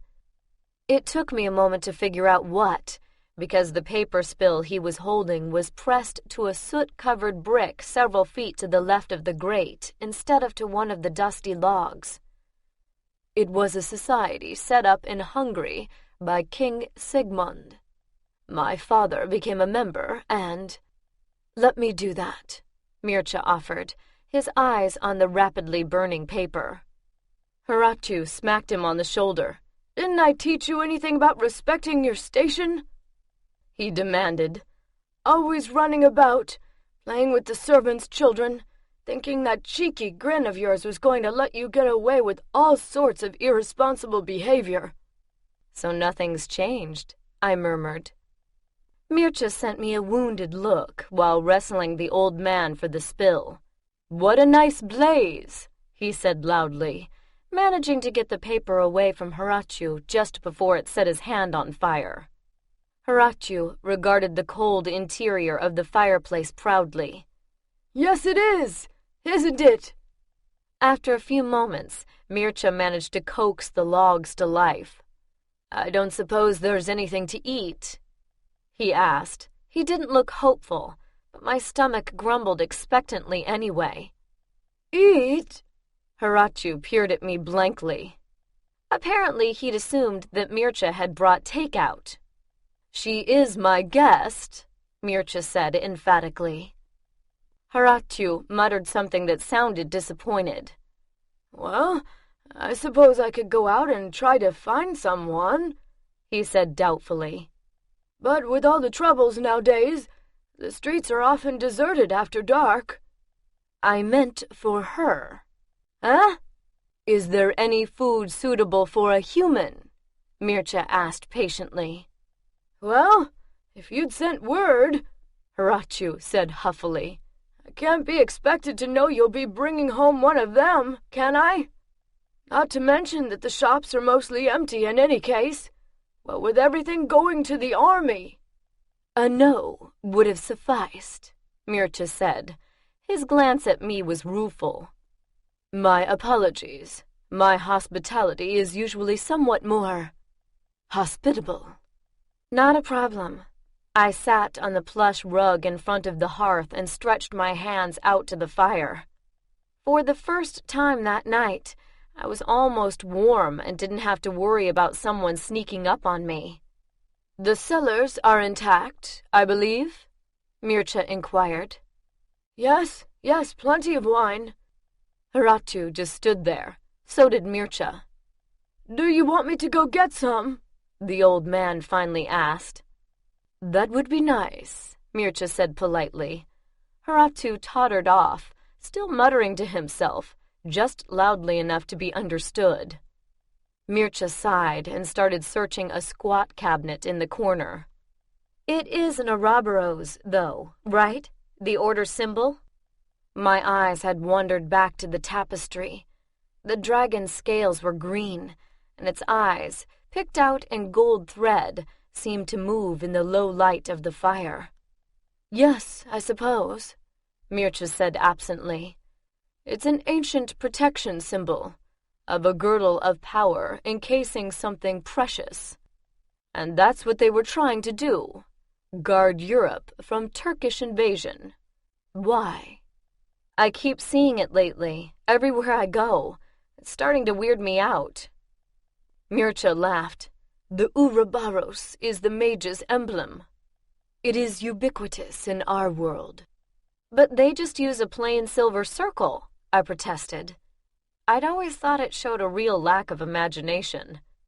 The oldest magical organization on Earth, and that was the best they could do?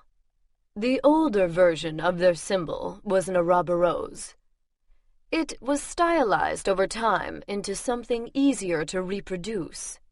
They say they chose it because it is the alchemical symbol for purity, and silver stands for wisdom. Mircea's tone left no doubt as to what he thought of that claim. Protection, purity, and wisdom. A lot of things came to mind when I thought of the circle. Those three weren't on the list. Mircea held out a dusty bottle. "Burgundy," he said triumphantly. "But you just sent Horatiu for wine." "Yes, a fact he'll remember for perhaps 5 minutes. He filled a couple of glasses that looked reasonably clean and passed one to me. "Thanks." I took a sip. It was good. "What happened to him?" "Horatiu?" I nodded. "I am afraid I did." "What? But isn't changing someone that old considered kind of inadvisable?" "Very much." Mircea ignored his wine in favor of rummaging around in the wardrobe. He soon produced a paper-wrapped package that smelled like sandalwood. "Yes, I thought I would have another." He lifted up a corner of the paper. "And it's in white." I narrowed my eyes at it. Ming Day's little gift, I assumed. "You look better in color," I snapped. He sent me a sultry look over his shoulder. "Really? Most women think I look better in nothing at all." I backpedaled fast. "So why did you change him, then?" Mircea shrugged. "He was my childhood tutor. I visited him on his deathbed to find his skin as pallid as the sheets, but his mind as sharp as ever. He knew he was dying, and he was highly incensed about it. He lay there, his body failing, and demanded that I do something in the same voice he'd used to terrorize me as a child." "And you caved?" "I agreed to his proposition," Mircea said with dignity. "You caved." He sighed and pulled on the shirt. "I'm afraid so." "But why is he like that? If you turned him, shouldn't he have vampiric sight? Not to mention hearing, sense of balance, and the ability to cross a room faster than a meandering caterpillar." "Normally, yes. but Horatu was dying when he went through the transformation. Had I hesitated at all, he would have been gone, and changing someone in such extremely poor health is, as you said, inadvisable. Then why do it? An eternity like that wouldn't have struck me as a great gift. Mircea poked at the fire, not that it needed it. The room was already warming up nicely. Because I did not know what I was doing, he admitted, having tortured the logs to his satisfaction. You forget, I was not chosen for this life. I received it because of an old woman's hatred for my family. I was cursed. What does that have to do with Horatu? Everything. I had no one to advise me, Dulcata. No one to give me any knowledge of my new state. Perhaps in another time it would have been different. Today, the Senate itself oversees such masterless vampires as are created, few though they are. But then, nothing was so simple then. I didn't know this would be his fate. I never thought about what it must have been like for you, I said slowly. To suddenly wake up changed. He smiled grimly. It did not happen as quickly as that. It was a week before the transformation was complete, and even then, such things were fables, stories told to frighten children. How could such a thing have happened? To me, a good Catholic. But vampirism is a metaphysical disease. It doesn't have anything to do with... But I didn't know that, Cassie. I didn't know anything. I could enter a church, pray the rosary, do things I had always been told were impossible for the damned, and yet the sunlight I'd walked in all my life suddenly burned me. The food of my youth no longer nourished me, and even my body was changing in ways that, at the time, appalled me. I did not wish to see more than everyone else, to hear things better left unknown, to toss and turn in my bed, feeling every heartbeat within a mile calling out to me. You accepted it in time, though. I don't know that that is quite the word I would use, Mircea said dryly. He unselfconsciously stripped off the bedraggled trousers, laying them on the bed, where he tackled them with a brush. I was in denial, refusing to admit, even to myself, what was happening. When did that change? When the nobles caught up with me. Ours was an elected monarchy. Anyone with the correct bloodline was a candidate, and they had decided to support a rival branch of the family. And in those days, the common way of changing power was to kill the ones who currently had it.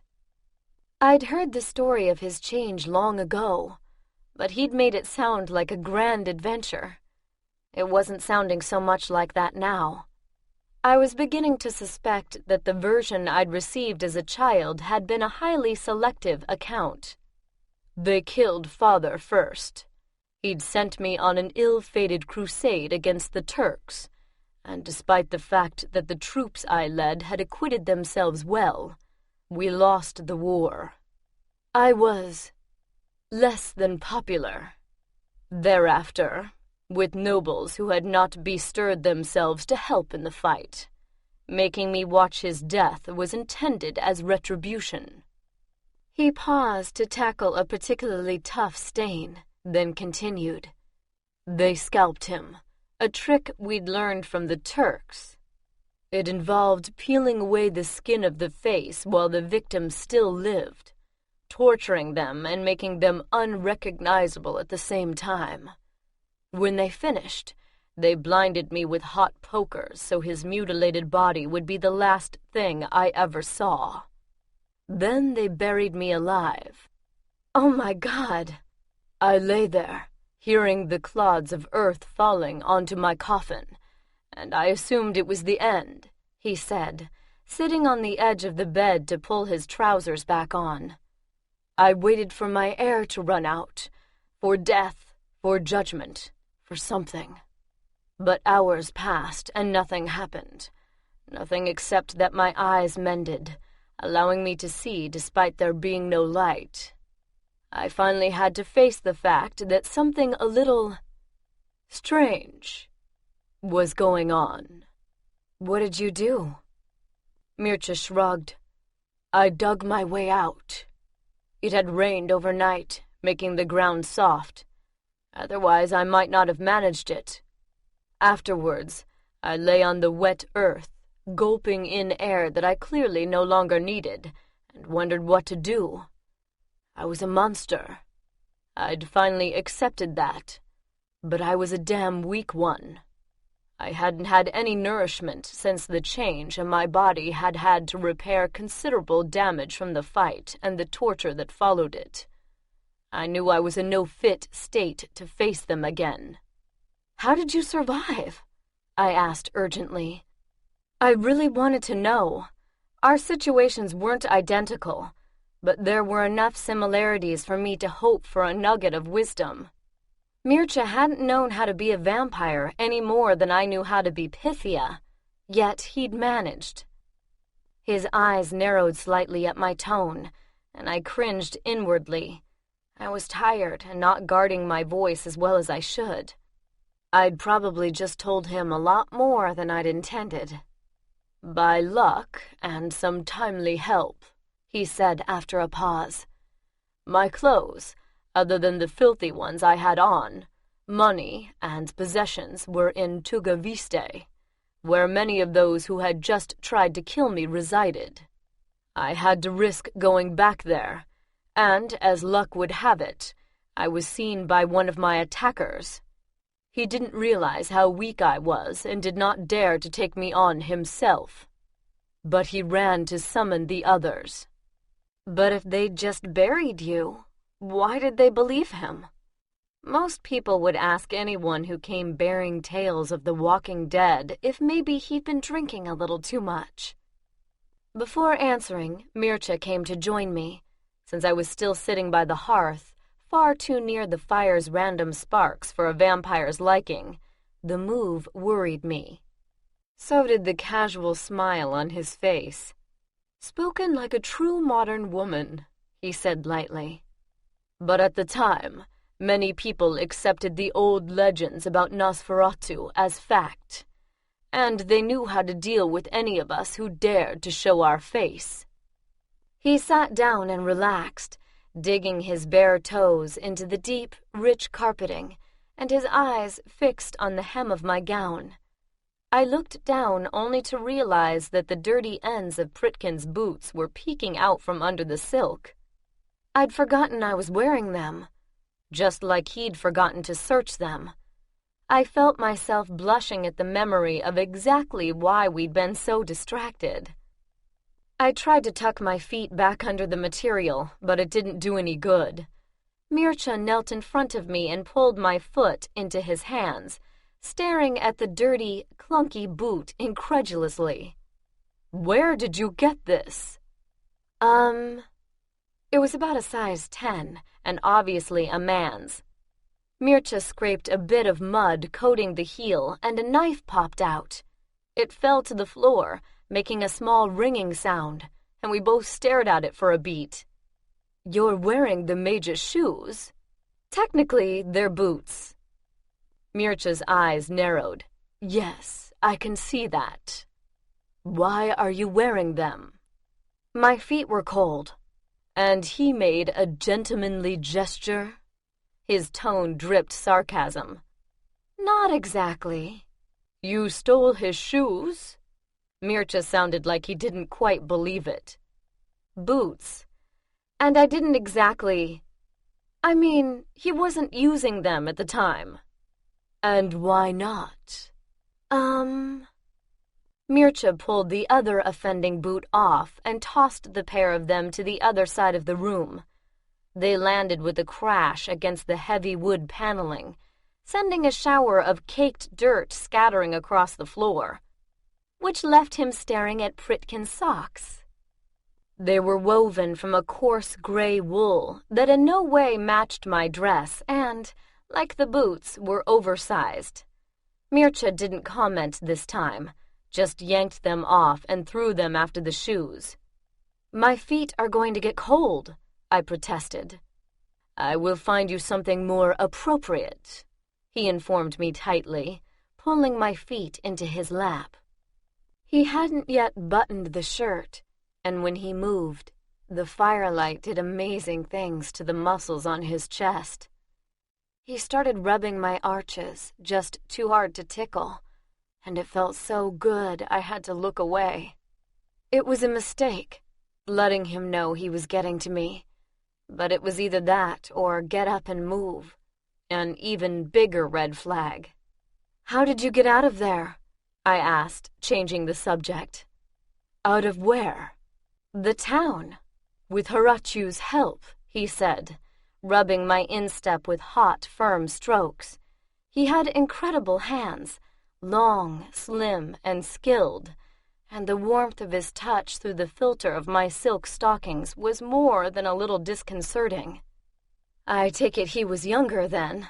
By quite a few years. The family's hold on the throne had never been completely secure, and we had been trained from childhood to be ready to flee at a moment's notice. Horachu retrieved my emergency funds, some clothes, and a horse, and hid me until nightfall. I was getting ready to go when he rode up, insisting on coming with me as far as the border. I tried to dissuade him, but he was as hard-headed as ever, and fortunately so. I wouldn't have made it alone, not in those first few months. Even with his help, there were some very close calls.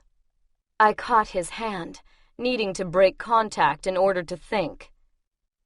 Is there anything you'd do differently? Mircea let his hand lie still in mine, although the other kept hold of my leg.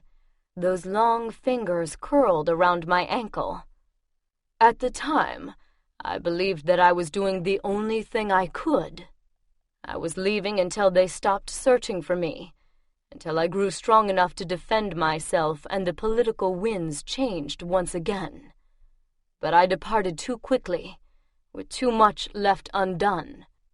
Some of my mistakes I rectified later, but others could not be redeemed. That might have been true, but it wasn't what I needed to hear. If you were going to give the old you some advice, what would it be? Mircea was silent for a long moment. That when you become something more, you must often give up something to claim it. That doesn't sound very helpful.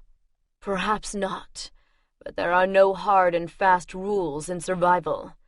I did what we all do when faced with something we believe beyond our abilities. And what's that?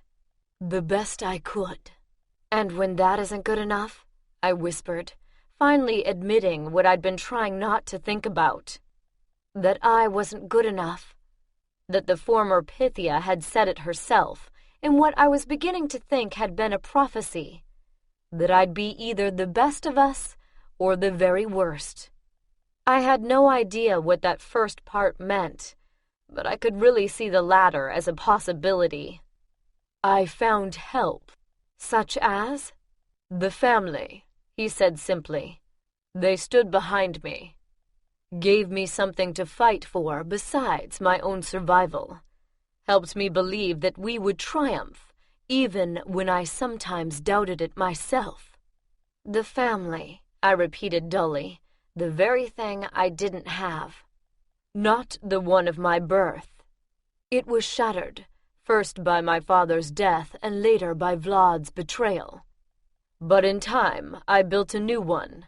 I had Horachu, then Radu, and eventually others. Great advice for another vampire. But I couldn't just go out and make a family for myself. And everyone I'd ever had disappeared through murder or betrayal or bad luck. Well, some of us don't have a family to fall back on, I said bitterly. You have family, Dulcata, he told me, pulling me close. He moved slowly, giving me time to protest, to move away. When I didn't, one hand circled my wrist, the other cupping the back of my neck.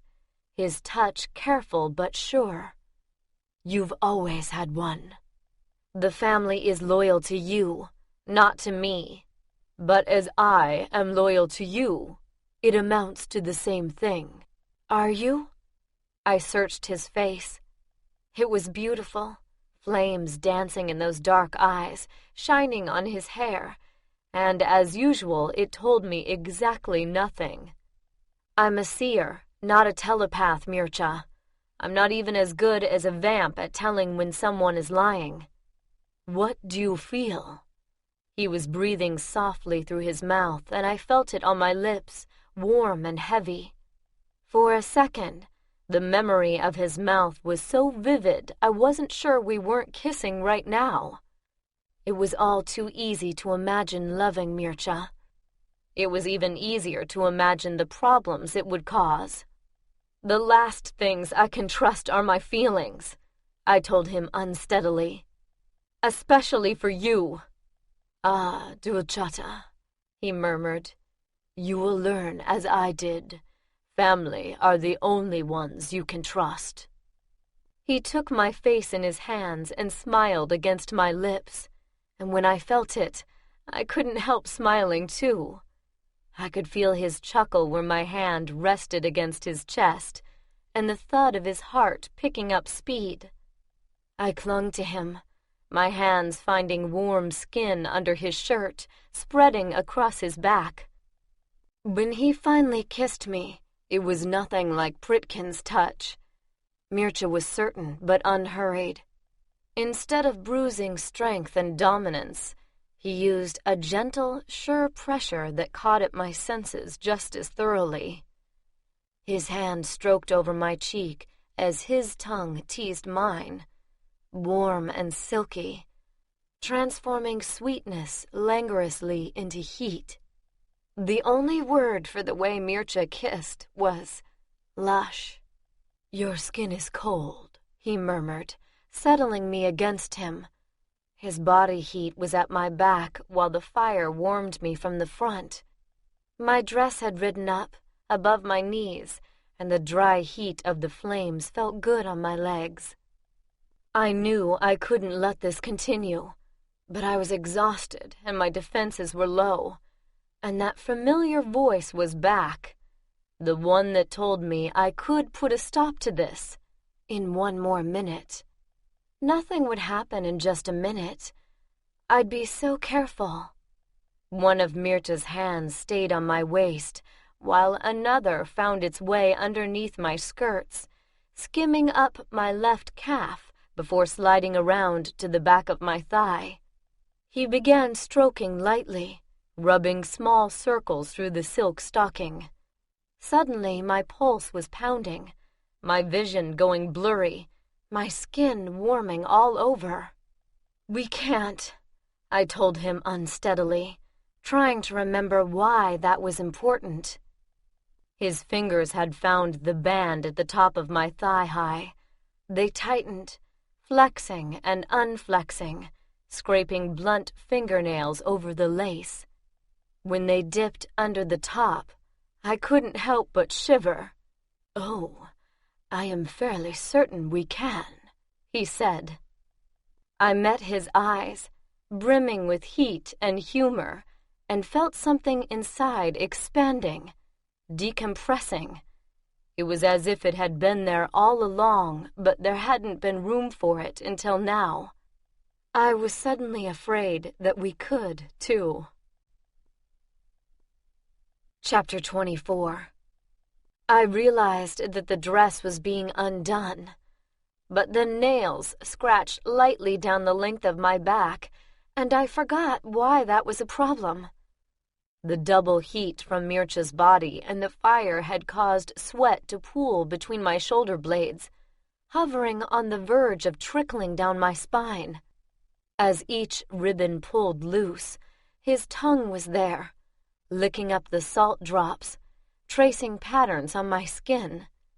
His lips brushed lightly over me, closing briefly on the individual knobs along my spine, sucking gently.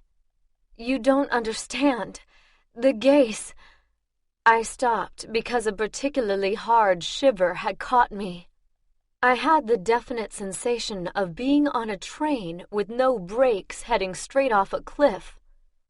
Mircha chuckled, which wasn't anything like reassuring, and it was also a little alarming how fast the clothing was coming off. But then he was murmuring low, musical Romanian against my shoulder, and I understood every word down to my bones. I felt the silk slip and start to fall as the material pulled apart. He laid me on the rug and bent over my right leg, touching his lips to the inside of my thigh. My shiver turned into goosebumps when his tongue met skin through the silk, and his teeth closed around the lace top of my stocking. "Mircha, listen to me," I said quickly, to cover the stab of arousal caused by watching him pull my stocking down with his teeth. "The gaze went wrong. It isn't the original spell anymore. It is delightful," he said, having tugged the stocking completely off. "Now maybe, but it gets stronger." Mircha had curled his hand around my other thigh, his thumb resting on the lace edge of my remaining stocking. He started absently moving it a little bit up and down until he hit a particularly sensitive spot and paused. He stroked lightly, as if he somehow knew exactly what his touch was doing to me, while I tried to remember how to breathe.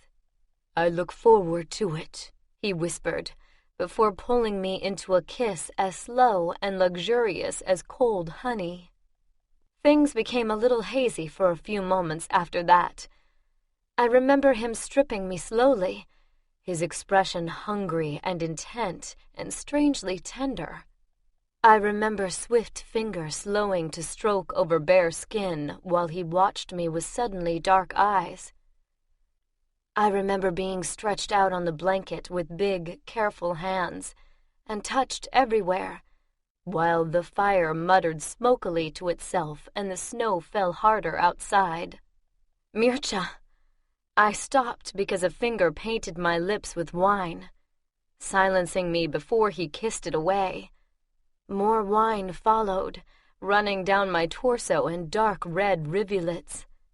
I inhaled a deep, stuttering breath as he started licking a trail downward.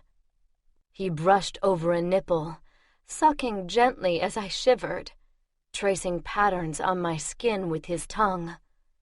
Every touch of his lips, every breath, caused pleasure to run like wildfire along my nerves. "I guess I finally know how he takes his wine," I thought hazily, before he suddenly thrust into my navel and I lost all thought. Wine dribbled down my stomach, over my hips, down my thighs. He looked up, eyes gleaming with more than just candlelight, as he stroked over the center of me. My whole body tightened with longing for what I'd never gotten to have, what I'd never stopped wanting. I shuddered and pushed back against the fingertips when they pressed over me again, and the hand withdrew. I stared down the length of my body at him, aching, uncomprehending, until one finger returned, coated with wine, and slowly pressed inside. Tension leapt in my muscles at the intrusion, even though I'd wanted it.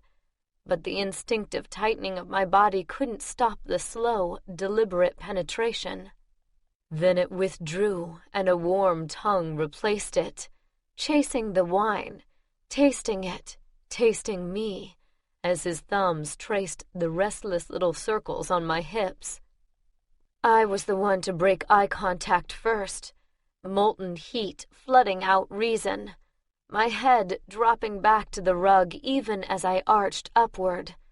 His tongue talked softly to me, some unknown language of the body. But it seemed that part of me understood. Part of me was pretty close to fluent, because ripple after ripple of pleasure spilled through me. He teased me by flicking his tongue just a little too slowly until I whimpered helplessly. The darkened windows reflected the impossible sight of that proud head bowed over me, that clever tongue pleasuring me. I closed my eyes and breathed through it desperately. Almost too much sensation. He had begun with a gentle touch, but it quickly grew more assured, more demanding, until his hands tightened on my hips, jerking me nearer in an almost greedy way. And I guess my body must have been talking to him too, because somehow he knew the pace I wanted, knew exactly the touch I craved. Pleasure slid up and down my spine like hot wax until it gave up and melted entirely. Without being asked, I shifted my legs farther apart for his touch, and the gaze instantly rewarded me. The feeling I had whenever I resisted, like my chest had been caught in a vice, suddenly eased. I took what felt like my first full breath in days, and it terrified me. I'd been a fool to think I could control this, crazy to let it go this far. If I became Mircha's servant, things would be bad, but if he became mine, they might be even worse. I didn't think the consul would be too pleased about having one of her senators under anyone's control, especially mine. I didn't even have to guess what her response would be. If I didn't stop this, I was either a slave or dead. My body was no longer taking orders from my brain. I literally wasn't in control anymore. But I could still talk. Mircha, listen to me. We have to... I stopped suddenly, unable to finish. I was too busy swallowing the groan that wanted to slip free of my throat. He heard the small noise I couldn't quite suppress, and it crinkled the corners of his eyes. I was beginning to worry, he said lightly. Most women are not still coherent at this point. I kissed him to wipe the smirk off his face, jerking him up to me by the two halves of his shirt. He drove the kiss deep as I shoved the silk off his shoulders and worked it down his arms. A toggle went skittering across the floor, but the heavy material wouldn't rip. It caught on his wrists. I pulled back, glaring at it, and it tugged harder, until it finally came off. Mircha let me, his eyes glinting, a smile playing over his lips. I ignored it this time. I'm glad you're braver than your counterpart, I said as he laid me back on the rug. I still had one stocking on, I noticed. It looked a little strange, as it was all I was wearing. What counterpart? Mircha murmured, kissing his way downward again. The one from my time. And why is that? He asked, his breath ghosting over me. I tilted my head back, already so close. He was afraid to touch me. Mircha rested his chin on my stomach and looked at me with hot, golden eyes. One hand curved around my hip possessively. I doubt that. As a famous Frenchman once said, the best way of enlarging and multiplying one's desires is to try to limit them. Even if they make me your master? I gasped. For a long moment, nothing happened. Then Mircha abruptly moved over me, his arms braced on either side of my body, his face staring directly into mine. His pupils were still dilated, and his skin was flushed, but unlike me, he was in command of himself. What do you mean? He demanded. The gaze responds to power. His hair whispered across my breasts, a petal-soft sensation that was suddenly almost unbearable. I whimpered and had to struggle not to reach for him. And now that I'm Pythia... His eyes widened, Pain and surprise clashed on his face with something darker, more basic. "There is a chance that your power is the greater." I just nodded, barely able to manage that. My skin felt like it was on fire. My pulse was pounding, and my willpower was gone. I slid my thigh between his legs and put my arm around his back and just held on. I bit my lip to stifle the sounds that wanted to come up my throat, the demands I wanted to make. I shuddered and made a helpless noise as his arms went around me, cradling me against him. He kissed me, murmuring, "It's all right. It will be all right," against my hair. And I sobbed wordlessly back, struggling weakly, trying to tell him that it wasn't all right. Mircea started stroking in long, soothing paths from the base of my skull to the small of my back, over and over, murmuring soft nonsense things. Suddenly, all the fight went out of me, and every muscle went liquid. A low roaring in my ears. He'd hit me with a suggestion, I realized. Normally, it would have infuriated me not to even be asked. But at the moment, I was absurdly grateful for it. The warmth and certainty of safety lulled me, putting me under so gradually, I didn't even realize when I relaxed into sleep. I awoke when the door slammed open and Horatiu tottered in. It wasn't much later, judging by the lack of light outside. I was sweating, and the blanket someone had placed over me had tangled around my body, plastering itself to my limbs. The fire was going strong, and the room was too hot. "Where is the master?" Horatiu asked, his voice quavering. I sat up, holding my head. It hurt, and I felt dry-mouthed and groggy. The usual telltale signs of a powerful suggestion having worn off. Mircea must have had to use the big guns to overcome the gaze, and the result was worse than a hangover. I got up and staggered to the window, throwing it open and gulping in a few lungfuls of cold, crisp air. "The master," Horatiu repeated. I blinked at him over my shoulder. He had a bottle of wine perched precariously on a tarnished silver platter, and his hands were shaking, making it tremble badly enough that I was afraid it would fall. "I don't know," I said, moving to help, and a second later he had me around my already abused throat. I didn't need to watch the age spots fading, the shape of the hands gripping me reforming, to know who had me. "How did you find us?" I demanded, not bothering to struggle.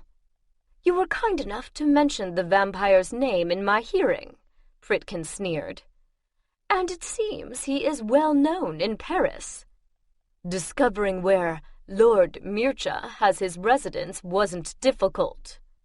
"Tell me you didn't hurt the old man," I said, wondering what he'd done with the real Horatiu, hoping a slip of my tongue hadn't just ended a centuries-old life. Pritkin's bark of a laugh echoed harshly in my ears. "I found him asleep, with the tray beside him. I left him so. My quarrel is not with him." "No, your quarrel is with me, and my patience is not endless," Mircea hissed. He'd appeared in the doorway, a tray similar to Horatiu's in his hands. It was loaded with food, a round loaf of bread, butter, jam, that he'd somehow rounded up. "Then let me try it no further," Pritkin said, pulling a dark sphere out from under his cloak. "Give me my property, or we will all die, right here, right now. The map will do you no good dead." "Nor will it you," Pritkin snapped. "I said we were reasonable men. It appears I overrated one of us," Mircea replied. His hands flexed slightly and his lips drew back from his teeth. I swear I could almost see his fangs lengthening.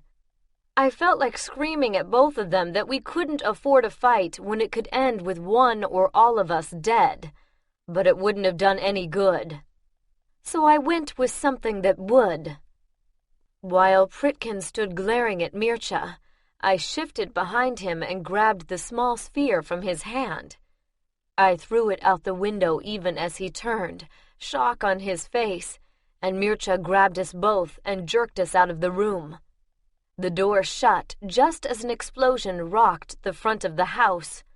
The whole thing had taken less than 10 seconds. "Are you quite mad?" Mircha asked me conversationally. "That was a dislocator." I didn't have time to respond, because Pritkin let out a roar of pure rage and threw himself at Mircha. They crashed backwards, through the railing and down the stairs, hitting the bottom and then rolling straight into a large mirror. It shuddered but didn't break, at least not until Mircha grabbed Pritkin by the collar and threw him into it. The fracturing glass made a sound like crinkling tinfoil, cracking in jagged streaks of broken lightning that radiated out from his shoulders like wings. Then the mirror came crashing down, scattering glass everywhere, and Pritkin grabbed up a large shard and made a swipe straight at Mircha's neck. I didn't see what happened then, because they carried the fight into the next room out of sight. I jerked up the blanket I still wore and ran to the bottom of the stairs, but had to slow down to pick my way through the shards of mirror. And right at the bottom of the steps, my bare foot encountered something that wasn't wood or glass. A folded scrap of paper. It was a single heavy sheet containing a mass of scribbled instructions. A mass of very familiar scribbled instructions. I stared at it in disbelief. I guess I knew who'd been running the auction now. My head whipped up at the sound of an explosion, and I ran into the reception room to find a section of the floorboards charred black and smoking. But a broken vial lay nearby, so it had been a potion, not a spell.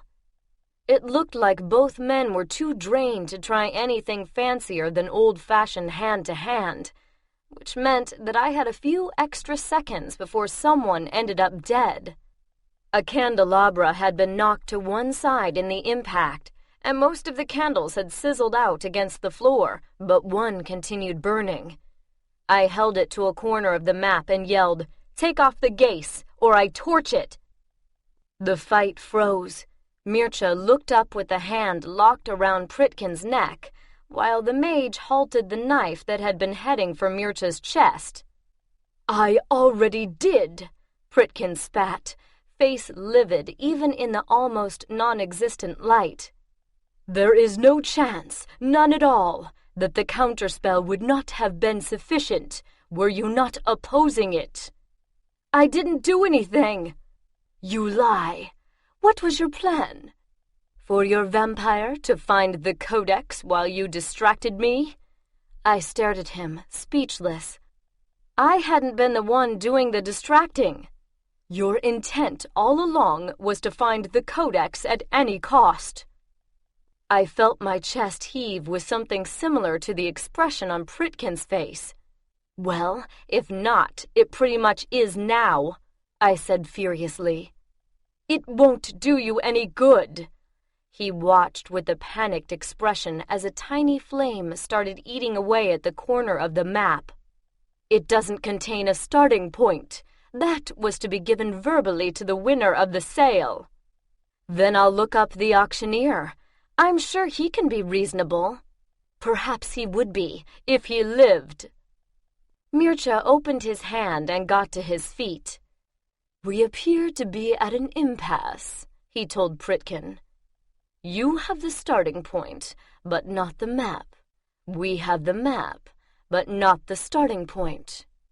We can achieve our goal only by cooperation." It was a good speech, but he followed it with a smile that made the mage drop a hand to his belt, which contained its usual row of deadly little vials. I ignored them and watched the flame grow, consuming the artwork that someone had painstakingly painted at the bottom of the page. Considering how sloppy the rest of the map was, it stood out, particularly because it hadn't been included on the version I would one day be given by a kindly-looking old man in a pretty French garden. It was a perfectly rendered, golden Ouroboros, its tiny scales glinting in the candlelight.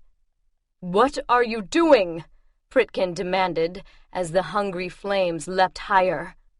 "If you burn it, you will never find it. Even if the vampire made a copy, it won't contain the starting point. And I won't help you." "I guess I'll have to take my chances," I said, watching the bright yellow flame leap higher. "You cannot be serious." Pritkin made a move toward me, but Mircea knocked him back with a casual blow that staggered him. The mage struggled to his feet, staring at me with anger and confusion on his face. "I don't think I've ever been more serious in my life," I said honestly. He helplessly watched the paper turn brown and crisp up, and I saw it the moment realization hit his eyes. If no one found the codex, it would slowly unwrite itself, tucked away in whatever burrow the mages had found for it. And if anyone ever did come across it, it would be useless to them, as much so as if he had retrieved it and destroyed it himself. The three of us watched the paper burn to a cinder. Pritkin looked at me, an unreadable expression on his face, as he carefully ground it to powder under his heel. Then he simply turned around and left. A moment later, a flash of blue lit from the front of the house like a strobe light, and he was gone. "I did not make a copy," Mircea told me quietly. "I can attempt to reproduce it from memory, if you like, but it was quite complex." "No," I stared down at the map, my head reeling. "It really wasn't. Do you know, Dulcata, most of my dates have involved rather less dirt." "Don't complain. You should see this place in 200 years, I said, thrusting the relit candelabra at him. Mircea gingerly took the rack of candles while I got his knife under the gold Ouroboros, set into the line of skulls. It came out easily. The plaster had barely had time to set. Behind it was a small leather tube embedded in solid rock. With a little work, I got an edge up, and a second later it slid out into my hands. I stared at the limestone-dusted cylinder and could have cried. Whatever starting point the auctioneer, Manassier's grandfather I assumed, had told Pritkin had been a fake, and the copies of the map that were floating around, say with his grandson, were useless to anyone who might stumble across them. Unless you knew the secret, they would just send would-be treasure hunters on a wild goose chase, like one of them would me, 200 years from now. No wonder Manassier hadn't minded giving me the map. He'd known it was useless.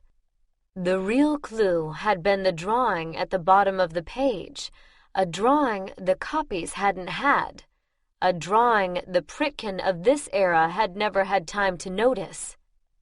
I fumbled getting the tube open, my hands numb with equal parts cold and excitement. I finally took the candles back from Mircea and let him do it. A sheaf of parchment emerged a moment later, golden with age but still perfectly legible. "I don't believe it," I whispered. All that time, it had been right here. I even touched the tiny symbol marking the spot. Touched it, and then run right by. I can't believe it's over. "It isn't," Mircea said, scanning the page. He flipped through several others, and his frown grew deeper.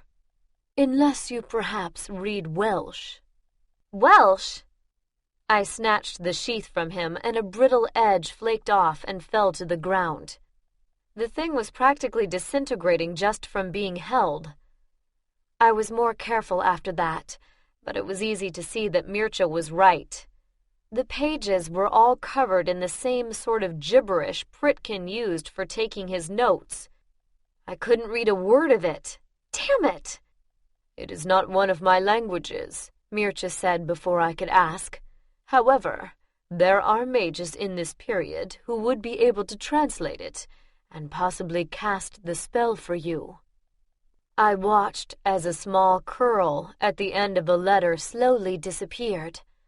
It had been attached to the final word on the last page, a word that was already unwriting itself. Relax, I told myself sternly. What are the odds that it's part of the spell I need? I sighed. With my luck, they were actually pretty good. We have to hurry, I said, carefully rolling the brittle pages back together. That would not be wise. Engaging the help of mages is always dangerous. I will have to do some checking to be certain that we contact someone who will not immediately betray us. You're telling me they're all as crazy as Pritkin? If they recognized what they were handling, probably, he said dryly. I handed the pages back to Mircea and replaced the golden marker in the damp plaster. There was no need to worry about taking the codex with us. The Ouroboros had been undisturbed when Pritkin and I first passed it. All those rumors had been lies. No one else had ever found it. I think I know someone who might be able to help, but I have to go back to my time to talk to him. I just hoped I had the strength to get us back. I grabbed Mircea's hand. There was one way to find out. Hold on, I told him, and shifted. Chapter 25. Dante's was as quiet as it ever got when I returned to my time after dropping Mircea at his, so nobody saw me collapse against a wall. God damn, I really needed to stop shifting for a while. It felt like my head was about to explode. The throbbing affected even my vision. For a few moments, the whole corridor looked like the inside of a heart, red and pulsating. But I'd ended up where I needed to be, in the hallway leading to the research room, and Nick was there, his nose stuck in a book as usual, looking as scholarly as I really hoped he was. Cassie! He stood up abruptly, looking alarmed, and it occurred to me that maybe I should have gone for a quick shower first. But that could wait. The codex couldn't. Limestone dust sifted out of my hair onto the table as I spread out the parchment sheets, pushing books off everywhere in the process. Can you read this? I demanded, ignoring Nick's squawks. It's important. He settled down after a moment, scholarly curiosity taking over, and quickly scanned a few lines. Welsh, he mused. An especially antiquated, if not to say peculiar, variety. But can you read it? Oh, yes, I think so. In time. It isn't one of my chief languages, you know, but I have had some... I need it now, Nick. I gestured at the scattered sheets. Somewhere in there is the spell to lift the gaze, and it would be extra nice to get it before Mircea goes completely around the bend. Or before it managed to disappear. Nick suddenly stilled, not moving, not even breathing, and for a second it was creepily like what a vamp could do. This, he stopped and swallowed. This is the codex, isn't it? You found it. Yeah, only it doesn't do me much good since I can't read it. He just sat there, so I nudged him with a toe. Now, Nick. Right. He came back to life with a vengeance, sifting through the papers rapidly, looking for the right spell. This may take a while, he muttered. There are hundreds of spells here. I don't see an index. Oh, wait. You found one? Better. His bangs flopped in his eyes, and he pushed them impatiently back. I may have found the spell. You're serious. I stared at him, scarcely daring to hope. The damn Gase had thwarted me at every turn for weeks. It was almost impossible to believe that I might be free of it in a few minutes. This may take some time, Cassie. You can, go get changed if you want. Yes, I definitely needed to freshen up. My hands were covered in small bruises. My nails were cracked, and there was dirt pressed into the grooves of my palms. My hair was a frazzled mess, and I was covered in dust from the brief spelunking trip. But Nick was just going to have to deal with me in all my witchy glory, because no way was the Codex leaving my sight. No freaking way. He got a good look at my expression and gave up, going back to translating duty. I sat down opposite him and peered into the ubiquitous little china pot. But only a vague floral scent remained. I put a call into the kitchens for some coffee, figuring both of us could use it, and concentrated on not falling asleep until it got there. "How much do you know about the Circle, Cassie?" Nick asked suddenly. I yawned. "Other than they want to kill me, not a lot. Yes, I am aware that you've had your differences in the past. And present. Is there a point, Nick?" I wanted translation, not conversation. "Well, yes, actually. It's just that I thought you should know. You're not alone. There are many of us who have been growing dissatisfied with the Circle for some time. Only we don't all agree about the remedy. Some of us see the whole system as the problem, not simply the group in power at the moment.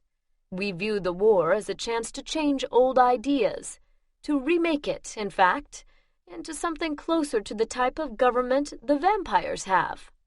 Then there wouldn't be little groups of megalomaniacs making crucial mistakes for everyone. Actually, I thought that pretty much summed up the Senate."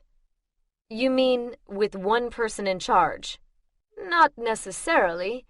Just a more centralized authority, with better oversight of everyone's activities and more checks and balances on their behavior." "There aren't a lot of checks and balances on the Senate," I pointed out.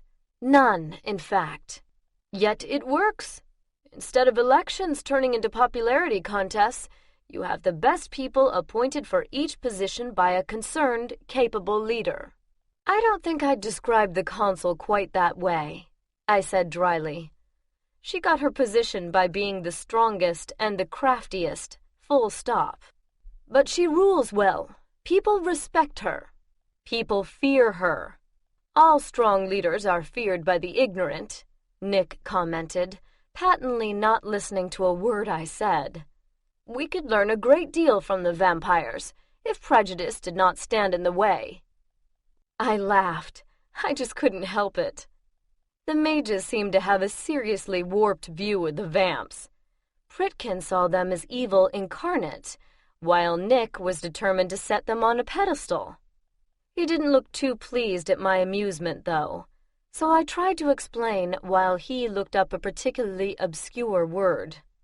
"The vamp system works because of the bonds that force subordinate vampires to do the will of their masters and require masters to answer for the infractions of their followers. The mages don't have that kind of setup. And you can't expect people to... Perhaps if we did, we could coordinate our efforts and stamp out the dark once and for all," he interrupted.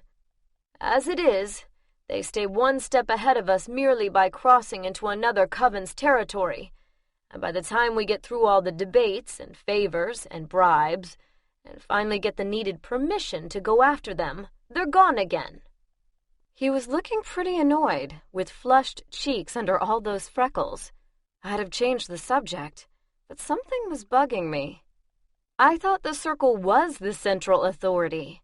Isn't it in charge of the whole magical community?" "No," he snapped. "That's the problem. What we have now is sort of an umbrella organization. Not every coven worldwide belongs to it.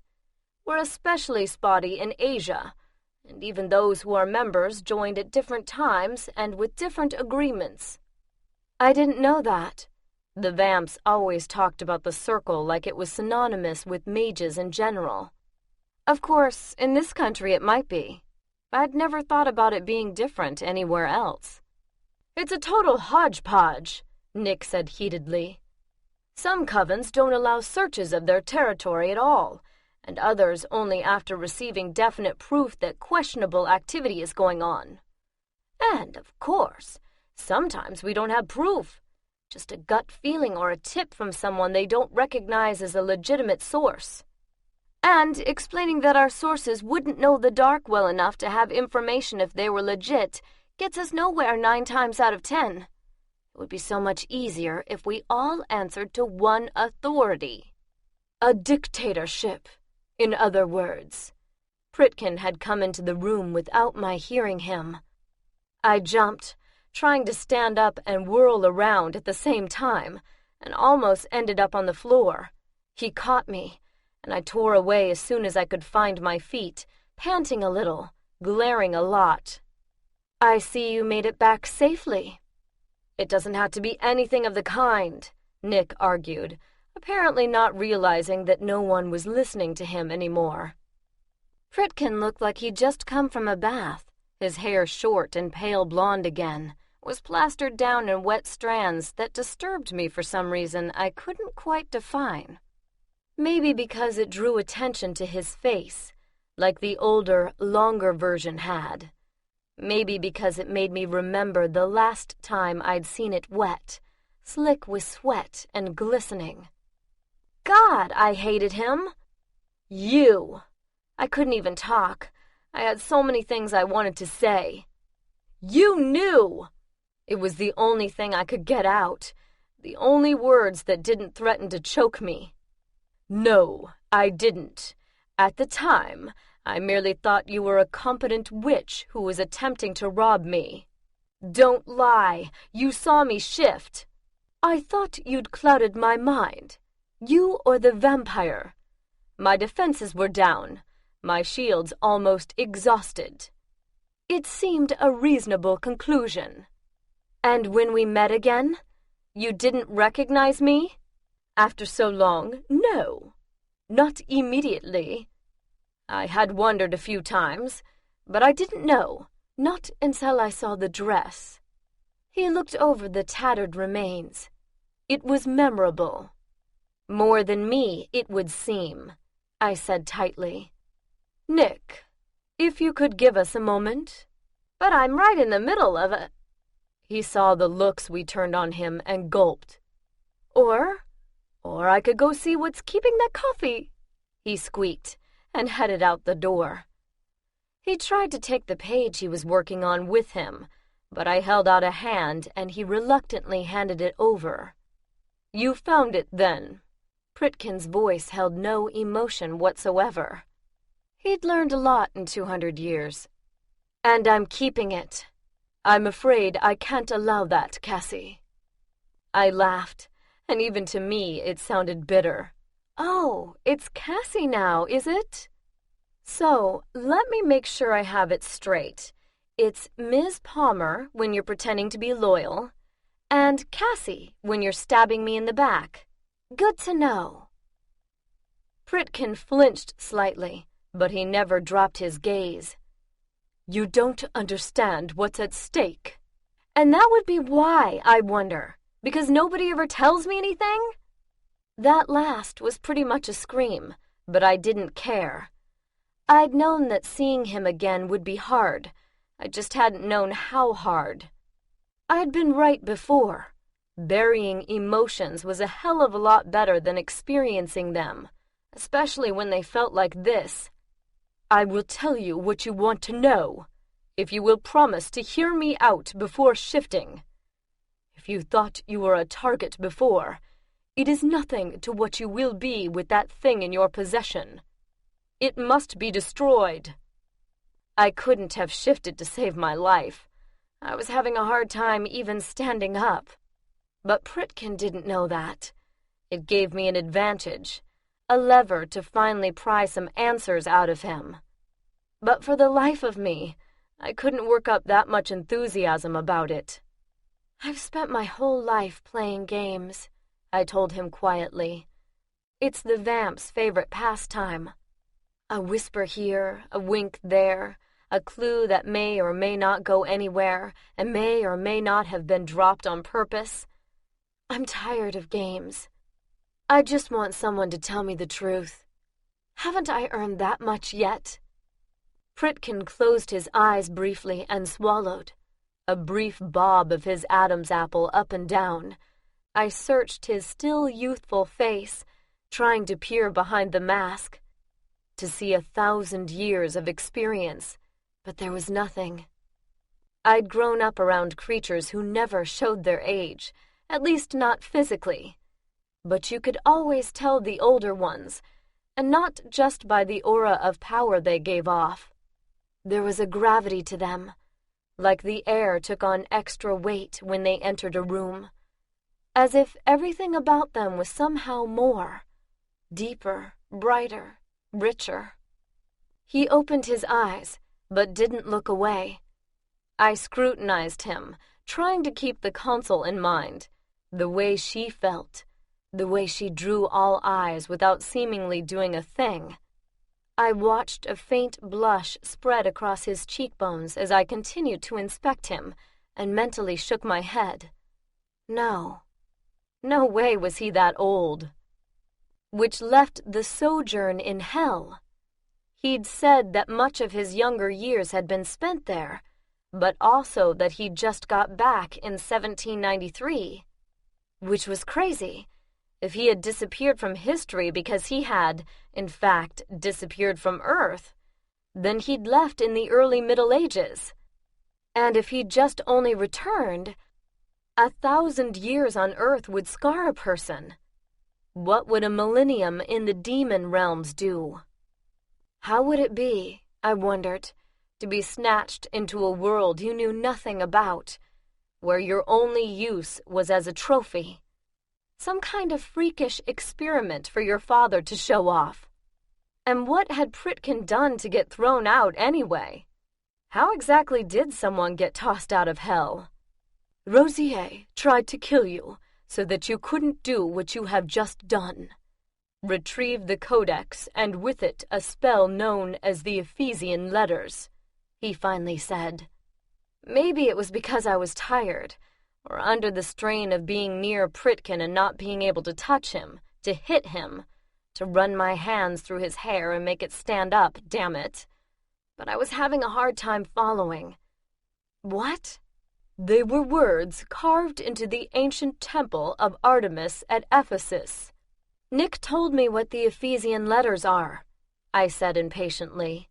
Why does anyone care about an old spell? Because of what it can do. What, in fact, it did do, thousands of years ago. Pritkin sat on the edge of the table. What it will continue to do, if no one ever casts the counterspell that I foolishly wrote down. Merlin the Wise, indeed. Then I was right. You are Merlin. I found it hard to take in. Despite all the evidence, Pritkin was just Pritkin. Not some legend out of another time. Myrden, in fact, not that I used the name for long. A French poet thought it sounded obscene and changed it. Fair enough. He changed everything else. Then the stories aren't true? There was no Camelot or Lancelot or Arthur or... Oh, there was an Arthur, after a fashion, and I can see his face if you read half the things written about him. That rumor about his sister alone, he'd have cut out someone's heart for that one. He thought for a moment. Or she would. Frightening woman. So you're what? Like 1,000 years old? I still didn't believe it. Not precisely. I was born in the 6th century, but did not manage to live even one normal lifespan before Rosier came to claim me. And time in the demon realms runs differently from here, much like in Fairy. Only more so. I was there, as far as I can tell, barely a human decade. But when I had returned, he shook his head, and there was still wonder on his face. The world had changed. When I met you in Paris, you told me that you'd only just come back. Was that when you returned? More or less. I had been back a few years by then, enough to learn my way around to some degree, but not enough to keep from being pickpocketed by a spell that hadn't even been invented in my day, but was old hat in the 18th century. By Manassier's grandfather. Yes, he and an associate were living in that nebulous world betwixt and between. The Circle had rejected them for unbecoming conduct, and, I suspect, gross incompetence, but they didn't have any skills wanted by the dark. They made a precarious living relieving native country bumpkins of their worldly possessions and, whenever possible, draining them of their magic. They couldn't get past my shields to make the latter possible, but they did manage to make off with the Codex. And that mysterious spell you were going to tell me about? Pritkin propped his head on one hand, a tired gesture I could never remember seeing before. I have made many mistakes in life, but the worst of all had to be writing down that blasted spell. But Nick said it was never written down, that it was lost after the temple burned and the priests all died. One survived, and, in extreme old age, left exactly one copy. I don't know whether he was senile or merely unwilling to let his most precious secret die with him. Perhaps he'd forgotten what it does. Maybe he never knew. I only know that I found his scribbled ramblings in an old temple in Anglesey. How they got there? He shrugged. Possibly a Roman legionary picked them up as a curiosity in the East before being reassigned. I never knew. How did you find it? Because I was searching for it. Not that spell specifically, but anything old that might have survived. I didn't have high hopes. The place had been burnt by the Romans during their druid killing sprees, and what was left was plundered by the Saxons a few centuries later. But no one had thought an old scroll to be of much use, especially one in a language none of them could read, and it somehow survived. Languages have always been a specialty of mine, and I pounced on it. For what? For curiosity, partly. For the rest, I was so proud of myself, thought I'd found my life's work, before I understood how long that life might be. It seemed an utter good, cataloging and preserving the old knowledge at a time in which the whole world seemed to be coming down around our ears. I had no way of knowing that what I recorded might well bring that to pass much more efficiently than the damned Saxons ever could. But what does it do? I thought I was going to go crazy if he didn't just tell me. The Ephesian letters is a spell and a counterspell in one, depending on voice, inflection, and which way it is read. One way closes a door. The other opens it. What door? The door between worlds. Rosier fears that if the spell is found, someone might reverse it, opening a gateway to rivals his kind have not had to face, and he had been sorting through the pile of pages at his elbow and had picked one out of the group. It must have been the translation Nick was working on, unless ancient Ephesian priests used lined notebook paper. His breath caught. What is this? I glanced at it. Nick was translating the counterspell for me, for the gaze. This isn't the counterspell, Pritkin said, his face draining of color as I watched. I glanced down at the paper, but it didn't make much sense. Askion, shadowless ones, where gods once ruled. Kataskion, shadowy, humans now do. Leaks, earth is blocked. Tatrax, time, to time's guardian. Domnomeneos, sun overpowered, With this, the sun is overpowered. Aesion, true voice, and the oracle speaks with the true voice. Pritkin grabbed me by the arms. Take us back, quickly. Back where? To the moment Nick got up to leave. I have to catch him. Why? What did he... There's no time to explain. Just do it. I pushed a limp strand of hair out of my eyes and tried to focus. God, I was so tired. I can't shift right now. Maybe tomorrow Pritkin swore. If I don't find him, there won't be a tomorrow. And he was gone. I didn't even see him leave, just the door slamming shut behind him. Chapter 26. And then the lights went out. I sat there in the dark and seriously thought about putting my head down and going to sleep. It was nice and quiet down here. Maybe no one would find me until morning. If there was a morning. I groaned and got up.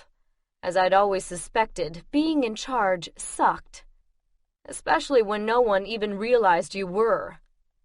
I felt around until I was sure I had the entire codex, rolled it all, including the translation of the spell I didn't need, into a tube and wrapped a rubber band around it. Then I shoved the whole thing down my bodice. Mircea hadn't laced it as tightly as Sal, but it still fit snugly, and with the tube down there taking up what little room there was, breathing once more became an issue. But at least no one was budging that thing. Now, if I didn't pass out from lack of air, everything would be fine. I eased out into the corridor and tried to remember how far it was to the fire stairs. But it's not the sort of thing you really notice when the lights are on. I'd covered what I thought was about the right distance when someone grabbed me. I screamed and somebody yelled, and then I was slammed up against the wall. It hurt, and I was already in a foul mood. I didn't hold back at all when I kneed whoever it was in the groin. You'd better hope that doesn't scar, Casanova hissed. You're a vampire. You'll heal. What are you doing here? It's my casino, he said a little shrilly. I have every right to be here. It's you and your hoodlum friends who need to go, before you cause any more trouble. Avoiding trouble is not a big motivator for me these days. Not dying is a big motivator for me. Not watching Mircea go insane is a big motivator for me. Speaking of which, the Senate isn't here, but I just received word that they're on their way, and I haven't been confirmed in this job yet, you know. How do you think it's going to look when the consul shows up and the whole damn place is dark? Why is she coming here?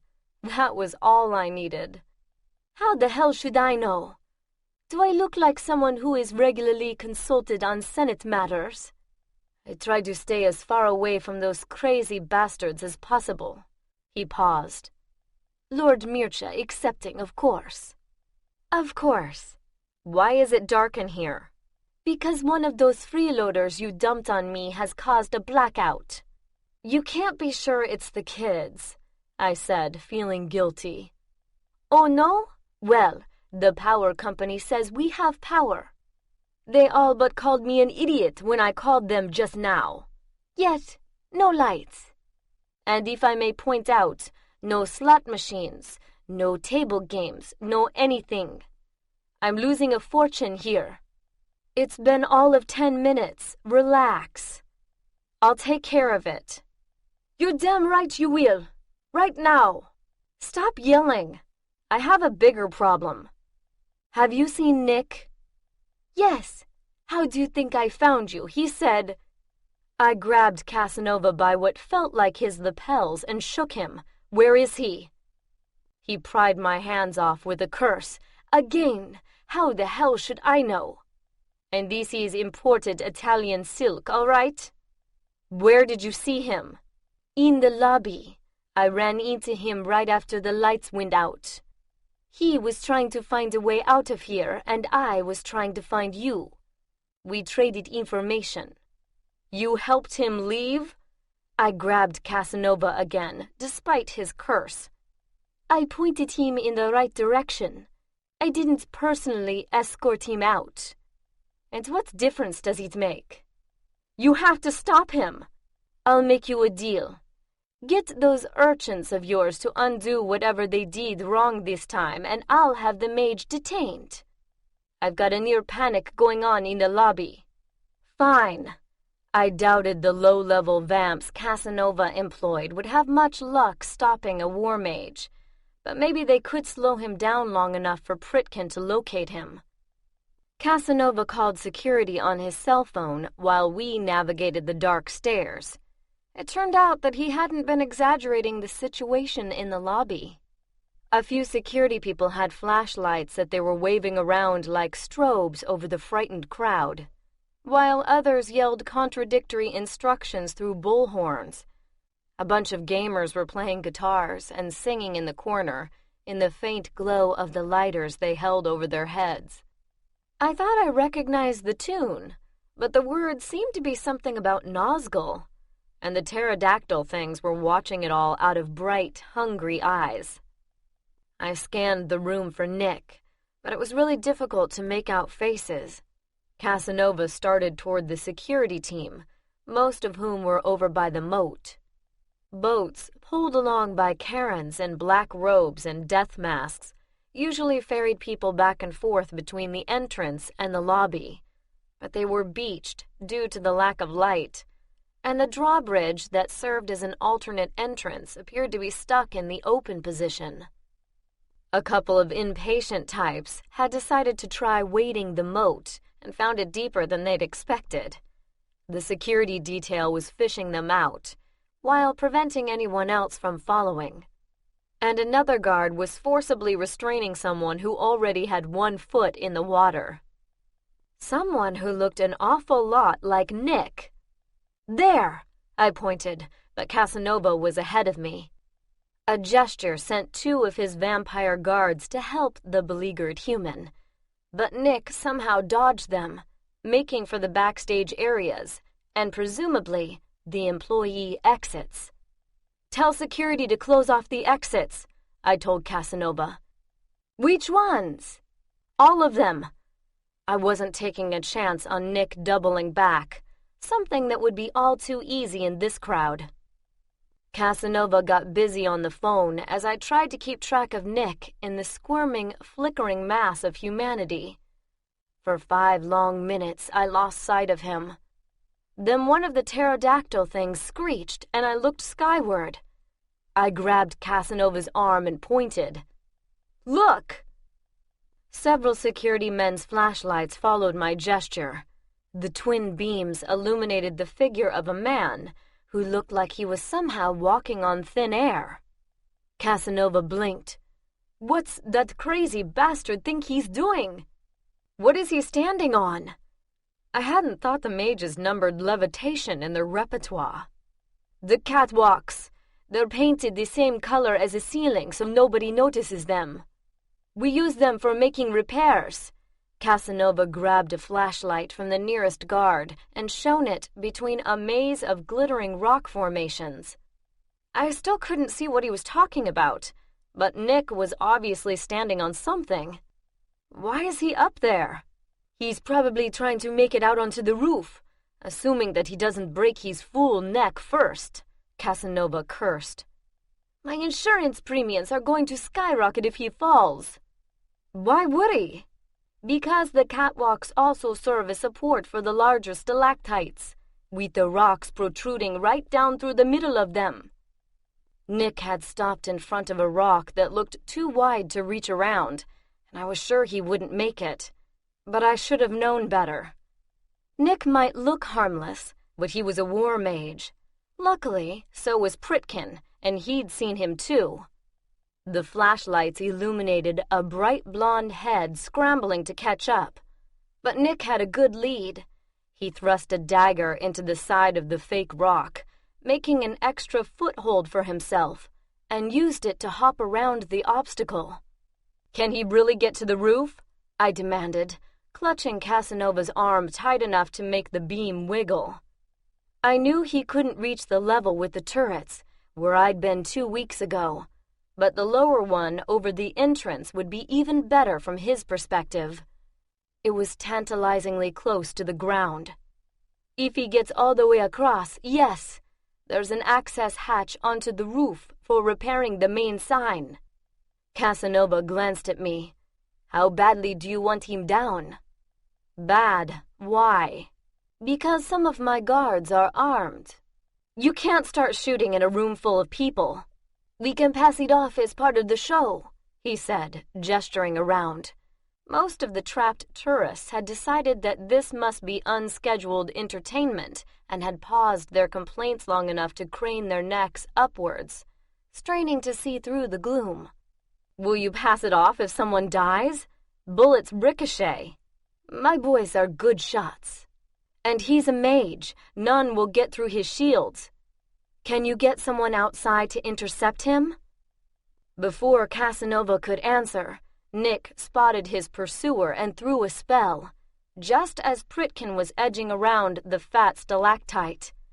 It hit the mass of fake rock dead on, causing it to crack down the middle and sending a rain of plaster into the watching crowd. That was followed by a shower of sparks as Pritkin and Nick simultaneously threw spells at each other. The audience cheered, but it was the final straw for the pterodactyl things, who launched themselves into the air and went screeching toward the fight. Casanova! I can't call them off. Don't even ask. What do you mean? Are you in charge around here or aren't you? One of the creatures targeted Pritkin, clawing and pecking at his shields. The other creature went after Nick, but he fired a spell at it that singed one of its bat-like wings, sending it wheeling away over the crowd. It was soon back for more, but in the meantime he'd made it to the next stalactite. Not when it comes to security, Casanova said rapidly. The wards are designed to act independently. There's nothing I can do as long as those two keep tossing magic around. I bit my lip and watched the creature attacking Pritkin make a vicious jab with its beak. It penetrated halfway into his shields, then stopped as its head became stuck. It began thrashing around, forcing himself to drop to his knees and clutch the beam to keep from being pulled off by its attempt to free itself. Meanwhile, Nick was getting much too close to the exit. Pritkin managed to focus despite the beating he was taking from the giant wings, and threw a spell at Nick, collapsing the section of the catwalk he was standing on. It fell into the moat with a splash and a sizzle, sending up a cloud of steam in its wake and barely missing a Charon that had been a little too late docking his boat. I looked up in time to see that Nick had somehow snagged the next section. He pulled himself onto it while fending off his creature with a few more spells, heedless of the crowd watching raptly below. Pritkin was handicapped by trying not to hit the crowd, but Nick felt no such compunction. Sooner or later, he was going to miss and send a deadly spell into the mass of tourists. I couldn't do anything for Pritkin. I wasn't a mage. But I could possibly get the lights back on and help security clear the area. Let's go. I tugged on Casanova. The kids are probably in the kitchens. He grabbed me by the arm and we muscled our way to the stairs since the elevators weren't working. At the bottom, we paused by a stained glass window where a little weak light from outside was leaking in. It didn't help visibility much. I was mostly looking at a long black tunnel where I should have been able to see bright medieval banners overhead, a line of armor going down either side, and the room service kitchens off to the left. I'd started toward the kitchen door anyway when, out of the darkness, there was a low, slow hiss, like scales sliding against the floor. I froze. I didn't know what it was, but that sort of sound is never good. It coiled along my nerves, making the hairs stand up on my arms. I've seen this movie, Casanova said tightly. Everyone dies in the end. Shut up! You don't understand. I know that slither. A black mist began sending dark fingers running across the stone of the floor, and everywhere they touched, what little light there was went out. "What is it?" I could hear him swallow. "The darkness isn't caused by the absence of light, but by the presence of something else. Something that, believe me, you don't want to see." Yeah, except that dying in the dark didn't sound all that appealing either. I grabbed him before he could get away, crushing that expensive sleeve ruthlessly. "What is it?" "I told you. Casanova, there is a very good chance there are children down there. What the hell is out there?" He didn't answer, just shone the flashlight at the ceiling. The walls in this section were dark wood, but the ceiling was painted white, picked out along the edges in gold scrollwork. The thing was hard to see, as it was also bloodless white. It was clinging to the ceiling upside down, head cocked to one side, watching. It was like a parody of a child, small and half-formed, glistening wetly across all its surfaces. It looked blind, with no glimmer of eyes under the skin that stretched tight across its sockets, but its head turned toward me unerringly. "Cassie," it spoke in Pritkin's voice. It sounded sympathetic. "If you don't run, I'll kill you quickly, and I'll leave the kids alone." I swallowed the noise that wanted to crawl out of my throat and made a quick weapons assessment. Mine consisted wholly of a couple of misbehaving knives, since I'd lost my purse somewhere along the line. Not good. But there was a whole line of weapons in the hands of the suits of armor lining the corridor. They looked as lifeless and empty as museum pieces, but were actually part of the security system. "Casanova," I said very carefully, "order the guards to attack it." "I can't." He shook his head frantically, looking more panicked than I'd ever seen him. "What do you mean you can't? If you let me die, Mircha will kill you."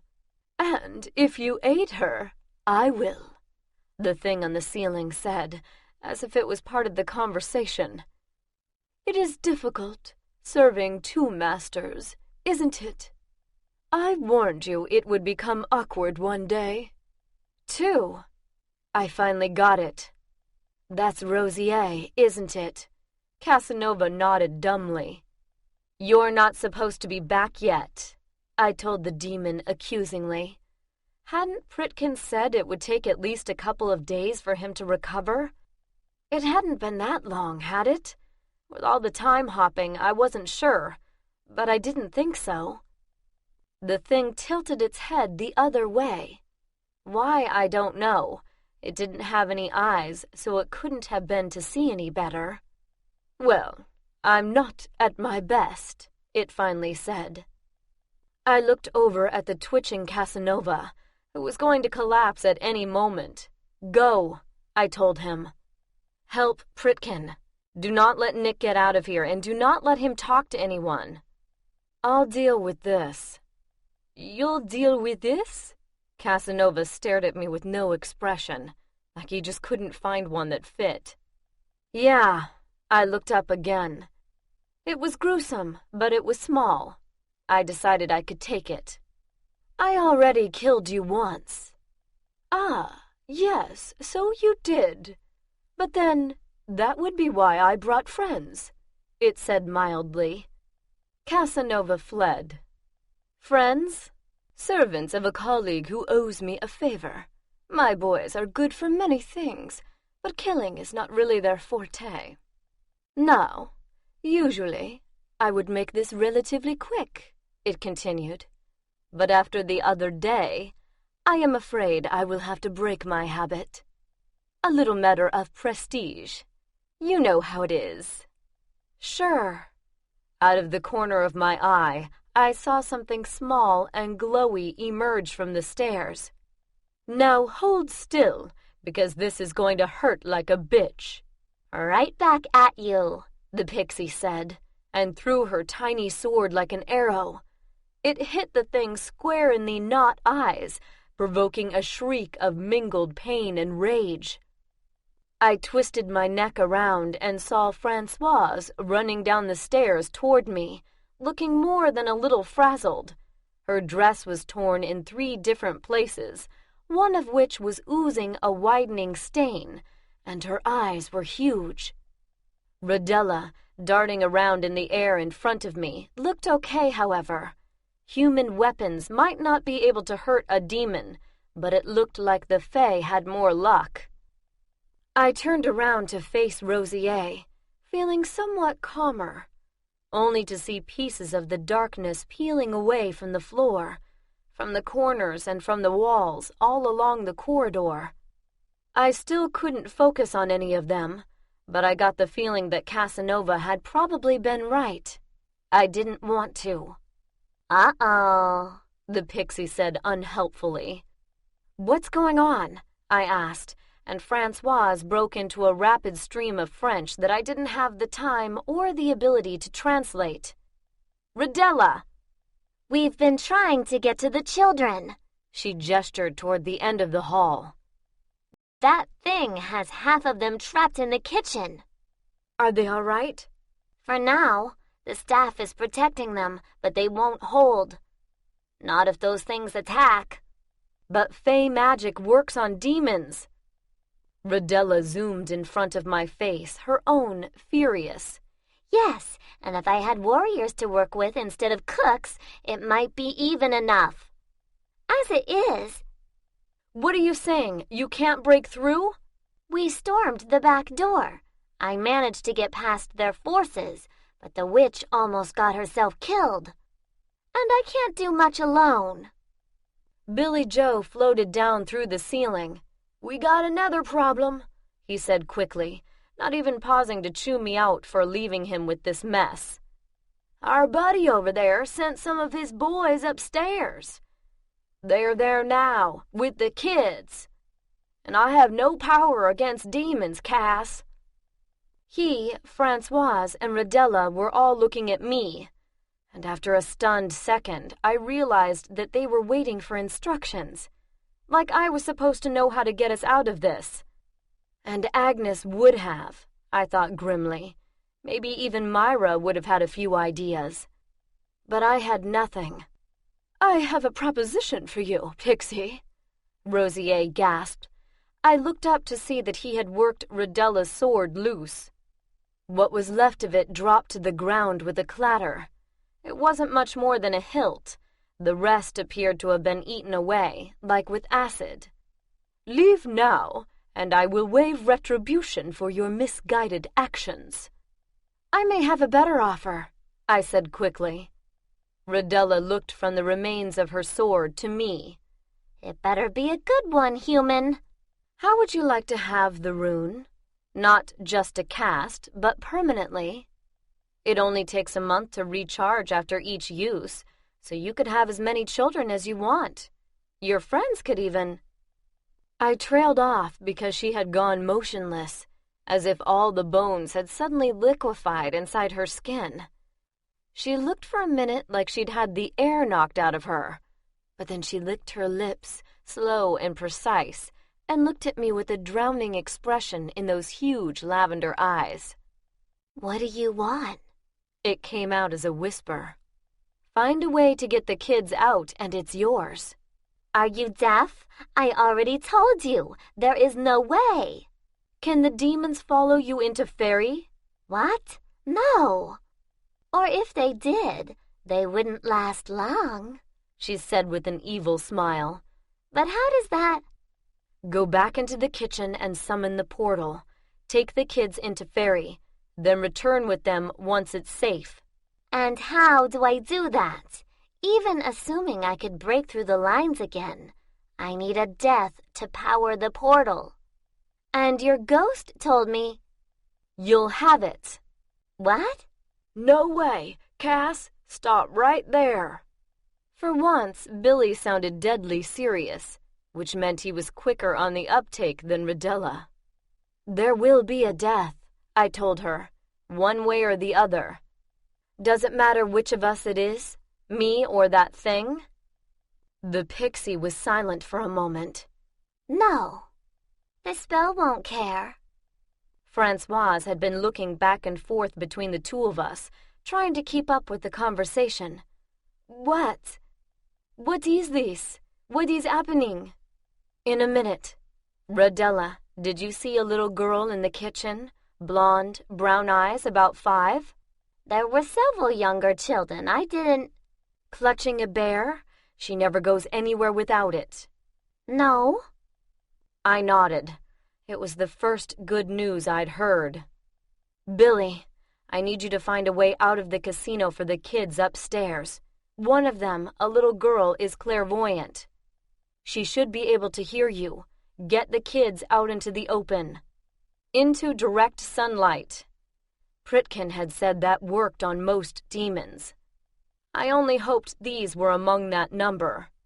Right, I'll go play with the kiddies while you sacrifice yourself. Not happening. I don't have time to argue, I said, tugging off his necklace and putting it into Francois' hands. Give this to the little clairvoyant. I think her name is Jeannie, I told her. She took it, but looked very confused. I wasn't sure how much of this she was able to understand. What do you think you're doing? Billy demanded. If I don't make it, she'll look after you. That's not the point, he said, more angry than I'd ever seen him. Billy will find you a way out, I told Francoise. Look for 3 old crones. They will probably be in the lobby. Casanova had said the Greye were drawn to trouble. I just hoped they hadn't decided to take the day off. They'll help you get to the kids. A ghost, 3 old women, and a witch who has already fought us and lost, Rosier mused. Personally, I would reconsider, Pixie. I didn't even bother to look at Rodella. I knew how she'd choose. The expression on her face had been eloquent. Besides, Francoise had me in a hug that was threatening to choke me. No, I will not leave you again. I am Pythia, I said, detaching her arms with a less than dignified struggle. And you will do as I say. Yes, do as she says, witch. You're no match for us, Rosier added helpfully. Francoise turned on him, eyes furious, and uttered a single harsh word. It wasn't the liquid syllables of French or any other language I knew. It was low and guttural, and the power behind it made my skin crawl. Something flew straight at Rosier, something I couldn't see too well in the low light, but he turned it back with a tiny, casual gesture. The spell slammed into the stained glass window above my head, sending a shower of brightly colored shards raining down all around me. I grabbed Francoise by the arms before she could try again, shaking her as hard as I could. He's right. You can't help me, but you can help them. Now get out of here. Go! I gave her a shove toward the stairs. She looked from me to the demon and back again, confusion and pain on her face.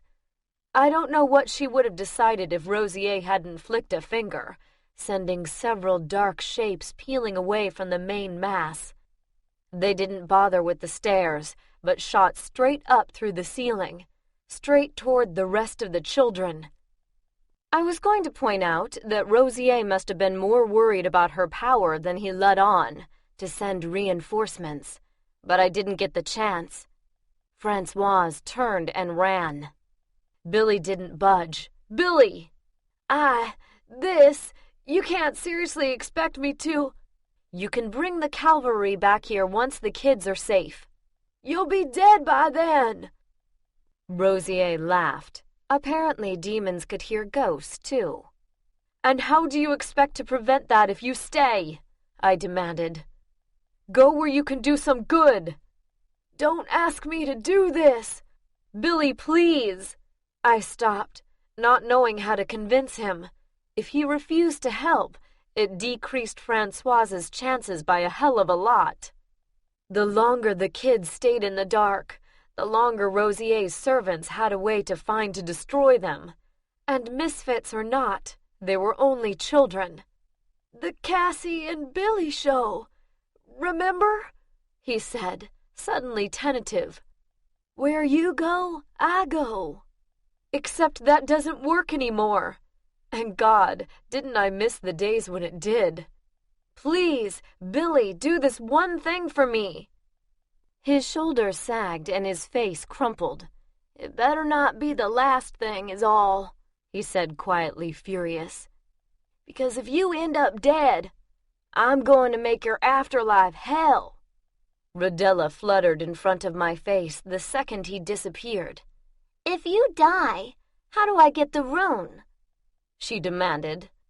"Pritkin, he'll give it to you, assuming you get the kids back safely. You can do that, right?" "Yes." "And take the kitchen staff with you."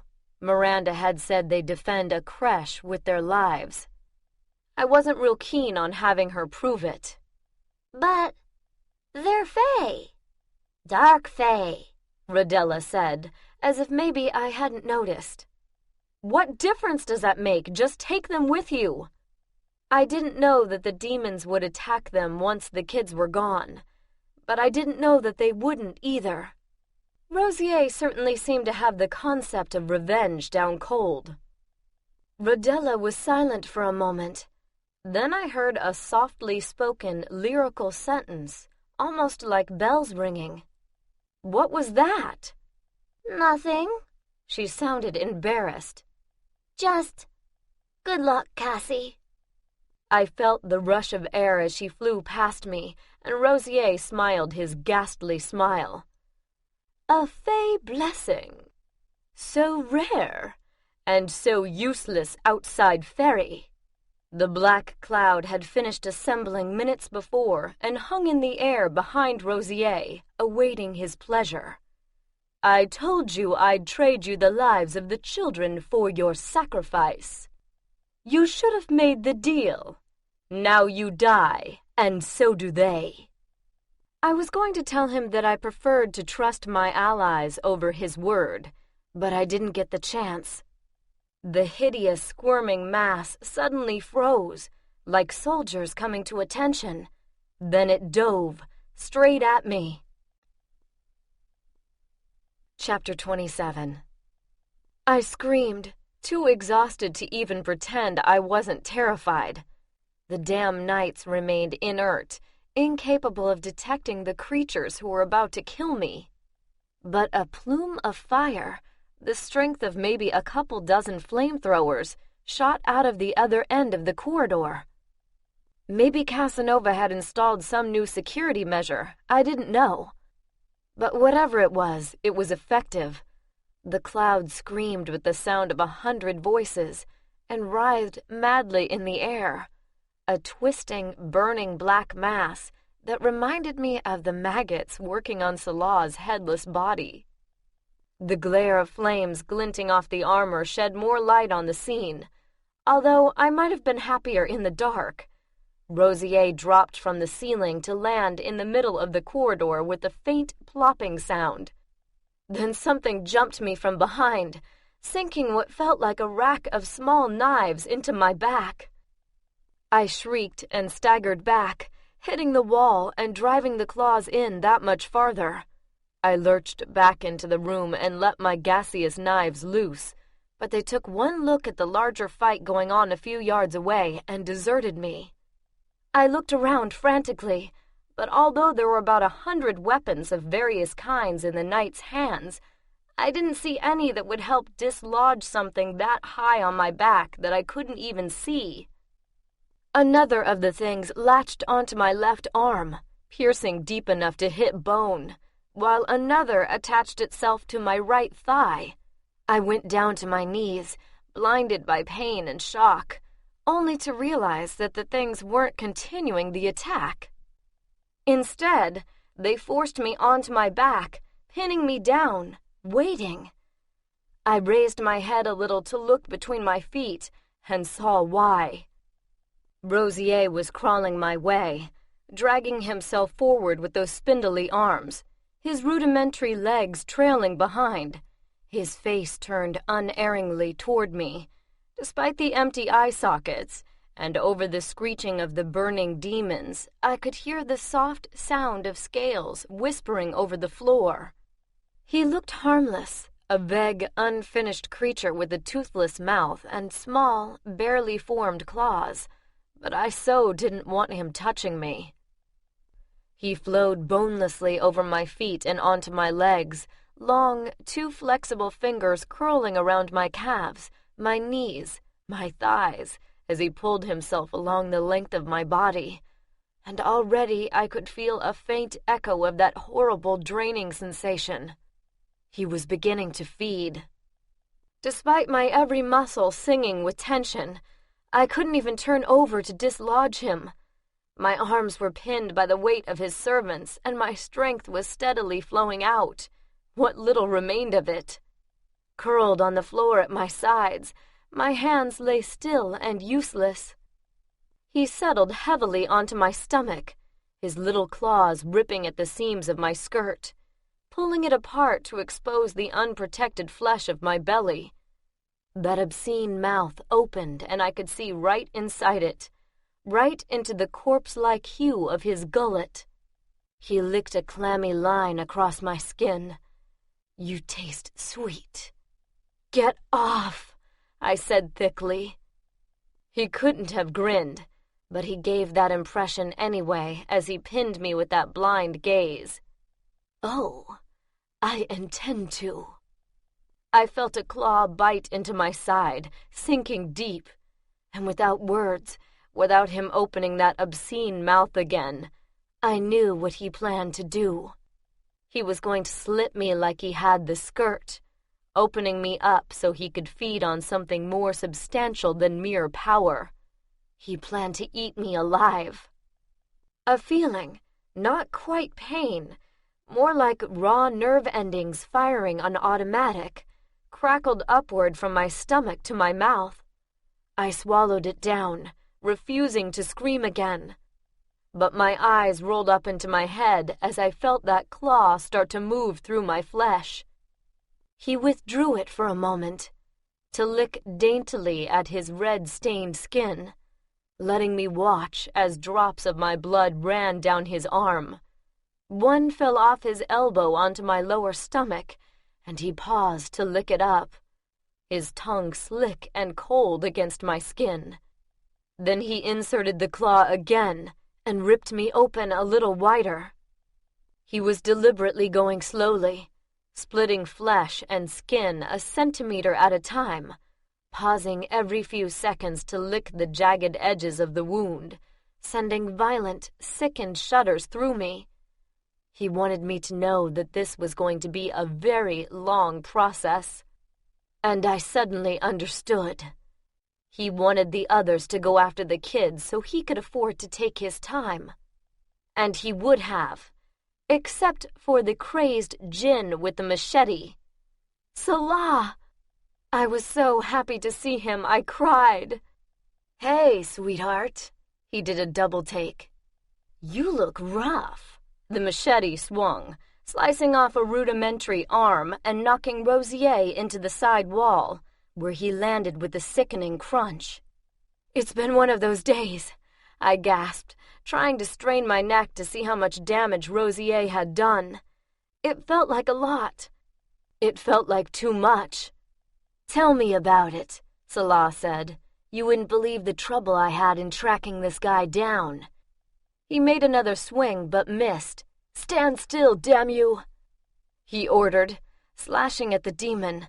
But the creature moved unbelievably fast, even without those skeletal legs, and dodged enough blows to keep himself in one piece. Salah might have found his prey, but it looked like he lacked the power to take his revenge.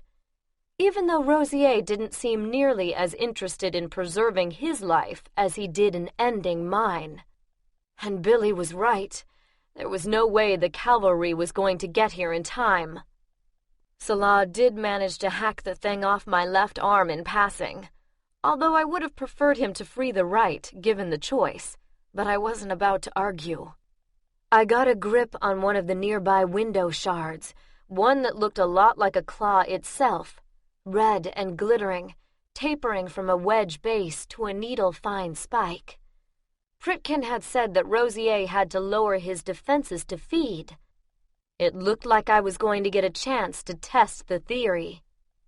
Rosier jumped for me, a misshapen white blur against the dark, landing with enough force to knock the wind out of me. I couldn't breathe, couldn't see, but I could feel. Before the lethargy started again, before he could render me completely helpless, I reached out for the slick surface of his skin and drove the shard as deep as I could into his side. He screamed, but there was little blood, little bodily fluid of any kind, and the spongy flesh closed up around the wound almost immediately. So I plunged the shard in again, and this time I left it while feeling around for others. Some were too blunt to use, but here was a nice blue one with a jagged edge. There, a deep green with a fissure, making it into a double blade. And over there, almost at the end of my reach, was a pearly white, so cracked and splintered along the edge that it was almost serrated, and cut about as well too. One of the black things was trying to grab my free arm, while its master screamed and thrashed about and tried to eject multiple knives all at once. "You will pay for that," he told me, blood dripping from his mouth onto my stomach, mingling with my own. "Maybe, but not today," I gasped, as Salah rose up behind him. I didn't even have time to flinch before the wide blade took off Rosier's head. Blood spurted out then, a river of it, as if something much larger than the tiny body slumped across me had been killed. I lay in a pool of it as the whirlwind started up again, its sound almost immediately overshadowed by the familiar scream of air that signaled a ley line fissure. Or, in this case, a portal. "You better run," Salah told me, as the stream of fire holding off the demon cloud halted abruptly. But I couldn't run, could barely crawl, and there was no time in any case. The cloud dove for me, a screaming mass of hysterical hate, only to be hit by a hail of bullets from the stairwell as a dozen vamps flowed into the room. "Is this a private party?"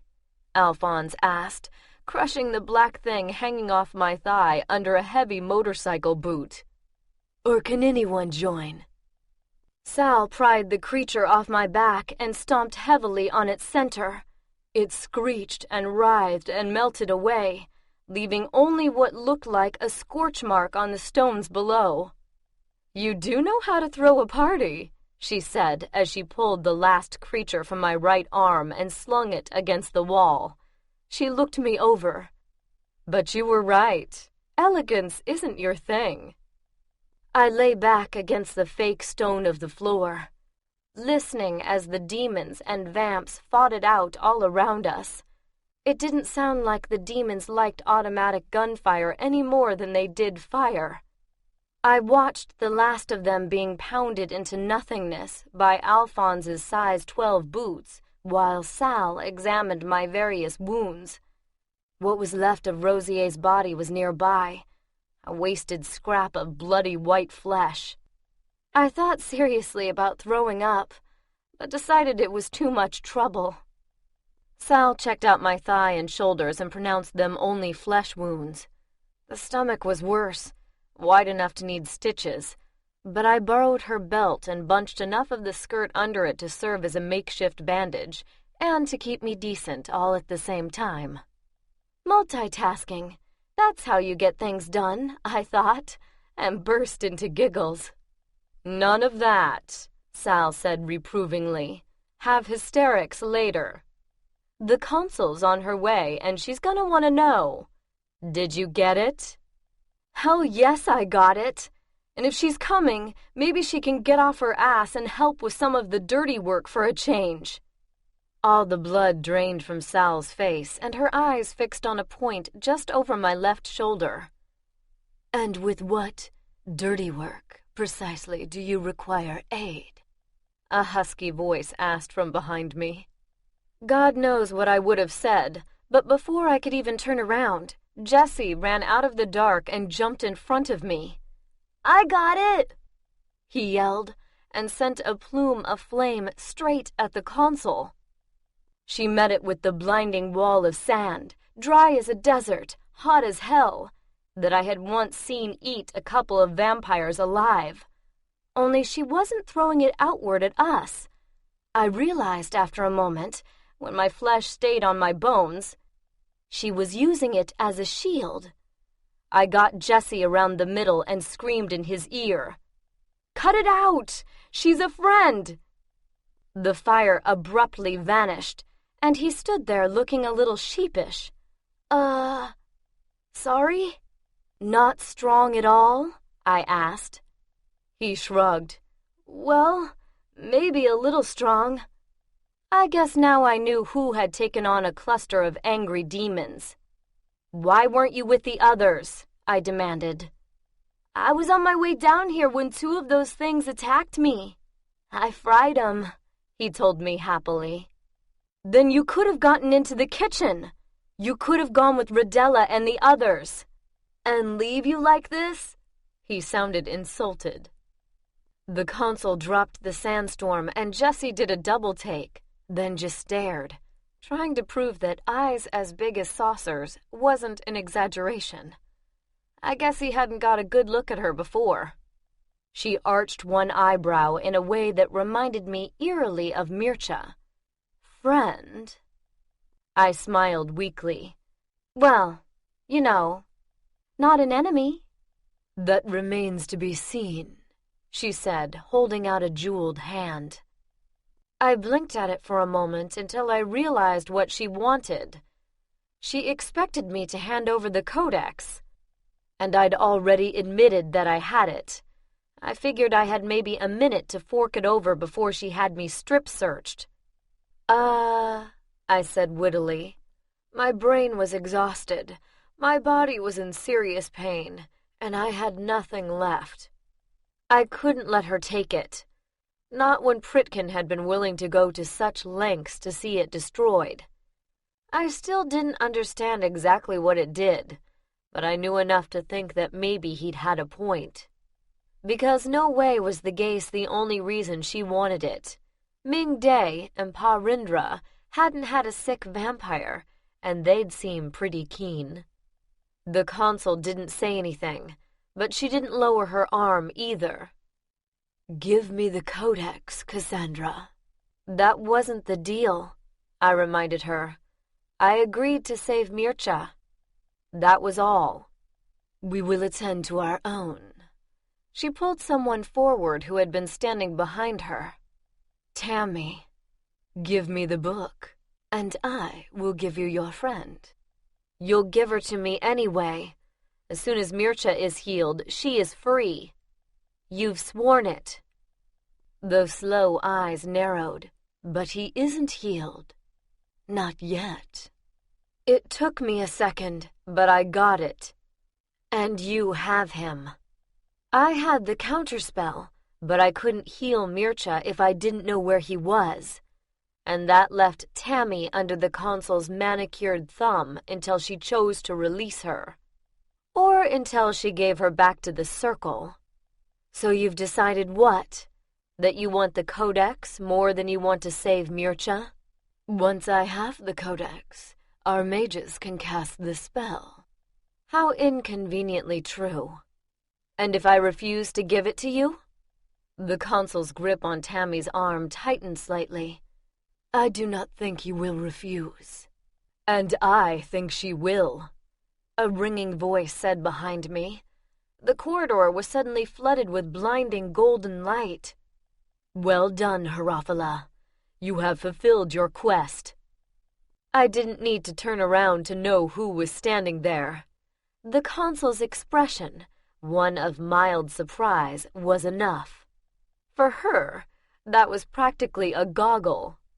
I shifted my eyes, while moving Jessie and me back a few feet toward the shattered window. What do I get? A gold star? The 10-foot golden god in the too-short tunic laughed, and it echoed off the walls. Give me the codex, and you may have anything you like. It is our world now, Harafala. Behind him, I could see a whole row of dark-coated figures, and the rotting fruit smell that accompanied them told me what they were. Dark mages. I guess they were there for bad little Pythias who didn't do what they were told. Because I already have a gold circle, I continued. The codex was hidden behind one. I should have thought of you when I saw it. Gold is the alchemical sign for the sun. Yes, he said, still approving. I did wonder, because the circle symbol is silver, like the moon, Artemis's emblem, that damn traitor, he said casually. The consul's beautiful face found an expression, and it wasn't one I liked. You're working with our enemies, she hissed, and Tammy gave a sudden cry as her arm was squeezed tight. She gave her priests the spell, didn't she? I continued, ignoring it. The consul hadn't gotten to be 2,000 years old by being stupid. If I gave her enough, she'd figure it out for herself. She was always ridiculously sentimental, he agreed. She thought we were being too hard on mankind, that your people were in danger of disappearing altogether. Were we? Don't be ridiculous, he said carelessly. You breed like rabbits. Lucky us. My tired brain was having trouble piecing things together. Since he was in a good mood, I decided to let him help. So the Ouroboros is the spell to block your kind from our world. He laughed. He was happy, even jocular. Of course he was. I hadn't told him no yet. It was the symbol for Solomon's protection spell, the one that trapped me here. The one I undid when I defeated that bitch at Delphi. The Pythoness, they called her. The last of a line of powerful witches who maintained the spell he had cast.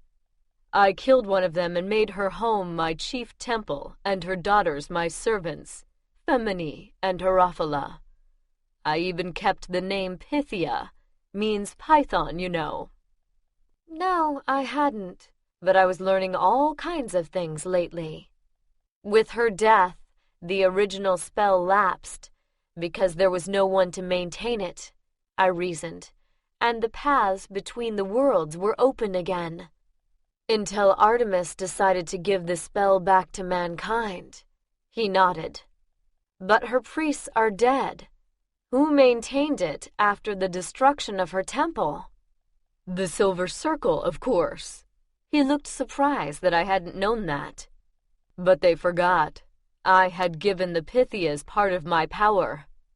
And when my people were barred, the power remained, and allowed me to communicate, albeit with great difficulty, with my priestesses, he acknowledged. But the damn circle corrupted them, turned them against me, blocked the only link I still had with this world. I couldn't get anywhere with any of them. Until I came along. I was suddenly feeling really queasy. Yes, I thought I had a good candidate in Myra, but she fizzled out. He dismissed the former heir with a wave. She was more interested in consolidating her own position than in following my lead. I was quite pleased when you disposed of her. I didn't. He shrugged. You helped, thus winning you many friends, young Harafala. Artemis never bothered to consider that the spell barring us from Earth would close those worlds linked with yours as well. Fairy, for example, which depended on our magic and has been in decline since we left. They will be glad to see our return.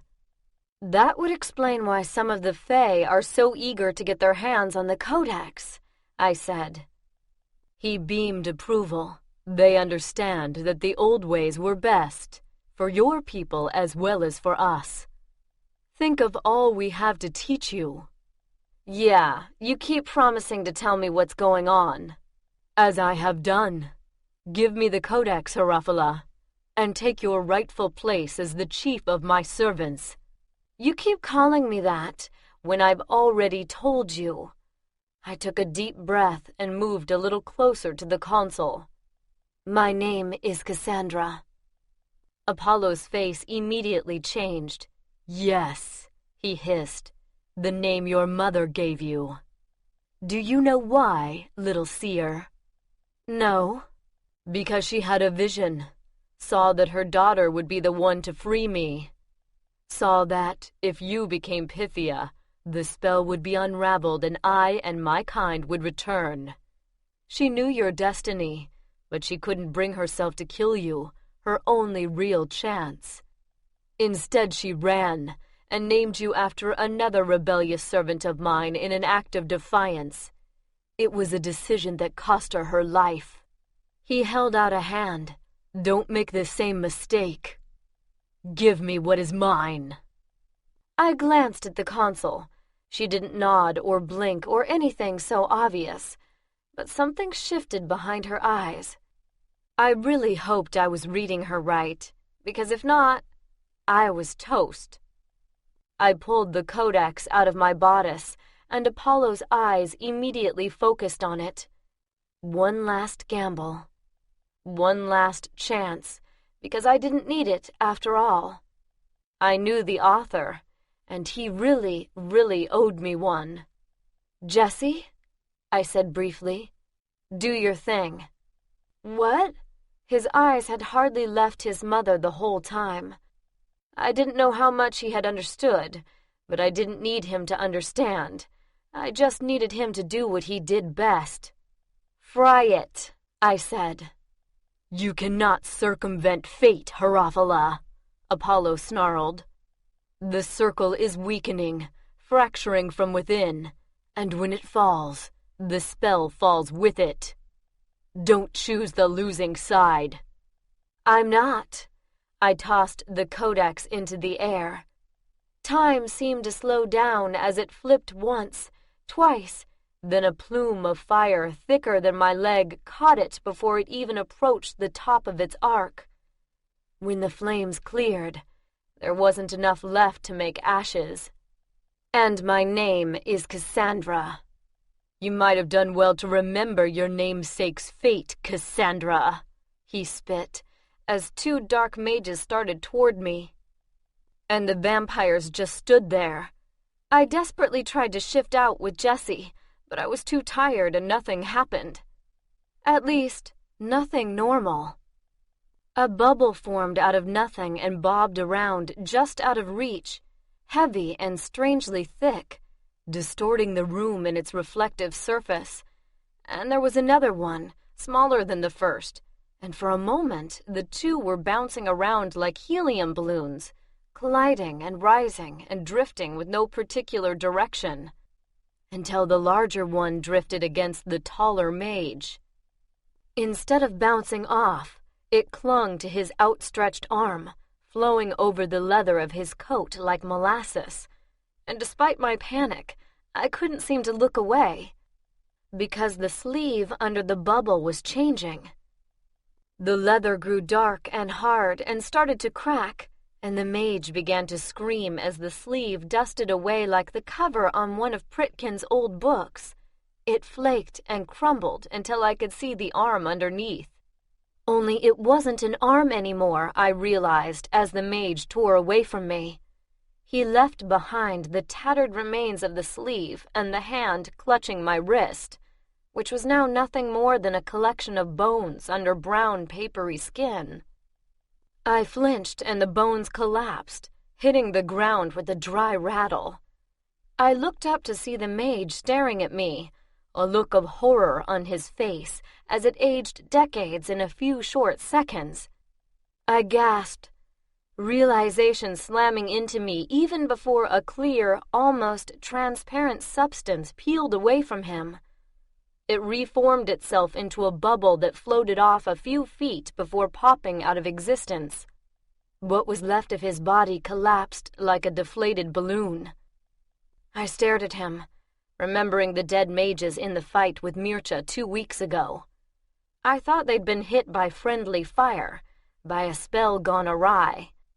Looked like it hadn't been so friendly after all. I see you've had lessons from someone, Apollo was seething. The traitor Agnes must have had more time with you than I thought.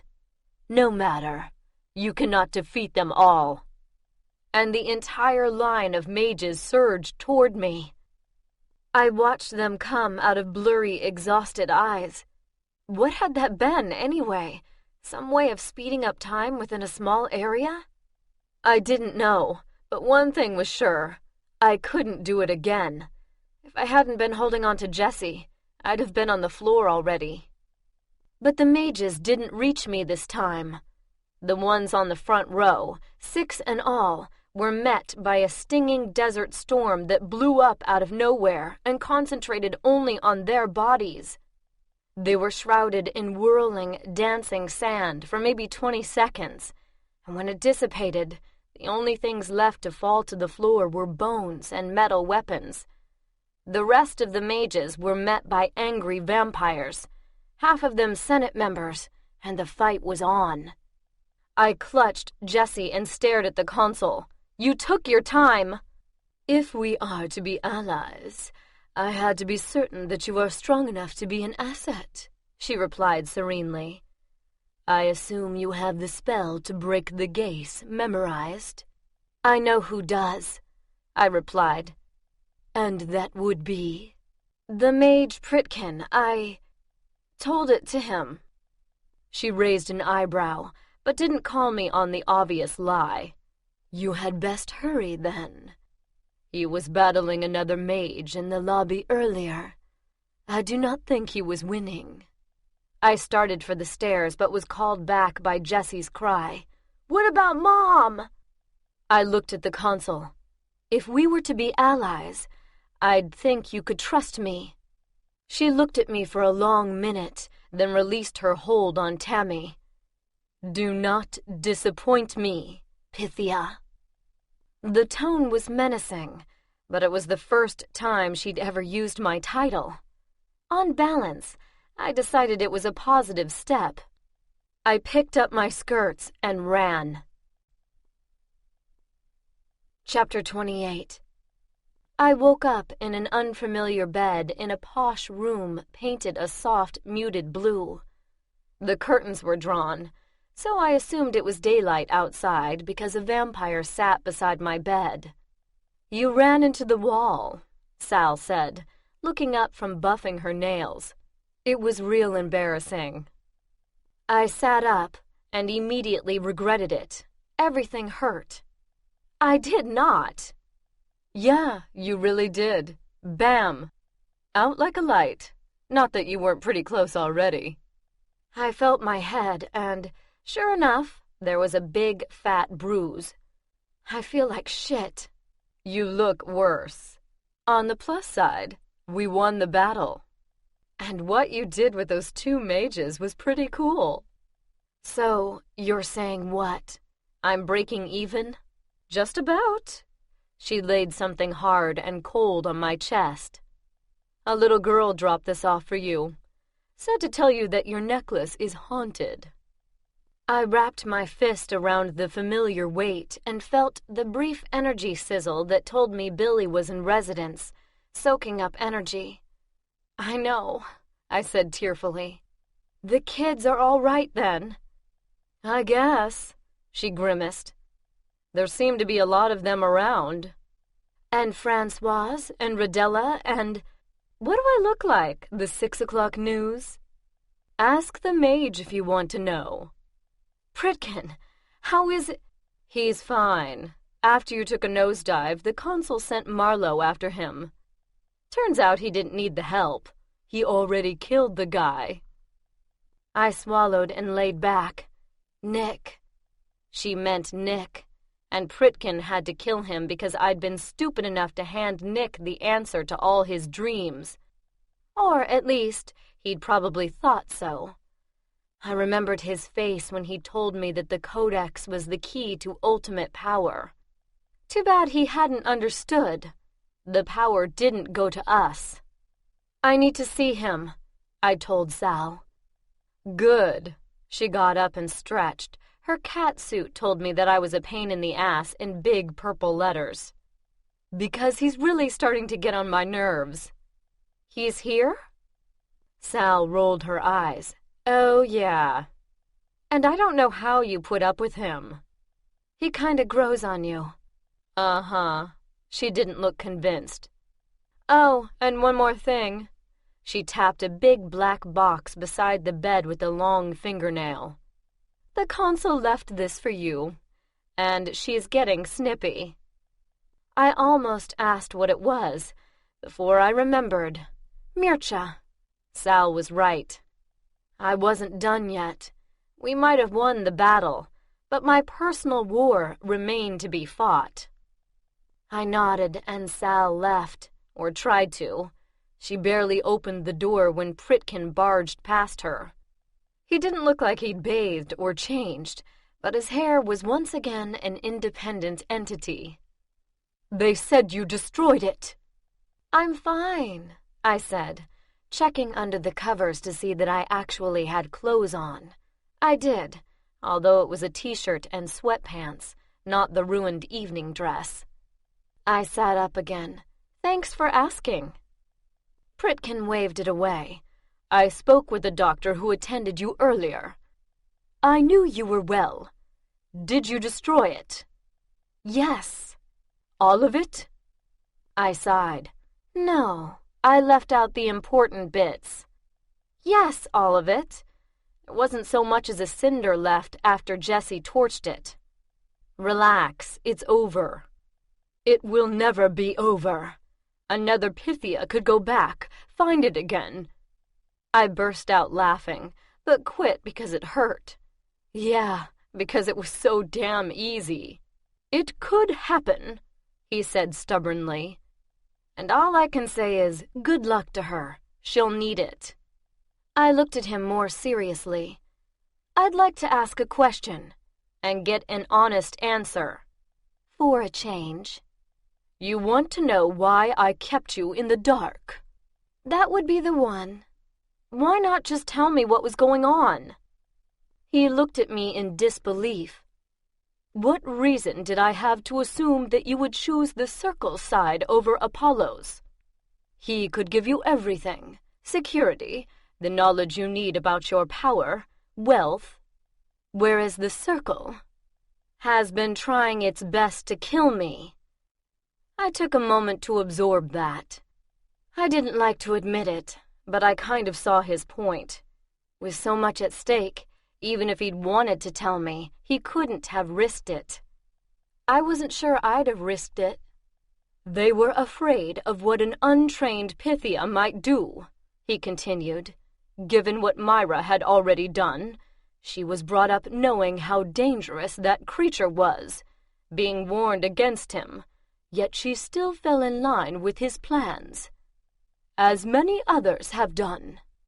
It does explain a lot, I agreed. I've been wondering why Tony, who pretty much defines paranoid, would join a risky rebellion. But I guess he didn't think it would be much of a risk with a god on his side. Which is what the Circle assumed you would think. And once their attempts to remove you failed, they were even more certain that you would side against them as soon as you realized that you had such an ally. He looked at me curiously. In truth, I am not entirely sure why you did not. I shot him a look. I've read the old legends, part of them anyway. Enough to guess what things would be like with his group here again. Is that all? Pritkin looked skeptical. Because you would have been his favorite. A pampered pet, a slave, I finished flatly. I would have been his slave. I'd already had one master, and that had been more than enough. I said that no one would ever control me again like Tony did. I meant it. Pritkin's jaw tightened. That kind of power would be very attractive to many, regardless of the price they had to pay for it. "I'm sorry about Nick," I said, knowing what he had to be thinking. He didn't flinch, but his eyes were shadowed. "It was necessary," he said tersely. He'd seen the spell. He could have told others. He would have told others. He spent half an hour telling me all about what's wrong with the circle, how it's a big bureaucratic mess that just needs a firm hand to straighten out. His hand, I assume. He was feeling you out, trying to discover if you would support his position. Yeah, he didn't seem too happy when I laughed at him. Pritkin regarded me for a long moment. "You are an unusual person, Lady Cassandra." I blinked, sure for a moment that I'd heard wrong. "What did you call me?" "You have chosen a new reign title, I believe." "Yeah, but since when do you use it?" "Since you've earned it." "Along with a lot of enemies." My list of problems now included a pissed-off demon lord, the dark Fae King, who was still waiting impatiently for the codex, and an angry god. To keep the last of those from turning mankind back into its playthings, I had to protect the Silver Circle from annihilation, even though they were facing a war with his allies and still wanted me dead themselves. And, oh yeah, I was in the last place I'd wanted to be, allied with the Senate in the thick of the fight.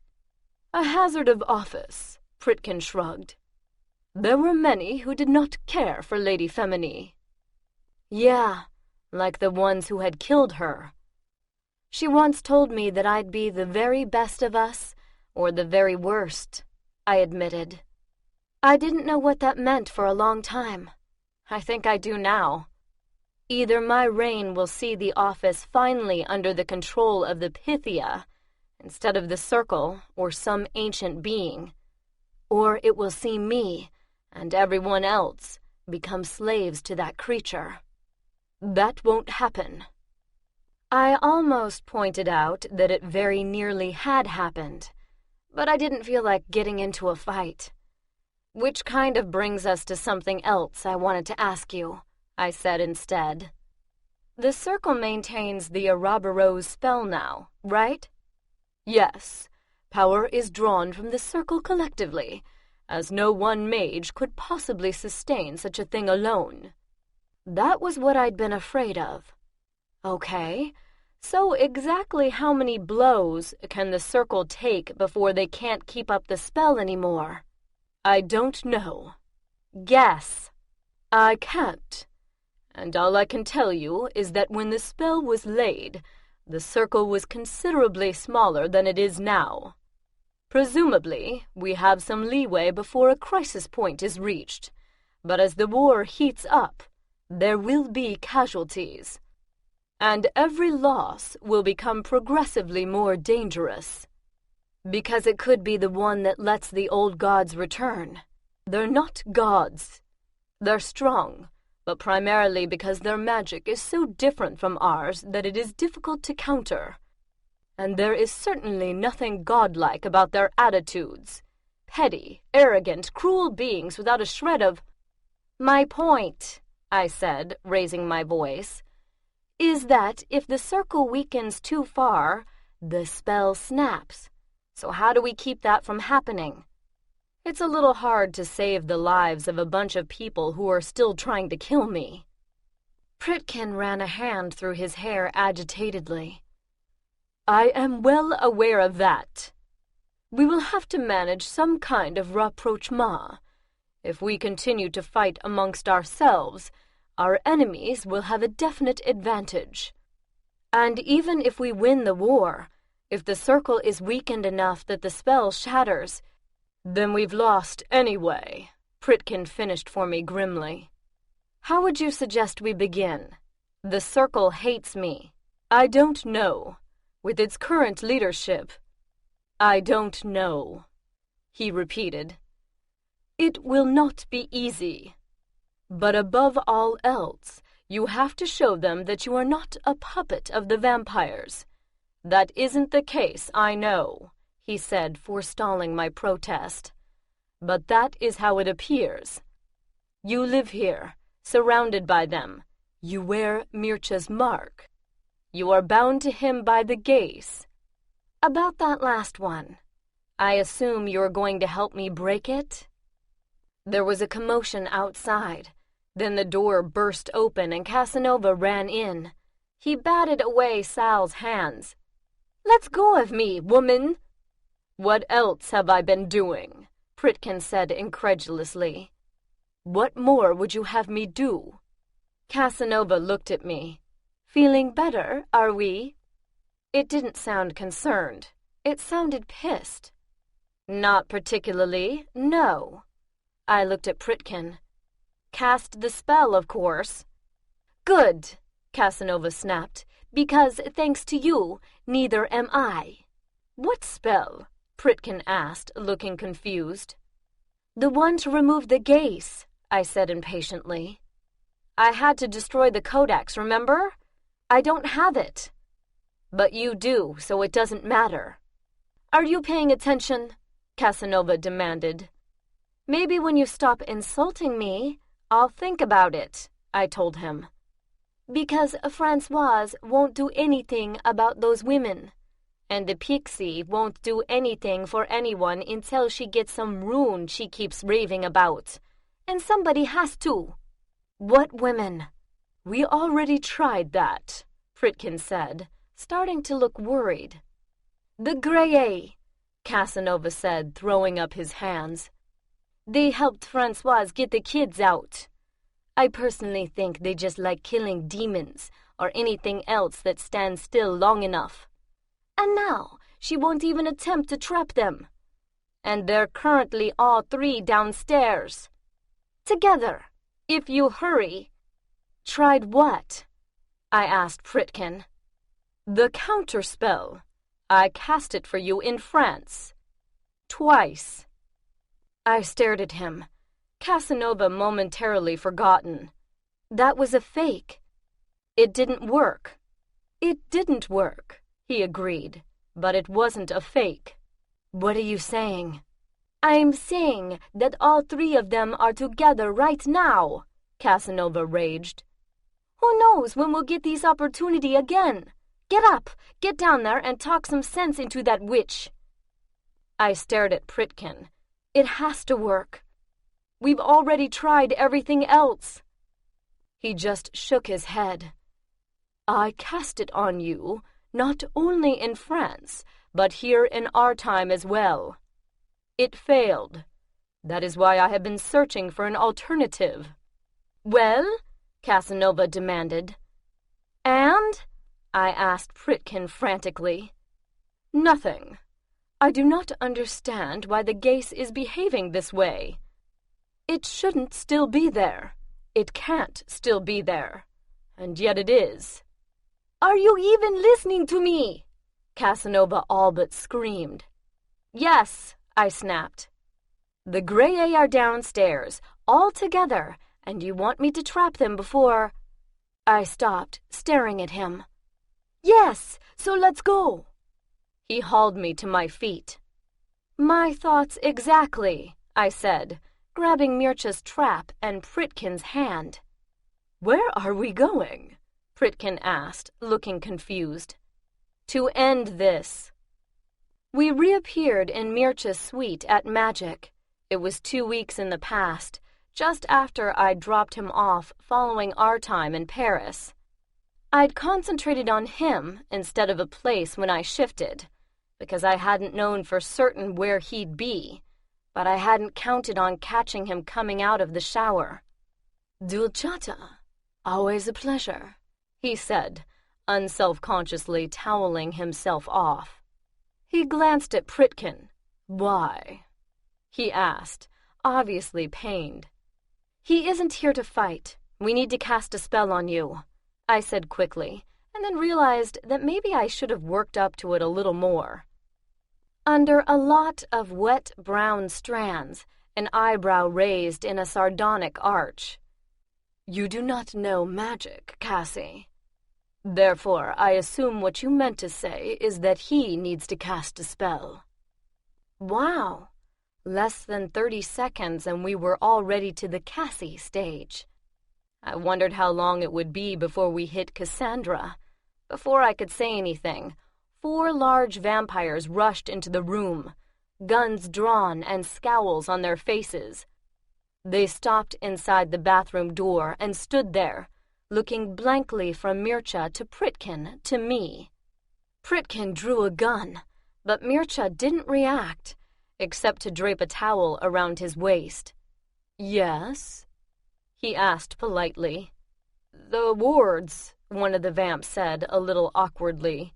He was taller and more muscle-bound than the others, but judging by the energy he gave off, also probably the youngest.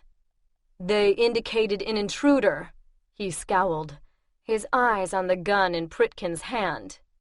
They were mistaken, Mircea said smoothly, as if we weren't standing right there. 3 of the vamps immediately bowed. Our apologies, my lord, one of them murmured formally. I will have the wards checked before any erroneous reports are filed, although it could take an hour or so. See that it does. Yes, sir. 3 of the vamps started for the door, but the bigger one hesitated. My lord, with respect, the consul said most definitely that any unregistered person should be detained and reported as possible. But there are no such persons here, Mircea repeated. My lord, he swept an arm to indicate the scowling war mage and beat-up clairvoyant currently crowding Mircea's bathroom. They are standing right. Do you see anyone? Mircea asked one of the other guards. No, sir, he replied, looking right at me. They must have done something to fool your minds. There are 2 mages, right? Mircea made a small gesture, and the vamp suddenly stopped talking. His eyes darted around my general direction, but could no longer seem to find me. But there were people here. Mircea raised an eyebrow, and the vamp's companions dragged him from the room. I stared worriedly at the door. Will they be back? No, but they will have to report this in an hour or so. I take it your business will need no more time than that, because if so, I shall need to make further arrangements. I'm not really sure how long it will take, I said awkwardly. That depended on just how difficult he was about to be, among other things. It's, kind of complicated. Suddenly he laughed and gestured for me to precede him into the bedroom. With you, when is it ever anything else? Like in the bathroom, the outer areas of the suite were well lit with candles, not electricity. I remembered why. This was the night the war began, at least officially, the night magic was attacked. The big wards were up, and they didn't mesh well with electricity. The dim light didn't prevent me from seeing Mircea's inquiring look, however. I sighed and glanced at Pritkin, who had settled himself into the chair Tammy would later occupy. He shrugged unhelpfully. We'd been over this already. There was no way Mircea was going to agree without some kind of explanation. But I didn't have to like it. It's a long story, I said quickly, before I lost my nerve. But basically, there was this accident with the timeline and the gaze was doubled. And then it started growing or morphing or something, and I was going out of my mind until I inherited the Pythia's power. It gave me a reprieve, but you ended up half crazy and, well, in here. I held out the black box. The consul ordered you locked up so you wouldn't, run amok or anything. Basically, Mircea repeated dryly. Well, yeah, pretty much. But I think I know why the counterspell won't work. Because the gaze was put on 2 of you, one in the current timeline and one in the past. But since only one of you is present whenever we try the spell, it doesn't think you're all there, so to speak. I beg your pardon. It's like with the Greye, I explained impatiently. I accidentally set them loose, and we've been trying to trap them again ever since. Only it seems they register as one person for the sake of any magic used on them, and if one of the three is missing, the spell won't work. So they just make sure that they are never all together anymore. Then we cast the spell all day, and nothing will happen. Let me see if I understand, Mircea said, pulling on another of Ming Day's little gifts. You believe the gaze views the two of me on whom it was placed as one person. Because you are. But because I hold the spell in two separate timelines, if it encounters only one of me, it does not view me as a complete person, and therefore will not work. Exactly. We all have to be present at the same time, two of you and one of me, because I had it placed on me only once, but you had it done twice. Once by the mage who initiated the spell, and once by me. At least, I hope I have that figured right, because if we need another me, this is really going to get complicated. Going to? Pritkin muttered. That would be why, in Paris, your dress did not harm me, Mircea mused, ignoring him. Because linked as we were by the gaze, it saw us as one. And of course, it would not harm its owner. Well, 2/3 of its owner. But yeah, that's it. I am in there, am I? Mircea slipped onyx cufflinks into the French cuffs on his shirt and eyed the box skeptically. We can let you out, I said dubiously. But I don't think... That is, I'm not sure how you'll react. Marlowe said he couldn't control you there at the end. Can we get on with this? Pritkin demanded. Mircea ignored him, but he gave me back a frown. Has it not occurred to you that the mage has deceived you? Perhaps in an attempt to get into this very room, past security, to assassinate me in a vulnerable position. Do mages frequently do that? I asked, surprised. A few dark ones have tried, but after what happened to the last one, I have had a reprieve for some years. He glanced at Pritkin. But perhaps the lesson has been forgotten and must be taught again. Pritkin leapt up from his chair. If I intended to harm you, I have had more than enough time already. Mircea bared his teeth in an expression that no way resembled a smile. Feel free to try. I refrained from throwing something, but it was close. I'd known bringing Pritkin was a bad idea, but after the debacle with Nick, I hadn't dared to trust anyone else. Not to mention that he was the only one who knew the spell. It had to be him, and it had to be now. I honestly don't know how much time you have left, I told Mircea quietly. If we do nothing, the spell will run its course and you'll die anyway. The spell was never designed to kill, he reproved. Not in its wildest permutation. No, but it can drive someone mad. And then the consul will do the killing for you. Mircea paused, his eyes sliding to the snare. He regarded it for a long moment, expressionless. I guess it would be a little weird. Okay, a lot weird. To imagine yourself trapped in there when you were standing right beside it. The Senate has many experts at its disposal. Surely they can find a solution. That's already been tried. Do you think the consul would have had you imprisoned if there was another alternative? But would not this counterspell remove the gaze from me, as well as from your Mircea, and thereby change time? No, we don't think so. It was one of the things I'd asked Pritkin before we left. It's being cast on the three of us to break the bond we all share. But it can't affect anyone who isn't here, which includes the Cassie of this time. So your link with her should remain and, run its course. Leading to a great deal of trouble. I'm afraid so. But there's no other choice. Not if you want the present timeline to continue. The one in which you are Pythia. I didn't answer, but I didn't have to.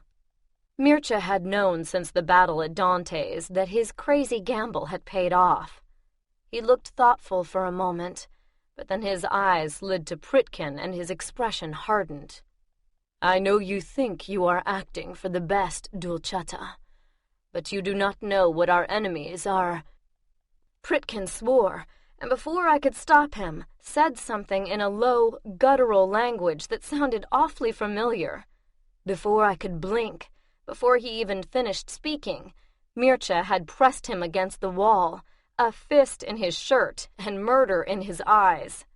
Mircea, no! I grabbed his free arm. I thought we were going to wait until he agreed, I said to Pritkin, furious.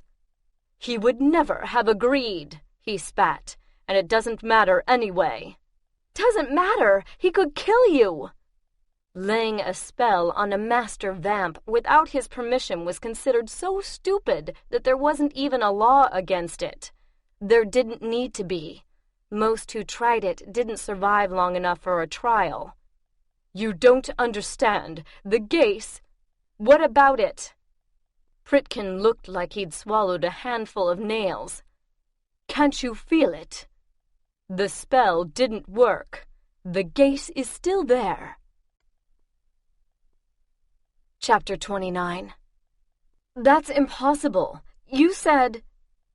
I said your theory seemed plausible if the spell had not morphed into something new. Obviously it has. In the 100 years since you placed it on the vampire, it has had more than enough time to grow, to change, to become a new spell. As a result, the counterspell won't work, because the spell it was designed to offset no longer exists. You're telling me we went through all of that for nothing? That we'll just die anyway? Not for nothing. In the process, we discovered... He glanced at Mircea and hesitated. Much of interest. And yeah, that might be true. But knowing what was really behind the war wouldn't do me much good if I wasn't alive to fight it. That doesn't help. I told you all along that I doubted the counterspell would work, he informed me in the tone that made me want to hit him even more than usual. I was about to return a scathing reply when I suddenly remembered. He had said that, but he had also said something else, too. Something that I'd forgotten because I'd been so fixated on the codex. There was another way to break the Gace, one that Mircea had woven into the spell himself. My heart sped up as I ran the idea over in my mind. All 3 components of the Gace were here now, me and both Mircea's. The counterspell didn't work, but that was because the original spell had changed form, not because my theory had been wrong. But Pritkin had said that the fail-safe was part of the Gace and that it would morph along with it. So the fail-safe should still work. There might be an alternative, I said slowly. What alternative? Pritkin asked, his eyes narrowing. I looked at Mircea. Do you remember when you had the original spell cast? You had the mage put an escape clause in place? A fail-safe, yes. I was advised to do so by everyone with whom I spoke. It is a common precaution, as the Duroked Gace is famous for. Mircea stopped, understanding flooding his eyes, followed immediately by a stubborn glint. Dulceta, he began warningly. It didn't work with Tomas, I said, speaking quickly before he made up his mind. Because he was a substitute, but only for one of you. And just like with the counterspell, the fail-safe will only work if there's 2 of you, participating. Cassie? You must be out of your mind, Pritkin broke in. If it doesn't succeed, you could end up tied to him forever. That won't happen. You don't know that. There is no telling what might occur with a spell left to its own devices for that long. Mircea hadn't spoken, hadn't moved, but suddenly the security detail was back. I suppose it only requires the right master for you to knuckle under. Is that it? Pritkin sneered as they started manhandling him from the room. You were brought up as a vampire's little lapdog. I should have thought you'd prefer not to die one as well. The door slammed shut, although I could still hear him ranting as they towed him down the hall. You can't hurt him.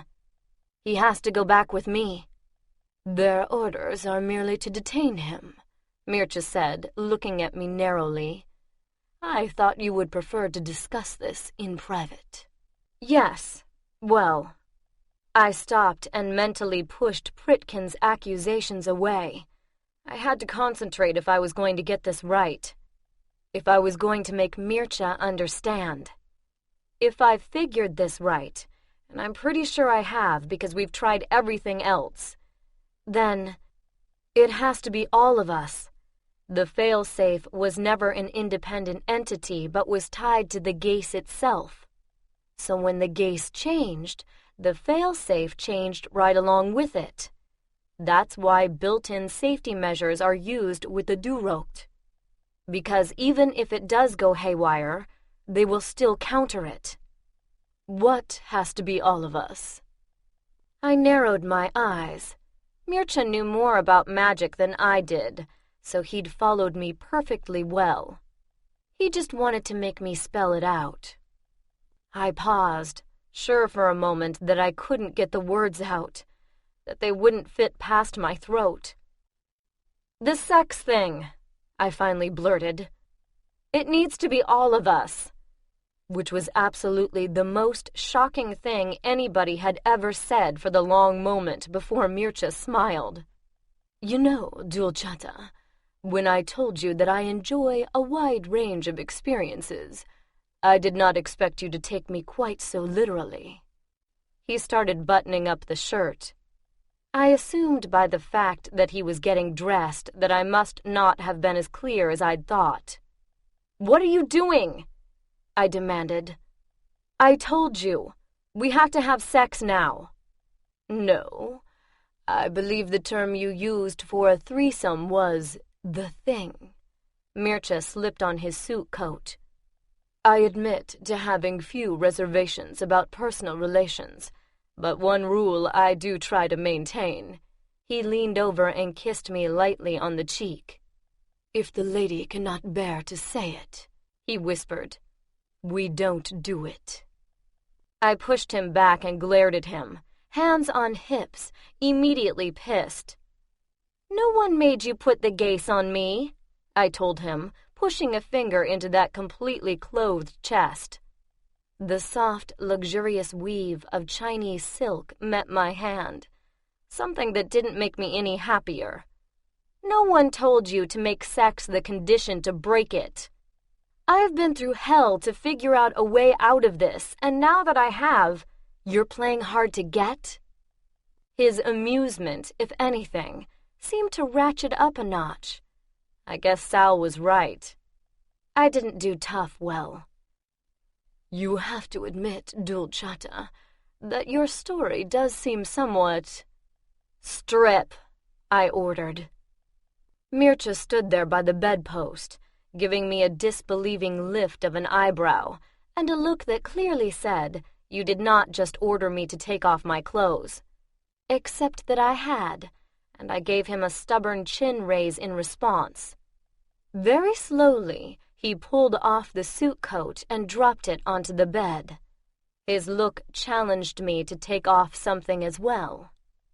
I tossed my head at him. Fine. After the week I've had, that didn't seem like much of a challenge at all. I reached back and unhooked the catch at the top of my dress.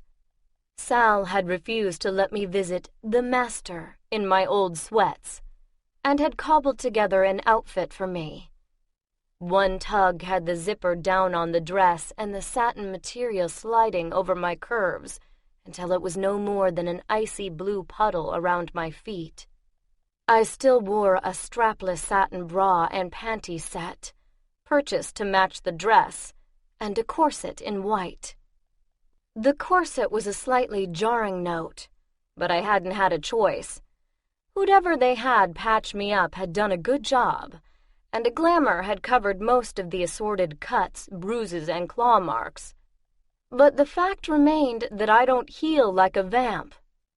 Underneath the white lace and ribbons was an ugly 2-inch-long scar that we'd been afraid would bleed through onto my pretty new dress. "You are serious?" Mircea was frowning.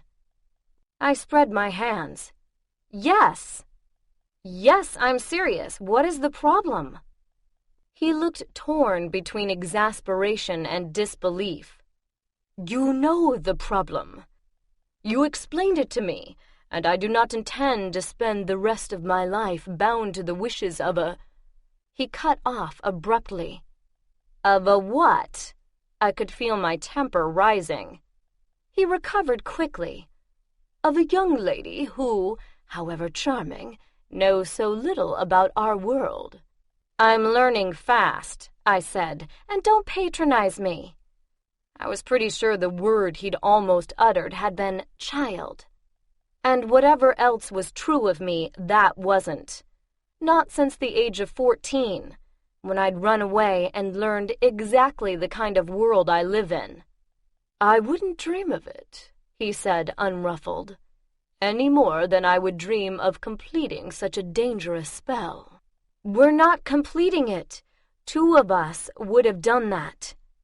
The fail-safe wouldn't have worked if we'd had sex in London, because all 3 of us weren't there. But here and now, it will override the Gace." "You can't be certain of that."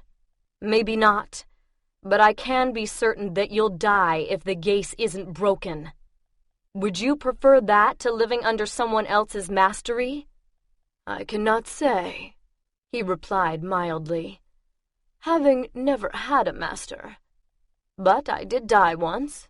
It wasn't so bad, as I recall." "Mircea!" "Cassie, would you listen to yourself? You expect me to believe that another version of me is in there," he nodded toward the snare, "and that the 3 of us must copulate to break the Gace despite the fact that one of us is very likely mad?" "You think I'm lying to you?" "I have already told you what I think, that you have been deceived. You must—" "I must do nothing. I'm Pythia." "Which, in case you missed it, means I outrank you." Mircea caught my hands, which had been trying to get the loops of silk that served as buttonholes on his shirt loose from their toggles. I really wanted that damn thing off. "You are Pythia because I put you there." I gave a sudden push. He ended up sprawled on the bed. "Dulcata." "I have the title because I've damn well earned it. Stop assuming that I'm the same little girl you left at Tony's. I'm not." "Mages are treacherous," he said stubbornly, "and this one has obviously—" I stopped him by placing one foot on the edge of the bed, between his legs, while balancing on the other. I didn't spend much time in 4-inch heels, and I wasn't sure how long I could stay there. "Take it off," I ordered, nudging his inner thigh with the toe of my shoe. I'd let Sal talk me into ice blue satin heels with a strap around the ankle, and toes studded with crystals in a starburst pattern. I thought they were a little much, but for some reason she had absolutely insisted on the shoes. "A pretty thing. Much nicer than your last footwear selection." I gently nudged him again, and this time I didn't hit his thigh. He breathed in sharply. Mircea could pretend all he wanted, but at least one part of him wasn't completely indifferent to my proposition. "Cassandra," he began, his tone menacing, and I repressed a grin. "Okay, Now I knew I was getting to him. The shoe continued its work, moving in circles that grew bigger with every sweep, grazing but never quite touching. Just a little encouragement, though it didn't feel like he needed much. "It's too risky," he told me stubbornly. "If you're wrong." "I'm not wrong." "You don't know that. You admitted it yourself." I nudged him again, and his eyes dropped to half-mast. "I thought family were the only ones you can trust. So trust me, Mircea." He didn't answer, but his hand slowly closed around my ankle, then smoothed down over my heel to the spike. He stroked his thumb over the silken material, up and down, until I started to feel a little giddy. I was beginning to understand why Sal had pushed for the shoes. "I told you to take it off," I repeated. I could already feel my leg going wobbly. Mircea managed to get the tiny jeweled buckle around my ankle undone, one-handed, and slip the pump off. Then his lips were on my foot. It wasn't something I expected, and it caught me off guard. The feel of his tongue dragging along my arch was enough to make my toes curl and my breath catch. "What about the other you?" I asked, while my brain could still form sentences. "What about him?" he murmured, before his teeth closed over my heel. He bit down. A fairly gentle nip, but my knee buckled from the sensation. I twitched and wobbled, and had to grab the bedpost to keep my balance. "Damn it," I muttered. Mircea grinned at me, unrepentant, and pulled me down beside him. "The mage did not curse me earlier. Did you not wonder why?" I stared at that beautiful face. It was close enough to kiss, but I didn't think that was what he had in mind. He wants to help. Perhaps. But is it not equally possible that he has arranged a trap? He has no reason. Tensions have been rising between us and the Black Circle for some time. They would love nothing better than to strike a preemptive blow. And what could be better than killing a Senate member and the new Pythia all at once? He made sure to exit the room. "Because you threw him out," something that he could have easily anticipated. "Once we are alone, he would expect curiosity to compel us to open the box, and thereby spring the trap on ourselves. And once the general alarm was raised, he could slip away in the confusion." And I thought I was paranoid. That isn't... I stopped, because he wasn't listening to me anymore. He looked up, and for a moment, his gaze was somewhere else. "The mage is becoming difficult for the guards to handle. I will return shortly." He rolled off the bed and headed for the door. "Mircea!"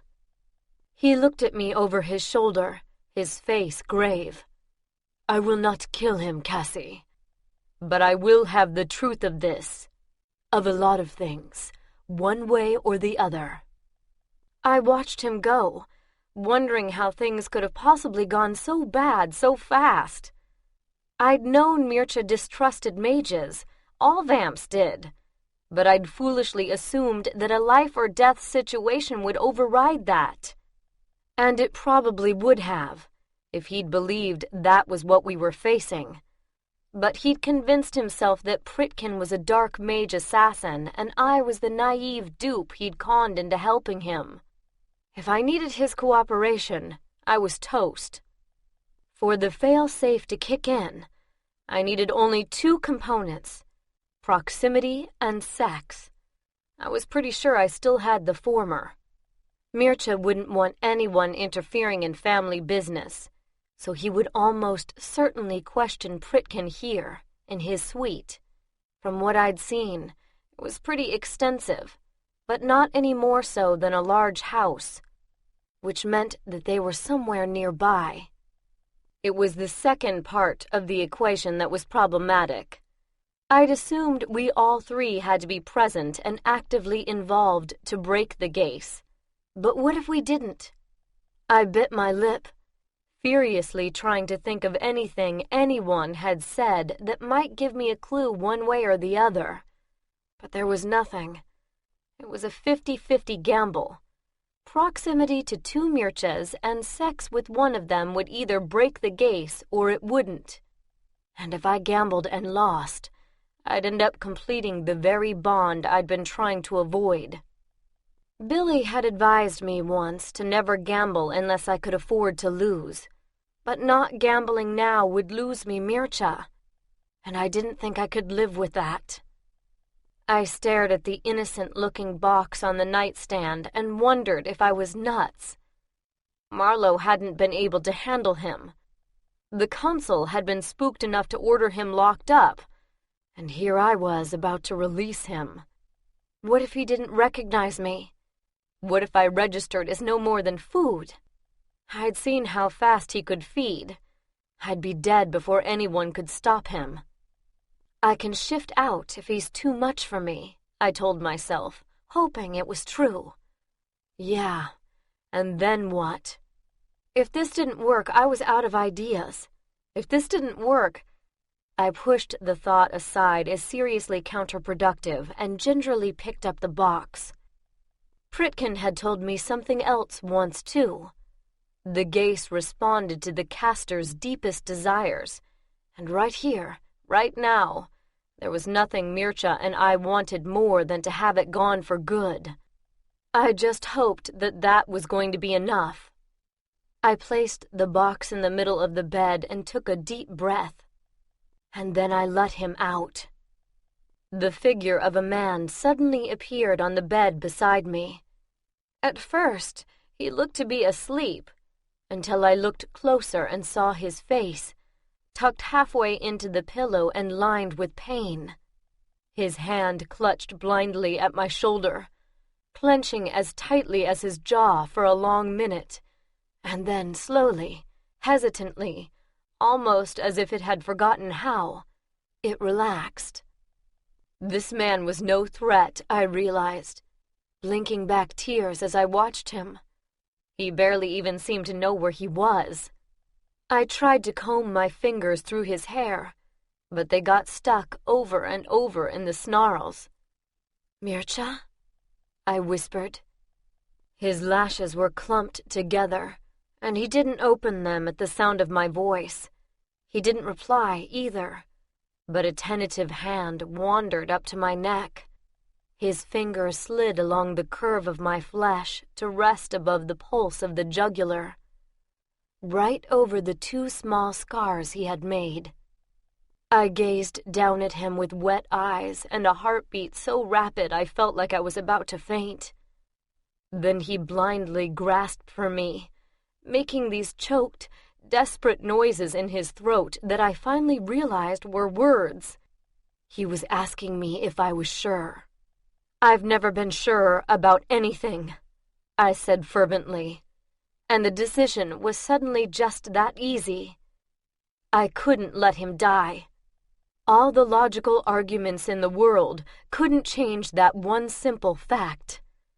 This whole time, I'd been battling for his life as much as for mine, and I wasn't about to lose him now. It was easy to turn him over with my hand on his chest.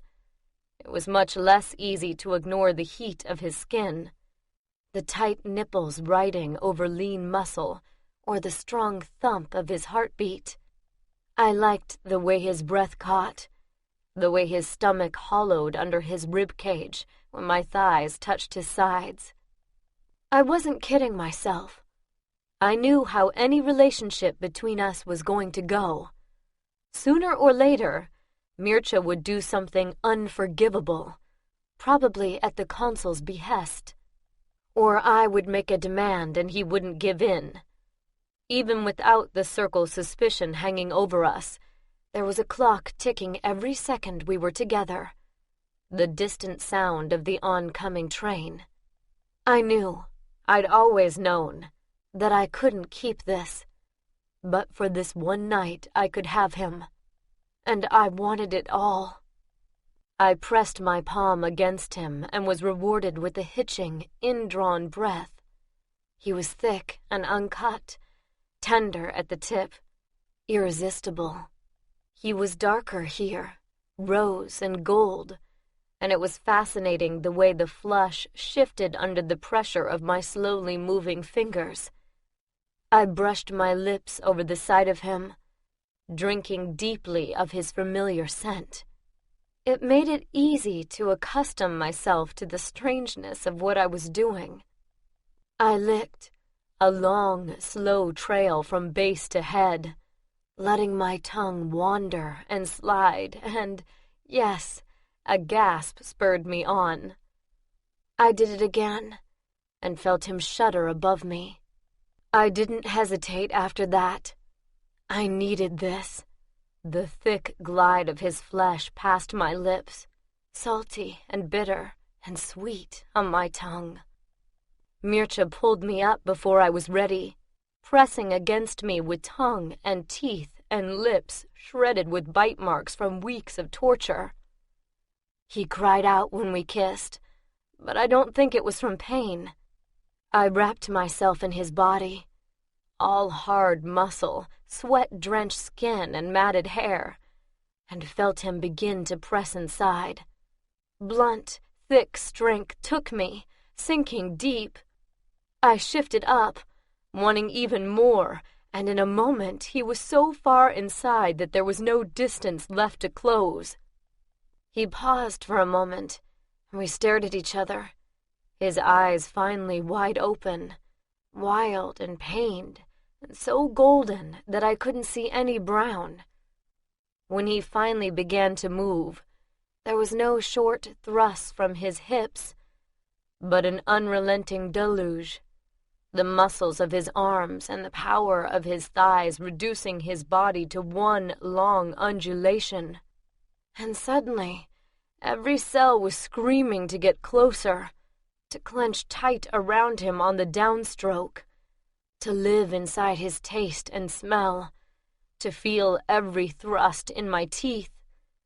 For a moment it was almost like being possessed, only it seemed to go both ways. Some part of me whispered through him with every thrust into my body, which in turn increased my own pleasure until I was sure I would die of it.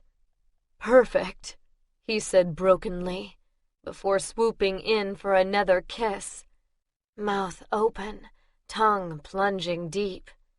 He stroked in perfect time with his movements inside me. And it was suddenly too hard, too fast, too much. My breathing fractured into harsh, quick gasps when I could get air at all, my body spasming as my mind fought to sort it all out. But it was complete sensory overload, pinned inescapably, pummeled by every forceful movement, the pain blending with the pleasure. He pounded into me while growling into my mouth, biting my lips, saying the same thing with breath and hands and body. "Mine," it whispered through me with every deep thrust. "Mine." Every frantic push of his hips, every deep, wet kiss echoed with it. "Mine, mine." And then, whether my body could take it or not, it was suddenly even more. Between one breath and the next, we became an extension of each other's passion, somehow living inside the other's skin, more like one body than two. His pleasure felt like mine, was mine. He swallowed, and I felt it in my throat. He lost himself in the motions of having me, and I felt his every stroke.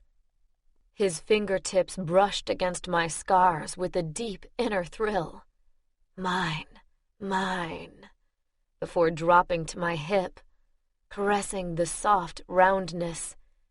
His hand was on my breast, and I felt my own shivery skin through his fingertips.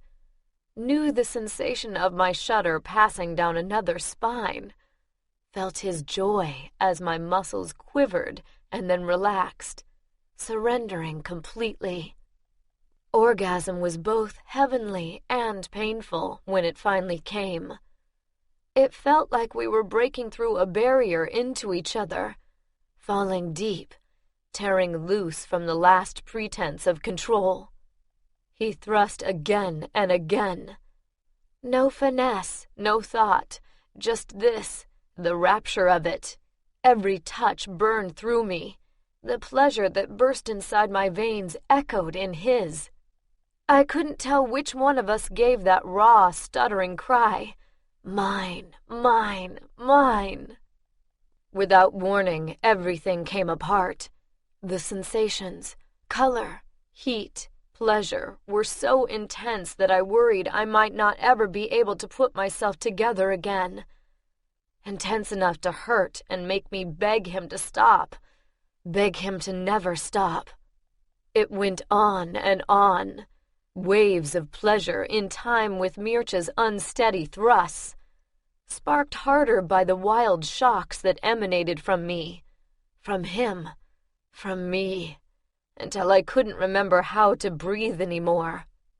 He suddenly stopped, and there was an odd look in his eyes, surprised and a little broken, but mostly amazed.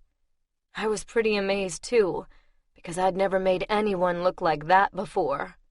He stayed there for a long moment, staring at me before rolling off and pulling me back against him, his chest rising and falling harshly as he breathed. He pulled the coverlet up over both of us, making a warm little cocoon. It was easy to just lie there, watching the nearest candle gutter and wax dribble over the holder. It finally went out, leaving the room dim, shadowy, and strangely cozy. And it was while we lay there in a tangle of limbs, unsure quite where one body left off and the other began, that I felt it. Nothing dramatic, nothing extreme, just a small snap. But suddenly I was entirely back in my own skin again. The gaze was gone.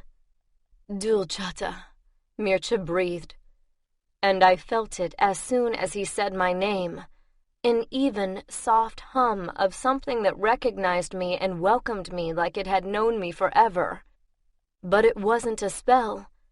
It was the way I'd always felt around him, something that had been masked by the gaze and its constant low, stirring heat, its hunger and desperation and pain. This was less overpowering, but deeper, more persistent and sweet. I kissed him softly, and it tasted amazing, warm and familiar and home. "Are you all right?" I asked, but I knew the answer even before he smiled slightly and opened his eyes. Long lashes dipped over two sharp cheekbones, but I felt the same weightless flutter in my stomach as always when that gaze met mine. "I will be." Compared to all my problems, saving the life of one man didn't seem like much of an accomplishment. So why was I suddenly grinning like an idiot? Maybe because, somewhere along the line, I'd learned to take my triumphs where I could get them. Tomorrow there would be trouble and danger and pain, and I didn't know if I would be smart enough or strong enough or capable enough to handle it all, especially now that I understood what I was up against. But I knew one thing. Today, finally, something had gone right. "The other you will be back soon," I said, hoping he was lucid enough to understand. And I told him too much. He can't be allowed to keep those memories. "No one can erase a master's mind," he said hoarsely. "I doubt even the consul herself could do it. But if you remember, you'll try to change things." "I did. I searched for the mage, but never found him, and returned here only to discover that you were also gone. Afterwards, I reconsidered what you had said, and tried to break the gaze before it had a chance to be doubled.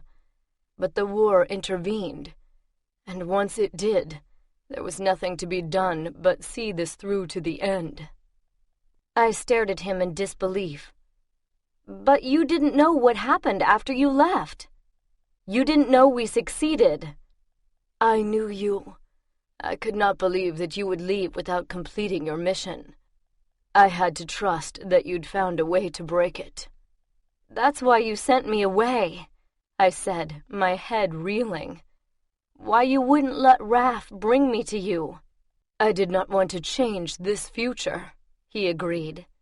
When he went to you despite my orders, and you came to me. For a brief moment, I thought it was over. But then I remembered. I had not yet been imprisoned. Your clothes were wrong, and there was no snare on the bedside table. It was too soon. It was the closest I came to breaking.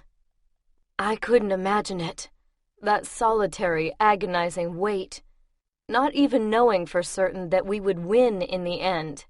That it wouldn't all be for nothing. I didn't think I could have done it. I didn't understand how he had. Before I could say anything, the door burst open and Pritkin dashed in. His coat was missing. Half his potions were gone, and he had a gun in each hand. I wondered how he'd managed to get the door open. He'd kicked it shut behind him. "Did it work?" he demanded. "Yes, no thanks to you." "No thanks to me? How else would you have gotten that creature out of here?" "You planned this?" "Of course." "But what if I'd listened to you? What if I hadn't dared—" Pritkin gave me his old, impatient look. "You never listen to me." "That's not the point." Someone put a fist through 5 inches of Romanian oak and almost grabbed him before he could skip away. "We can discuss this later," he said quickly. "Get us the hell out of here." I gazed at Mircea, still feeling stunned. "You might have hoped I'd be successful," I said. "But you couldn't have known." "I knew you," he repeated. "Therefore I knew how it ends." I grabbed both their hands, just as the door exploded off its hinges. "How it begins," I said, and shifted. This concludes Embrace the Night.